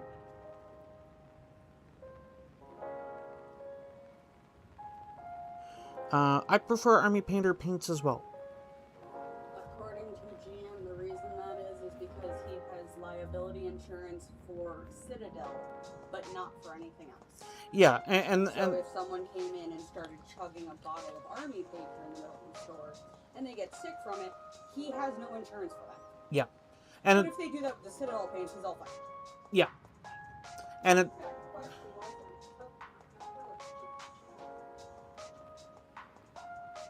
I'm assuming you heard that. Basically, in the manager's case at our local store, as it's been explained, is if somebody comes in and starts, they pick up your paint and just start drinking it, he has insurance liability protections for the store on Citadel or Warhammer or Games Workshop, depending on what branding you want to argue, on their paints, on their products. And if somebody walks in, picks up your Army Painter paint and just starts squirting that down their throat, then there's no insurance protection on that. So it's like, from an insurance standpoint, I can understand. But it actually used to be a thing where I couldn't have this on the table and be assembling paints, or assembling models rather, in store. I had to take it out when I needed to use it and put it immediately away. And it's like, they've loosened that, but they still wouldn't have an argument if somebody wanted to drink my Tamaya. I think what it is, and I want to say it was this store. I remember this story, but I want to say it was this store. It was an actual thing that happened in the store, which probably comes into some of the, I can't believe that happened, but here is liability arguments. Like I said, I'm fairly certain that this was in this store, but evidently some rando, never seen him before, walked in, grabbed somebody's ultramarine off of a game table, stuffed it in their mouth, started chewing, spat it out, and said, "This doesn't taste like blueberries," or "taste like shit," or something, I don't know, and walked out of the store. And it's like, with something like that, you can kind of understand where they're potentially coming from. But that is a serious, like, one-off, never happen anywhere else in the world kind of event, you know? Yeah, exactly. What? My response? Mm. The fuck? Yeah. Hello, person. Exactly the same response there, Kuros. It's like, I don't know on how true the story is. I mean, while I was there one day, they had someone walk in and ask if the ultramarine paint tasted like blueberries. Well, that is actually an old thing. Like, it's not uncommon for people who are in the hobby to, you know, lick their paintbrush. No, dude was like adamant he wanted to taste test the paint. No, I understand that. And when was this? I think this was recent, because Numpty was there. Numpty is a nickname for a new employee. I still need to contact corporate about that one. Yeah.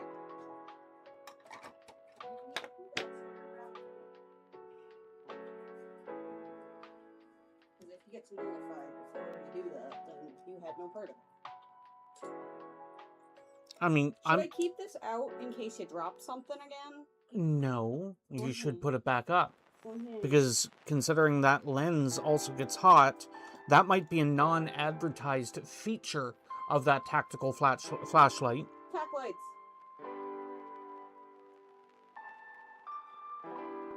So it's on final descent into madness. But no, like I was saying there, I don't need to take the personal gratification that I was the reason why Numpty McGee might get terminated. Like that. So you would at least be helped. I am helping. Exactly. Do you want that container to be plugged in? Yes, but I had to take it out of the box because when I came back from break, it being constantly charging in the box was actually causing noise on the line. Alright then. So we finally figured out why that is. No. It seems to be anything relating to it charging while active. Interesting. What the fuck? Oh. Oh, fucking my ears. See, I kind of want to make sure that there's a head in use and not the dome it over. Because that's a cushy backrest. Oh yeah, look at that.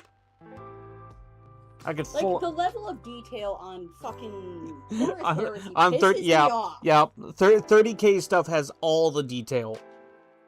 I'm just gonna use yours for example. Oh, God. So, the Corvus Blackstar. Am I on screen? No. No, there we go. Corvus Blackstar. These two pieces here are glued on. Well, yes, but it's like, it's a flat panel that glues flat to another panel. There's nothing underneath it. There's no hole. Why? It's like, even the hatch on the back, it's like, the hatch is a fabrication. Yeah. And does not open on yours. No, because I'm not going through the bullshittery of trying to make sure it opens. It's like the Corvus Blackstar is the most disappointing kit that I have seen. I was so excited for it. And the Valkyrie is so much better. Why? It's like, why? The Valkyrie is everything that the Corvus Blackstar should have been. Corvus Blackstar. Speaking of bad models, oh, please tell. Oh, I need to know this. Oh, hey, we have the Helldrake. So yes.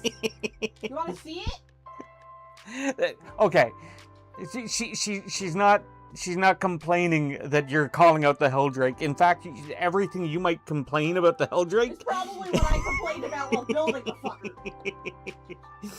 the fucker.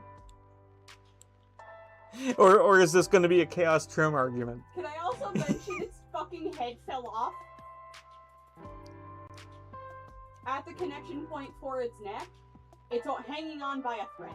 And hope. And prayers. That's it.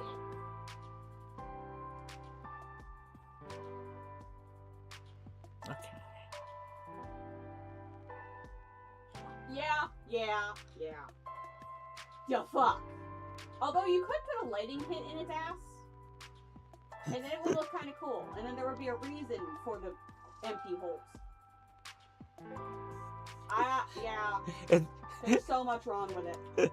It's fine. It's just speed holes. Why did the TV just do that? I have no idea. We need a new TV. I got a feeling it's related to that. I'm just hoping it's not something with my video card. If it is, I'm gonna fucking chuck the thing out the window for you. If it's my video card, it might be related to the high-pitched noises that I was hearing. Despite the fact that everything was arguing that that was not actually being a problem. And hilariously, I believe it's stopped, has it not? It still happens on occasion.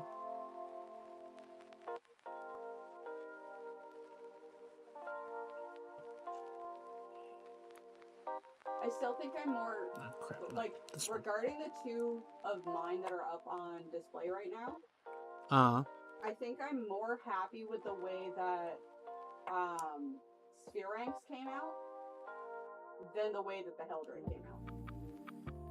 Well, I was so excited for the Helldrake, and then I just completely lost fucking steam on it.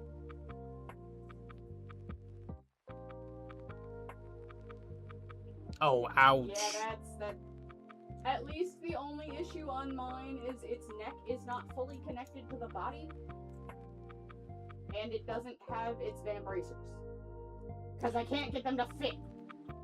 Yeah, but that was partially because you were sub-assembling and you forgot them prior to... So, that is partially on you. That is partially user error, but I still don't know why. Like, I can't find where the issue is. Yeah.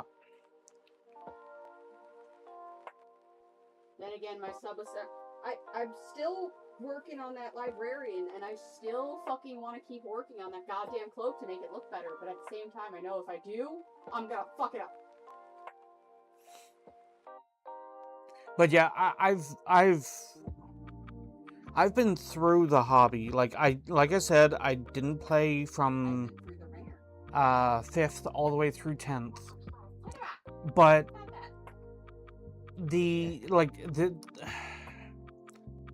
I didn't have to deal with the headaches that existed for Finecast.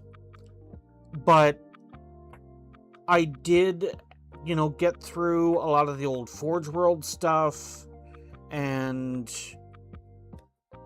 on how poor some other models put together, like the old Baneblade model evidently was absolutely horrendous to put together because of how large some of the resin pieces were. And they were pretty much guaranteed to be warped. Like, I was back during that era. And you then go with that and you look at some of the models and whatnot that have come out. And, like, you had... Oh, actually, the old Space Marine bikes would be a good example of this. The old Space Marine bikes were so difficult to actually make sure that they would stick together while you're assembling them. It's like they were almost always warped in some way. You'd need model filler in some way, green stuff or whatever, just to make sure that they didn't look like ass, like full-on gaps. And it's like, I thought that was the worst that I would see. And then the Corvus. It's like, every single time I cut another piece off the sprue for the Corvus to assemble it, and it's like, okay, you want me to put this piece, wait, this piece could have been molded in place and you could have skipped a step. Okay, moving on to the next spot. This is literally, you know, please see previous complaint. And the fact that they didn't even try to put some kind of an internal kit to it, like even when it comes to the... Where is it? The Corvus, Here, Astra Militarum. when it comes to the Corvus, hell, fucking sell an internal kit for it. I will buy it. I won't be happy about it, but I'll buy it. It's like the Chimera have an internal bay to it. Like, the Chimera tank is intended as a transport. You know, it's got insides. I don't know about the Torox. I'm willing to bet that they have an inside. But that's not why I'm here. That's, you know, these are not... Hell... Let me be dumb anyway. I'm gonna rant on that before we actually get to the Valkyrie. It's like, okay, you got these. These are Forge World kits. These are expert kits. These are resin freaking kits. There's a damn cockpit. Okay, it's not much of an interior, but there's something. We go to the Valkyrie. There's a cockpit. What they don't show you is that these two models right here on the sprue are actually part of the internal portion in the crew compartment in the back of the Valkyrie. You don't actually see it. Like, I think there's doors that... Yeah, there's doors there on the sides that can open that have guns in them. Those are intended as the gunners and whatnot. But you don't actually get any photo of the internal of the Valkyrie. Why? Why don't you get a photo of the internal of the Valkyrie? Because, plainly, if they did, this exists. And that's where the problem comes in. Because...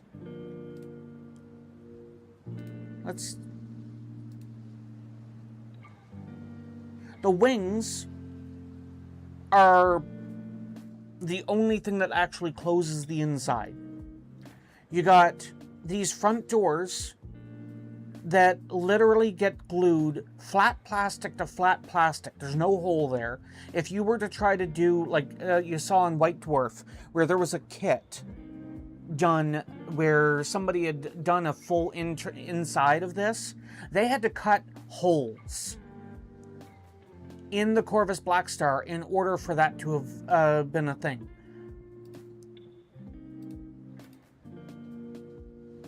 They're not showing the ass of it because of the fact of, again, There's no there's a hatch. There is a hatch.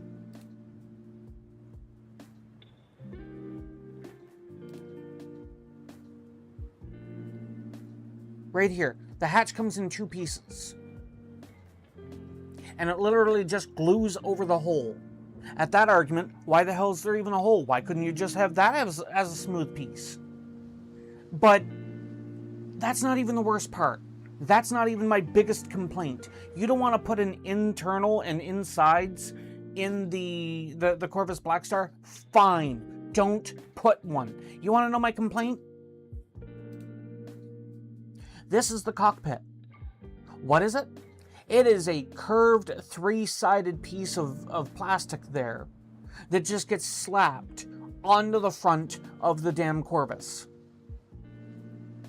Your alternative? Put the blast shield on. So what did I do? I put the blast shield on. Because if there is no cockpit, I'm not going to paint fake glass on what should be a cockpit that should have a pilot in there. GW couldn't even. They were so damn lazy that they couldn't even put a pilot, a Space Marine pilot, in the Corvus Blackstar when they have Imperial Guard pilots in every freaking one asterisk of the Imperial Guard planes, and fairly certain every single Orc bomber and fighter and so on all have cockpits as well with a pilot. It's like, hell, the frickin', was it Stormhawk? You have access to those in... No. Warhammer. Space Marines. Ultramarines. Because they get everything.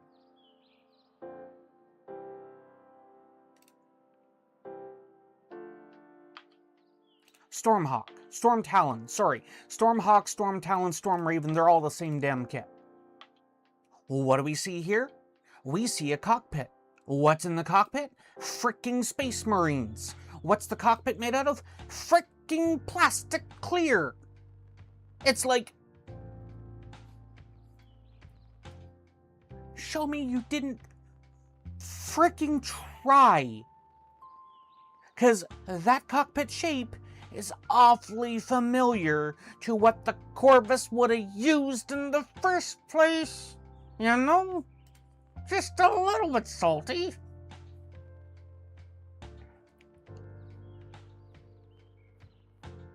Tyranid Prime? Is that the winged Prime or the wingless one?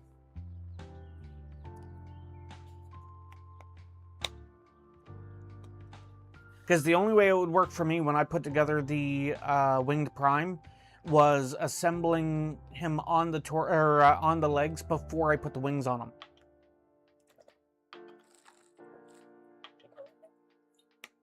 Of course, I also put the wings on the opposite limbs.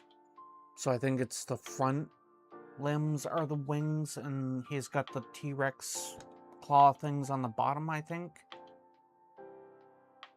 Might be the other way around. I don't remember. But yeah, it's like, how salty could one kit make me?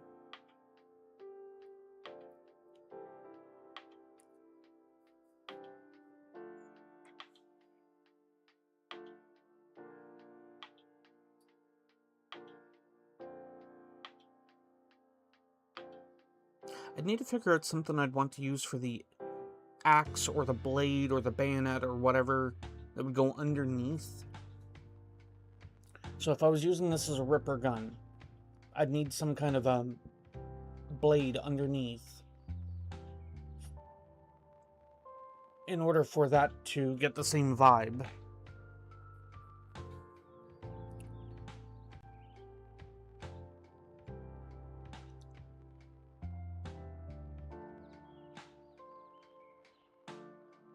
You know, I really kind of think when it comes to the cockpit on this, I kind of think I just want to stick a non-helmeted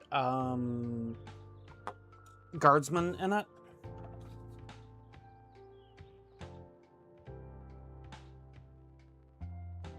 Like any of the guardsmen with the soft caps.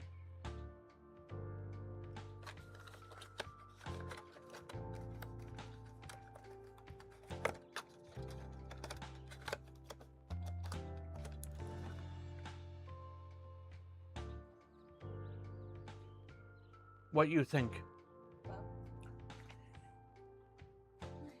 The more I am thinking about this cockpit area, you got a video feed open there at all? So, Fix this. well, that's on your end. Thank you. So Why is it that's the way it would look with the cockpit front piece on it. And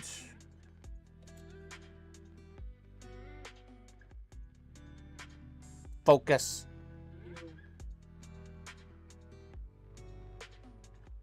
Okay, well, it's trying. I don't know what the hell's wrong with your camera. This isn't my camera. Yes, it is. No, the one above your desk is. Okay, well, either way. It's like, what I'm honestly thinking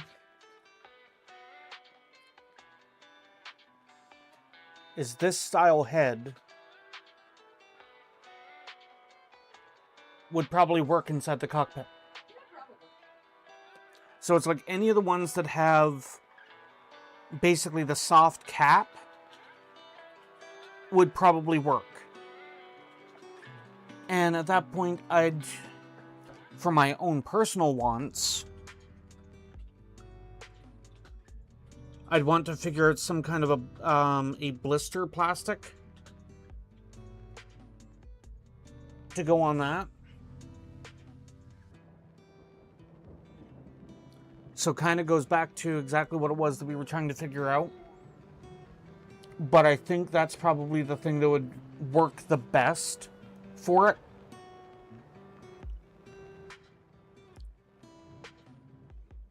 And because the Imperial Guard that I plan on doing here is going to be more akin to It's like it's perfectly fucking mm, like that. it's like what I'm thinking is where I'm going with the Elysian drop troop thing is right here on these two post bits. I think I need to figure out some kind of a thruster thing, because you got the side profile, and it's like if I had some kind of a downward facing thruster on that, like crudely speaking, chop a Space Marine jump pack in half and stick those pieces facing down, that would work fairly well as a I'm dropping from orbit Terminator style thing. And it's like, here you go. You want to talk about details? Fuck heresy, right? The bottoms of the shoes have texture. Fuck heresy. Fuck it.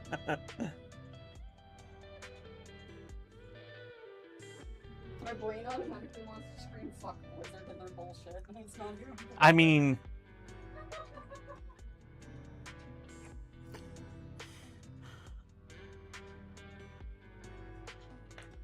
so yeah. I still need to figure out what I want to do about the plasma cannon into a grenade launcher. And the more I think about it, the easy answer is the easy out, and I don't know if I like that.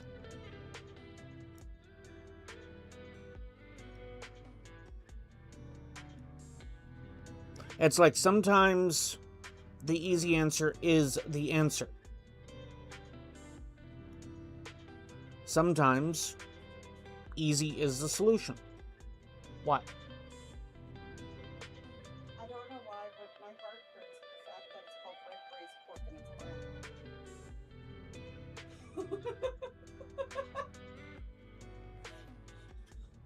Part of me wants to have red food coloring.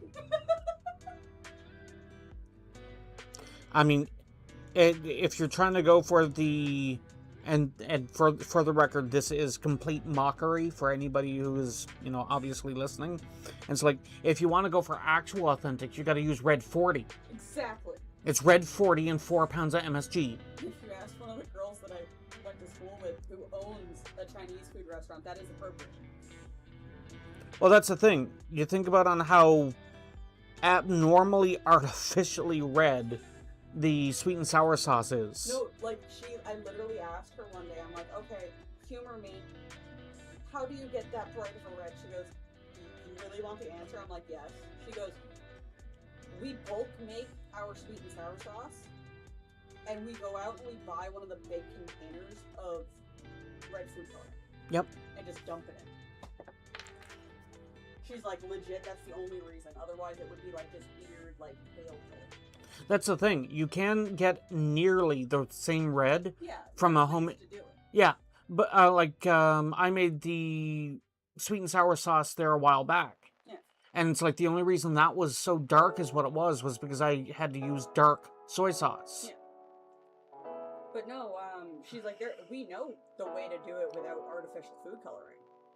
She's like, it, however, is 4 times more expensive to do it that way. She's like, we bulk make the sauce for the week. And we just go to freaking BJ's and buy one of the big jugs of food coloring.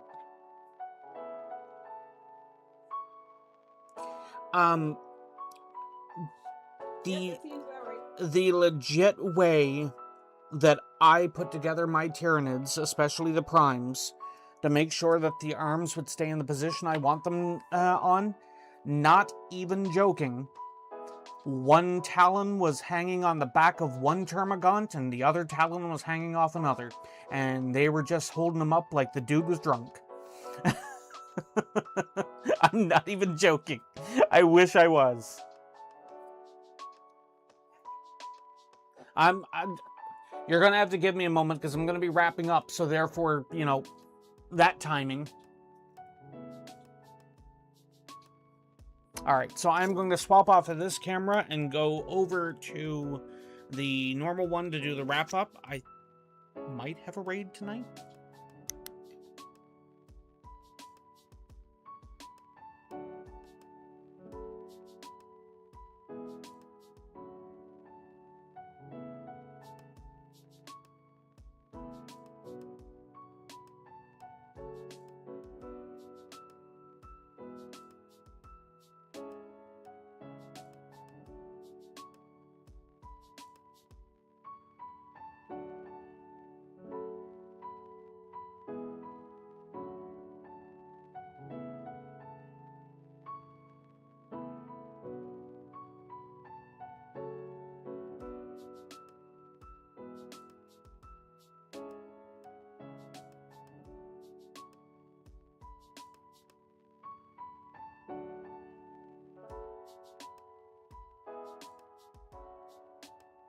Send him to the All right. To the ducks with you.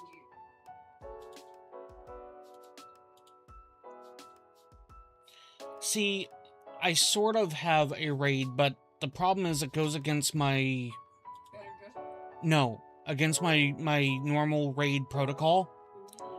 I normally will not raid somebody that I have not already vetted. So if I have not seen a stream, if I have not been in a stream, if I have not gone through and, you know, see how they are and stuff like that, I normally don't raid them.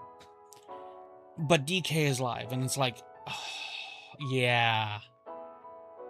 I mean, it works for the day. It does work for the day, and... Technically, while we haven't been in his stream, we've seen how he portrays himself. But his stream is a little bit different. I caught a couple of minutes of it there the other day. I just didn't get enough to actually give a proper vetting. Reads the article. What is going on with Heresy now? What is Heresy getting that's fancy? Heresy's getting more fucking looks of their weapons. Is it just variations of looks? It's literally just more variations on the weapons they already fucking have.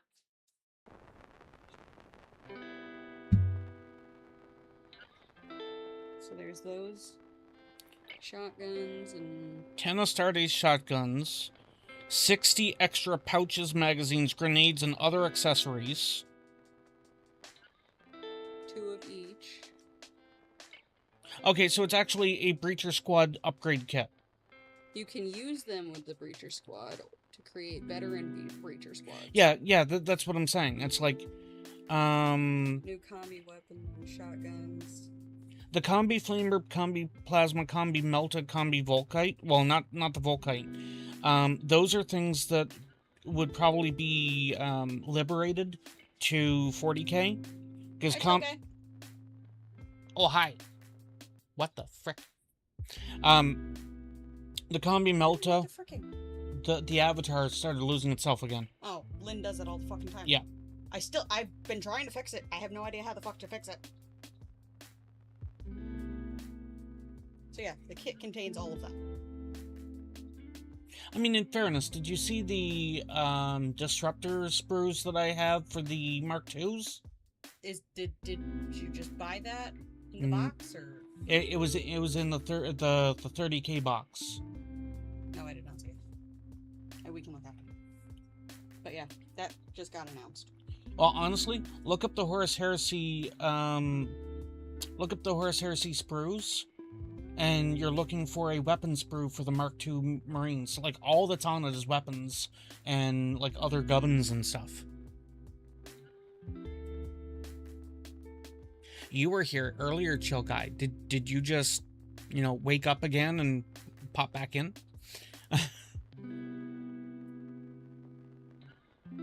Alright, so, like I said, I don't exactly have a raid, and that frustrates me.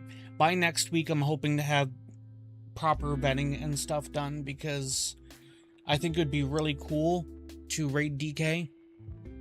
Seems like somebody would lose their crap on any raid, no matter if it's a big one or a small one. Oh, probably. Alright, so I am not a Warhammer streamer. I am not. I am what would be deemed as a variety streamer. I do other things such as Minecraft and things like that.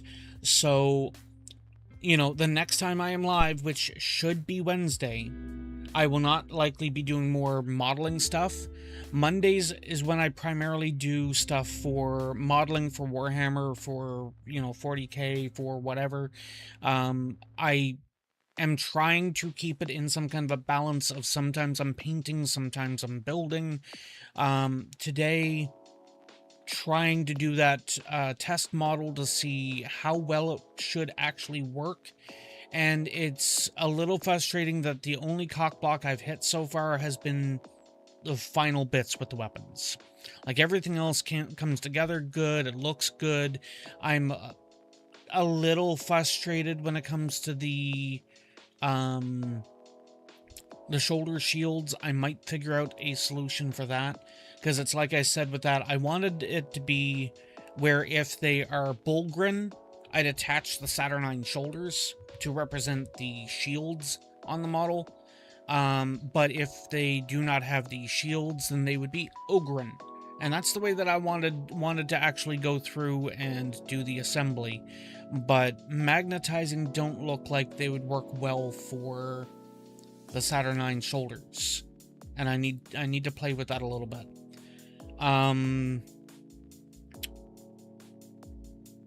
It might just mean that I need to add a post underneath, like I've done with the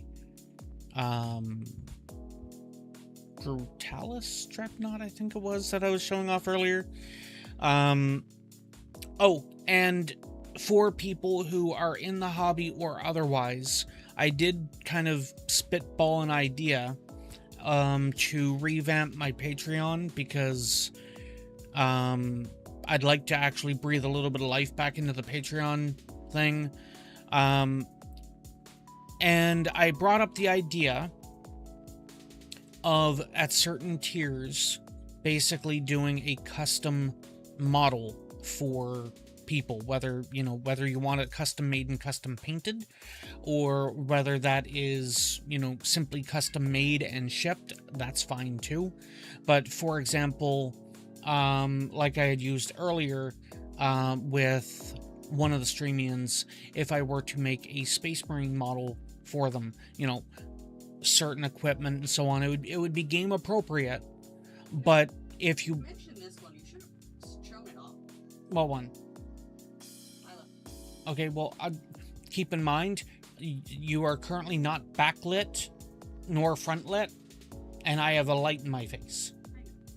But yeah, the idea is to basically make it at certain tiers, maybe at,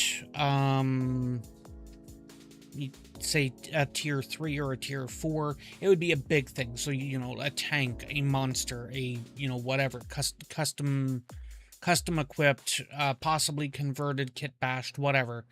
And as Blood was just half mentioning, which I'm sure nobody heard, is one example that I gave as well, is Blood recently got wind. The what? I will in a moment. Turn the light back. Okay, the light is on. Let me... She got wind that she had lost a friend who's in the military, and that is a basic Space Marine apothecary. It's or apothecary biologist specifically, but we did a custom base in this case. Yeah, can't get it to focus, but it's got the name of the soldier and the rank with her year and death, or a birth and death year on the back of it.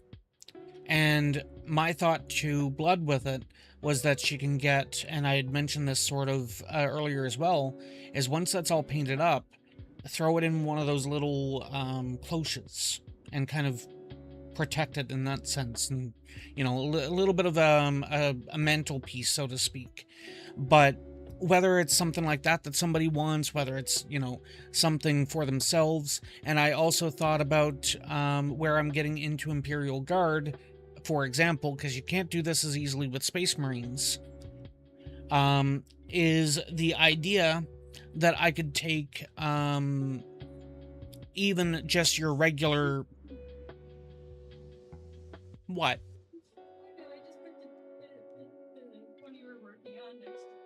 Oh, yeah. But the idea is that I could make it so that patrons, even the standard tier or whatnot, could be a thing where every single guardsman or woman is all named. And where possible, I could even try and custom make each guardsman so that they are appropriate to Streamians, but you'd all be part of the Cadian army that I'd be working on here. So that's something that I've been kind of messing around as a possibility, and the more I actually speak that out loud, the more I kind of like it. Keep in mind, the more you speak it out loud, the more the GW is going to overhear it and make it a thing. Okay, well, at that point, then they owe me royalties and whatnot for the specific Cadian, the hardcore Cadian stands, banner wielders. And speaking of, I am still trying to get my hands on a proper metal, not the fine cast, proper metal or Sarkar Creed, because I have a plan for him. I've already got Kel. I got Kel. Pretty sure he's right here. 1 second. The only reason that Weston is looking is because I gave them a dirty look. confused look than normal. I have Space Marines in there. Yeah, you do. They have robes. Yes, they do.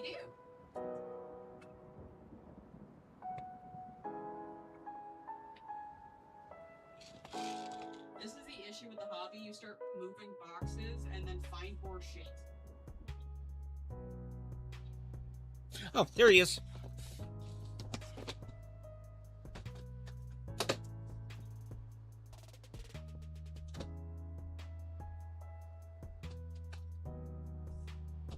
Distraction, artifacts there.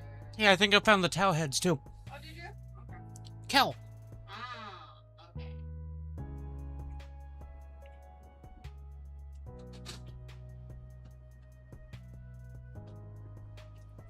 We gotta test that thing, by the way. There's numerous things we got. Oh, shit. We gotta test being able to close boxes properly. Okay.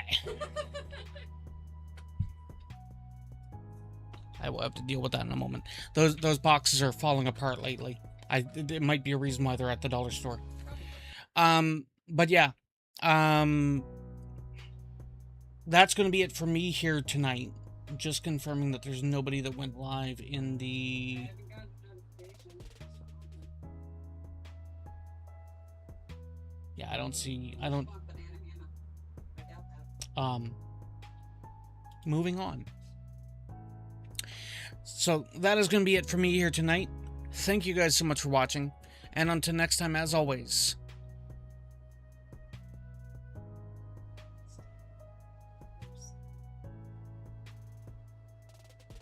have a good one.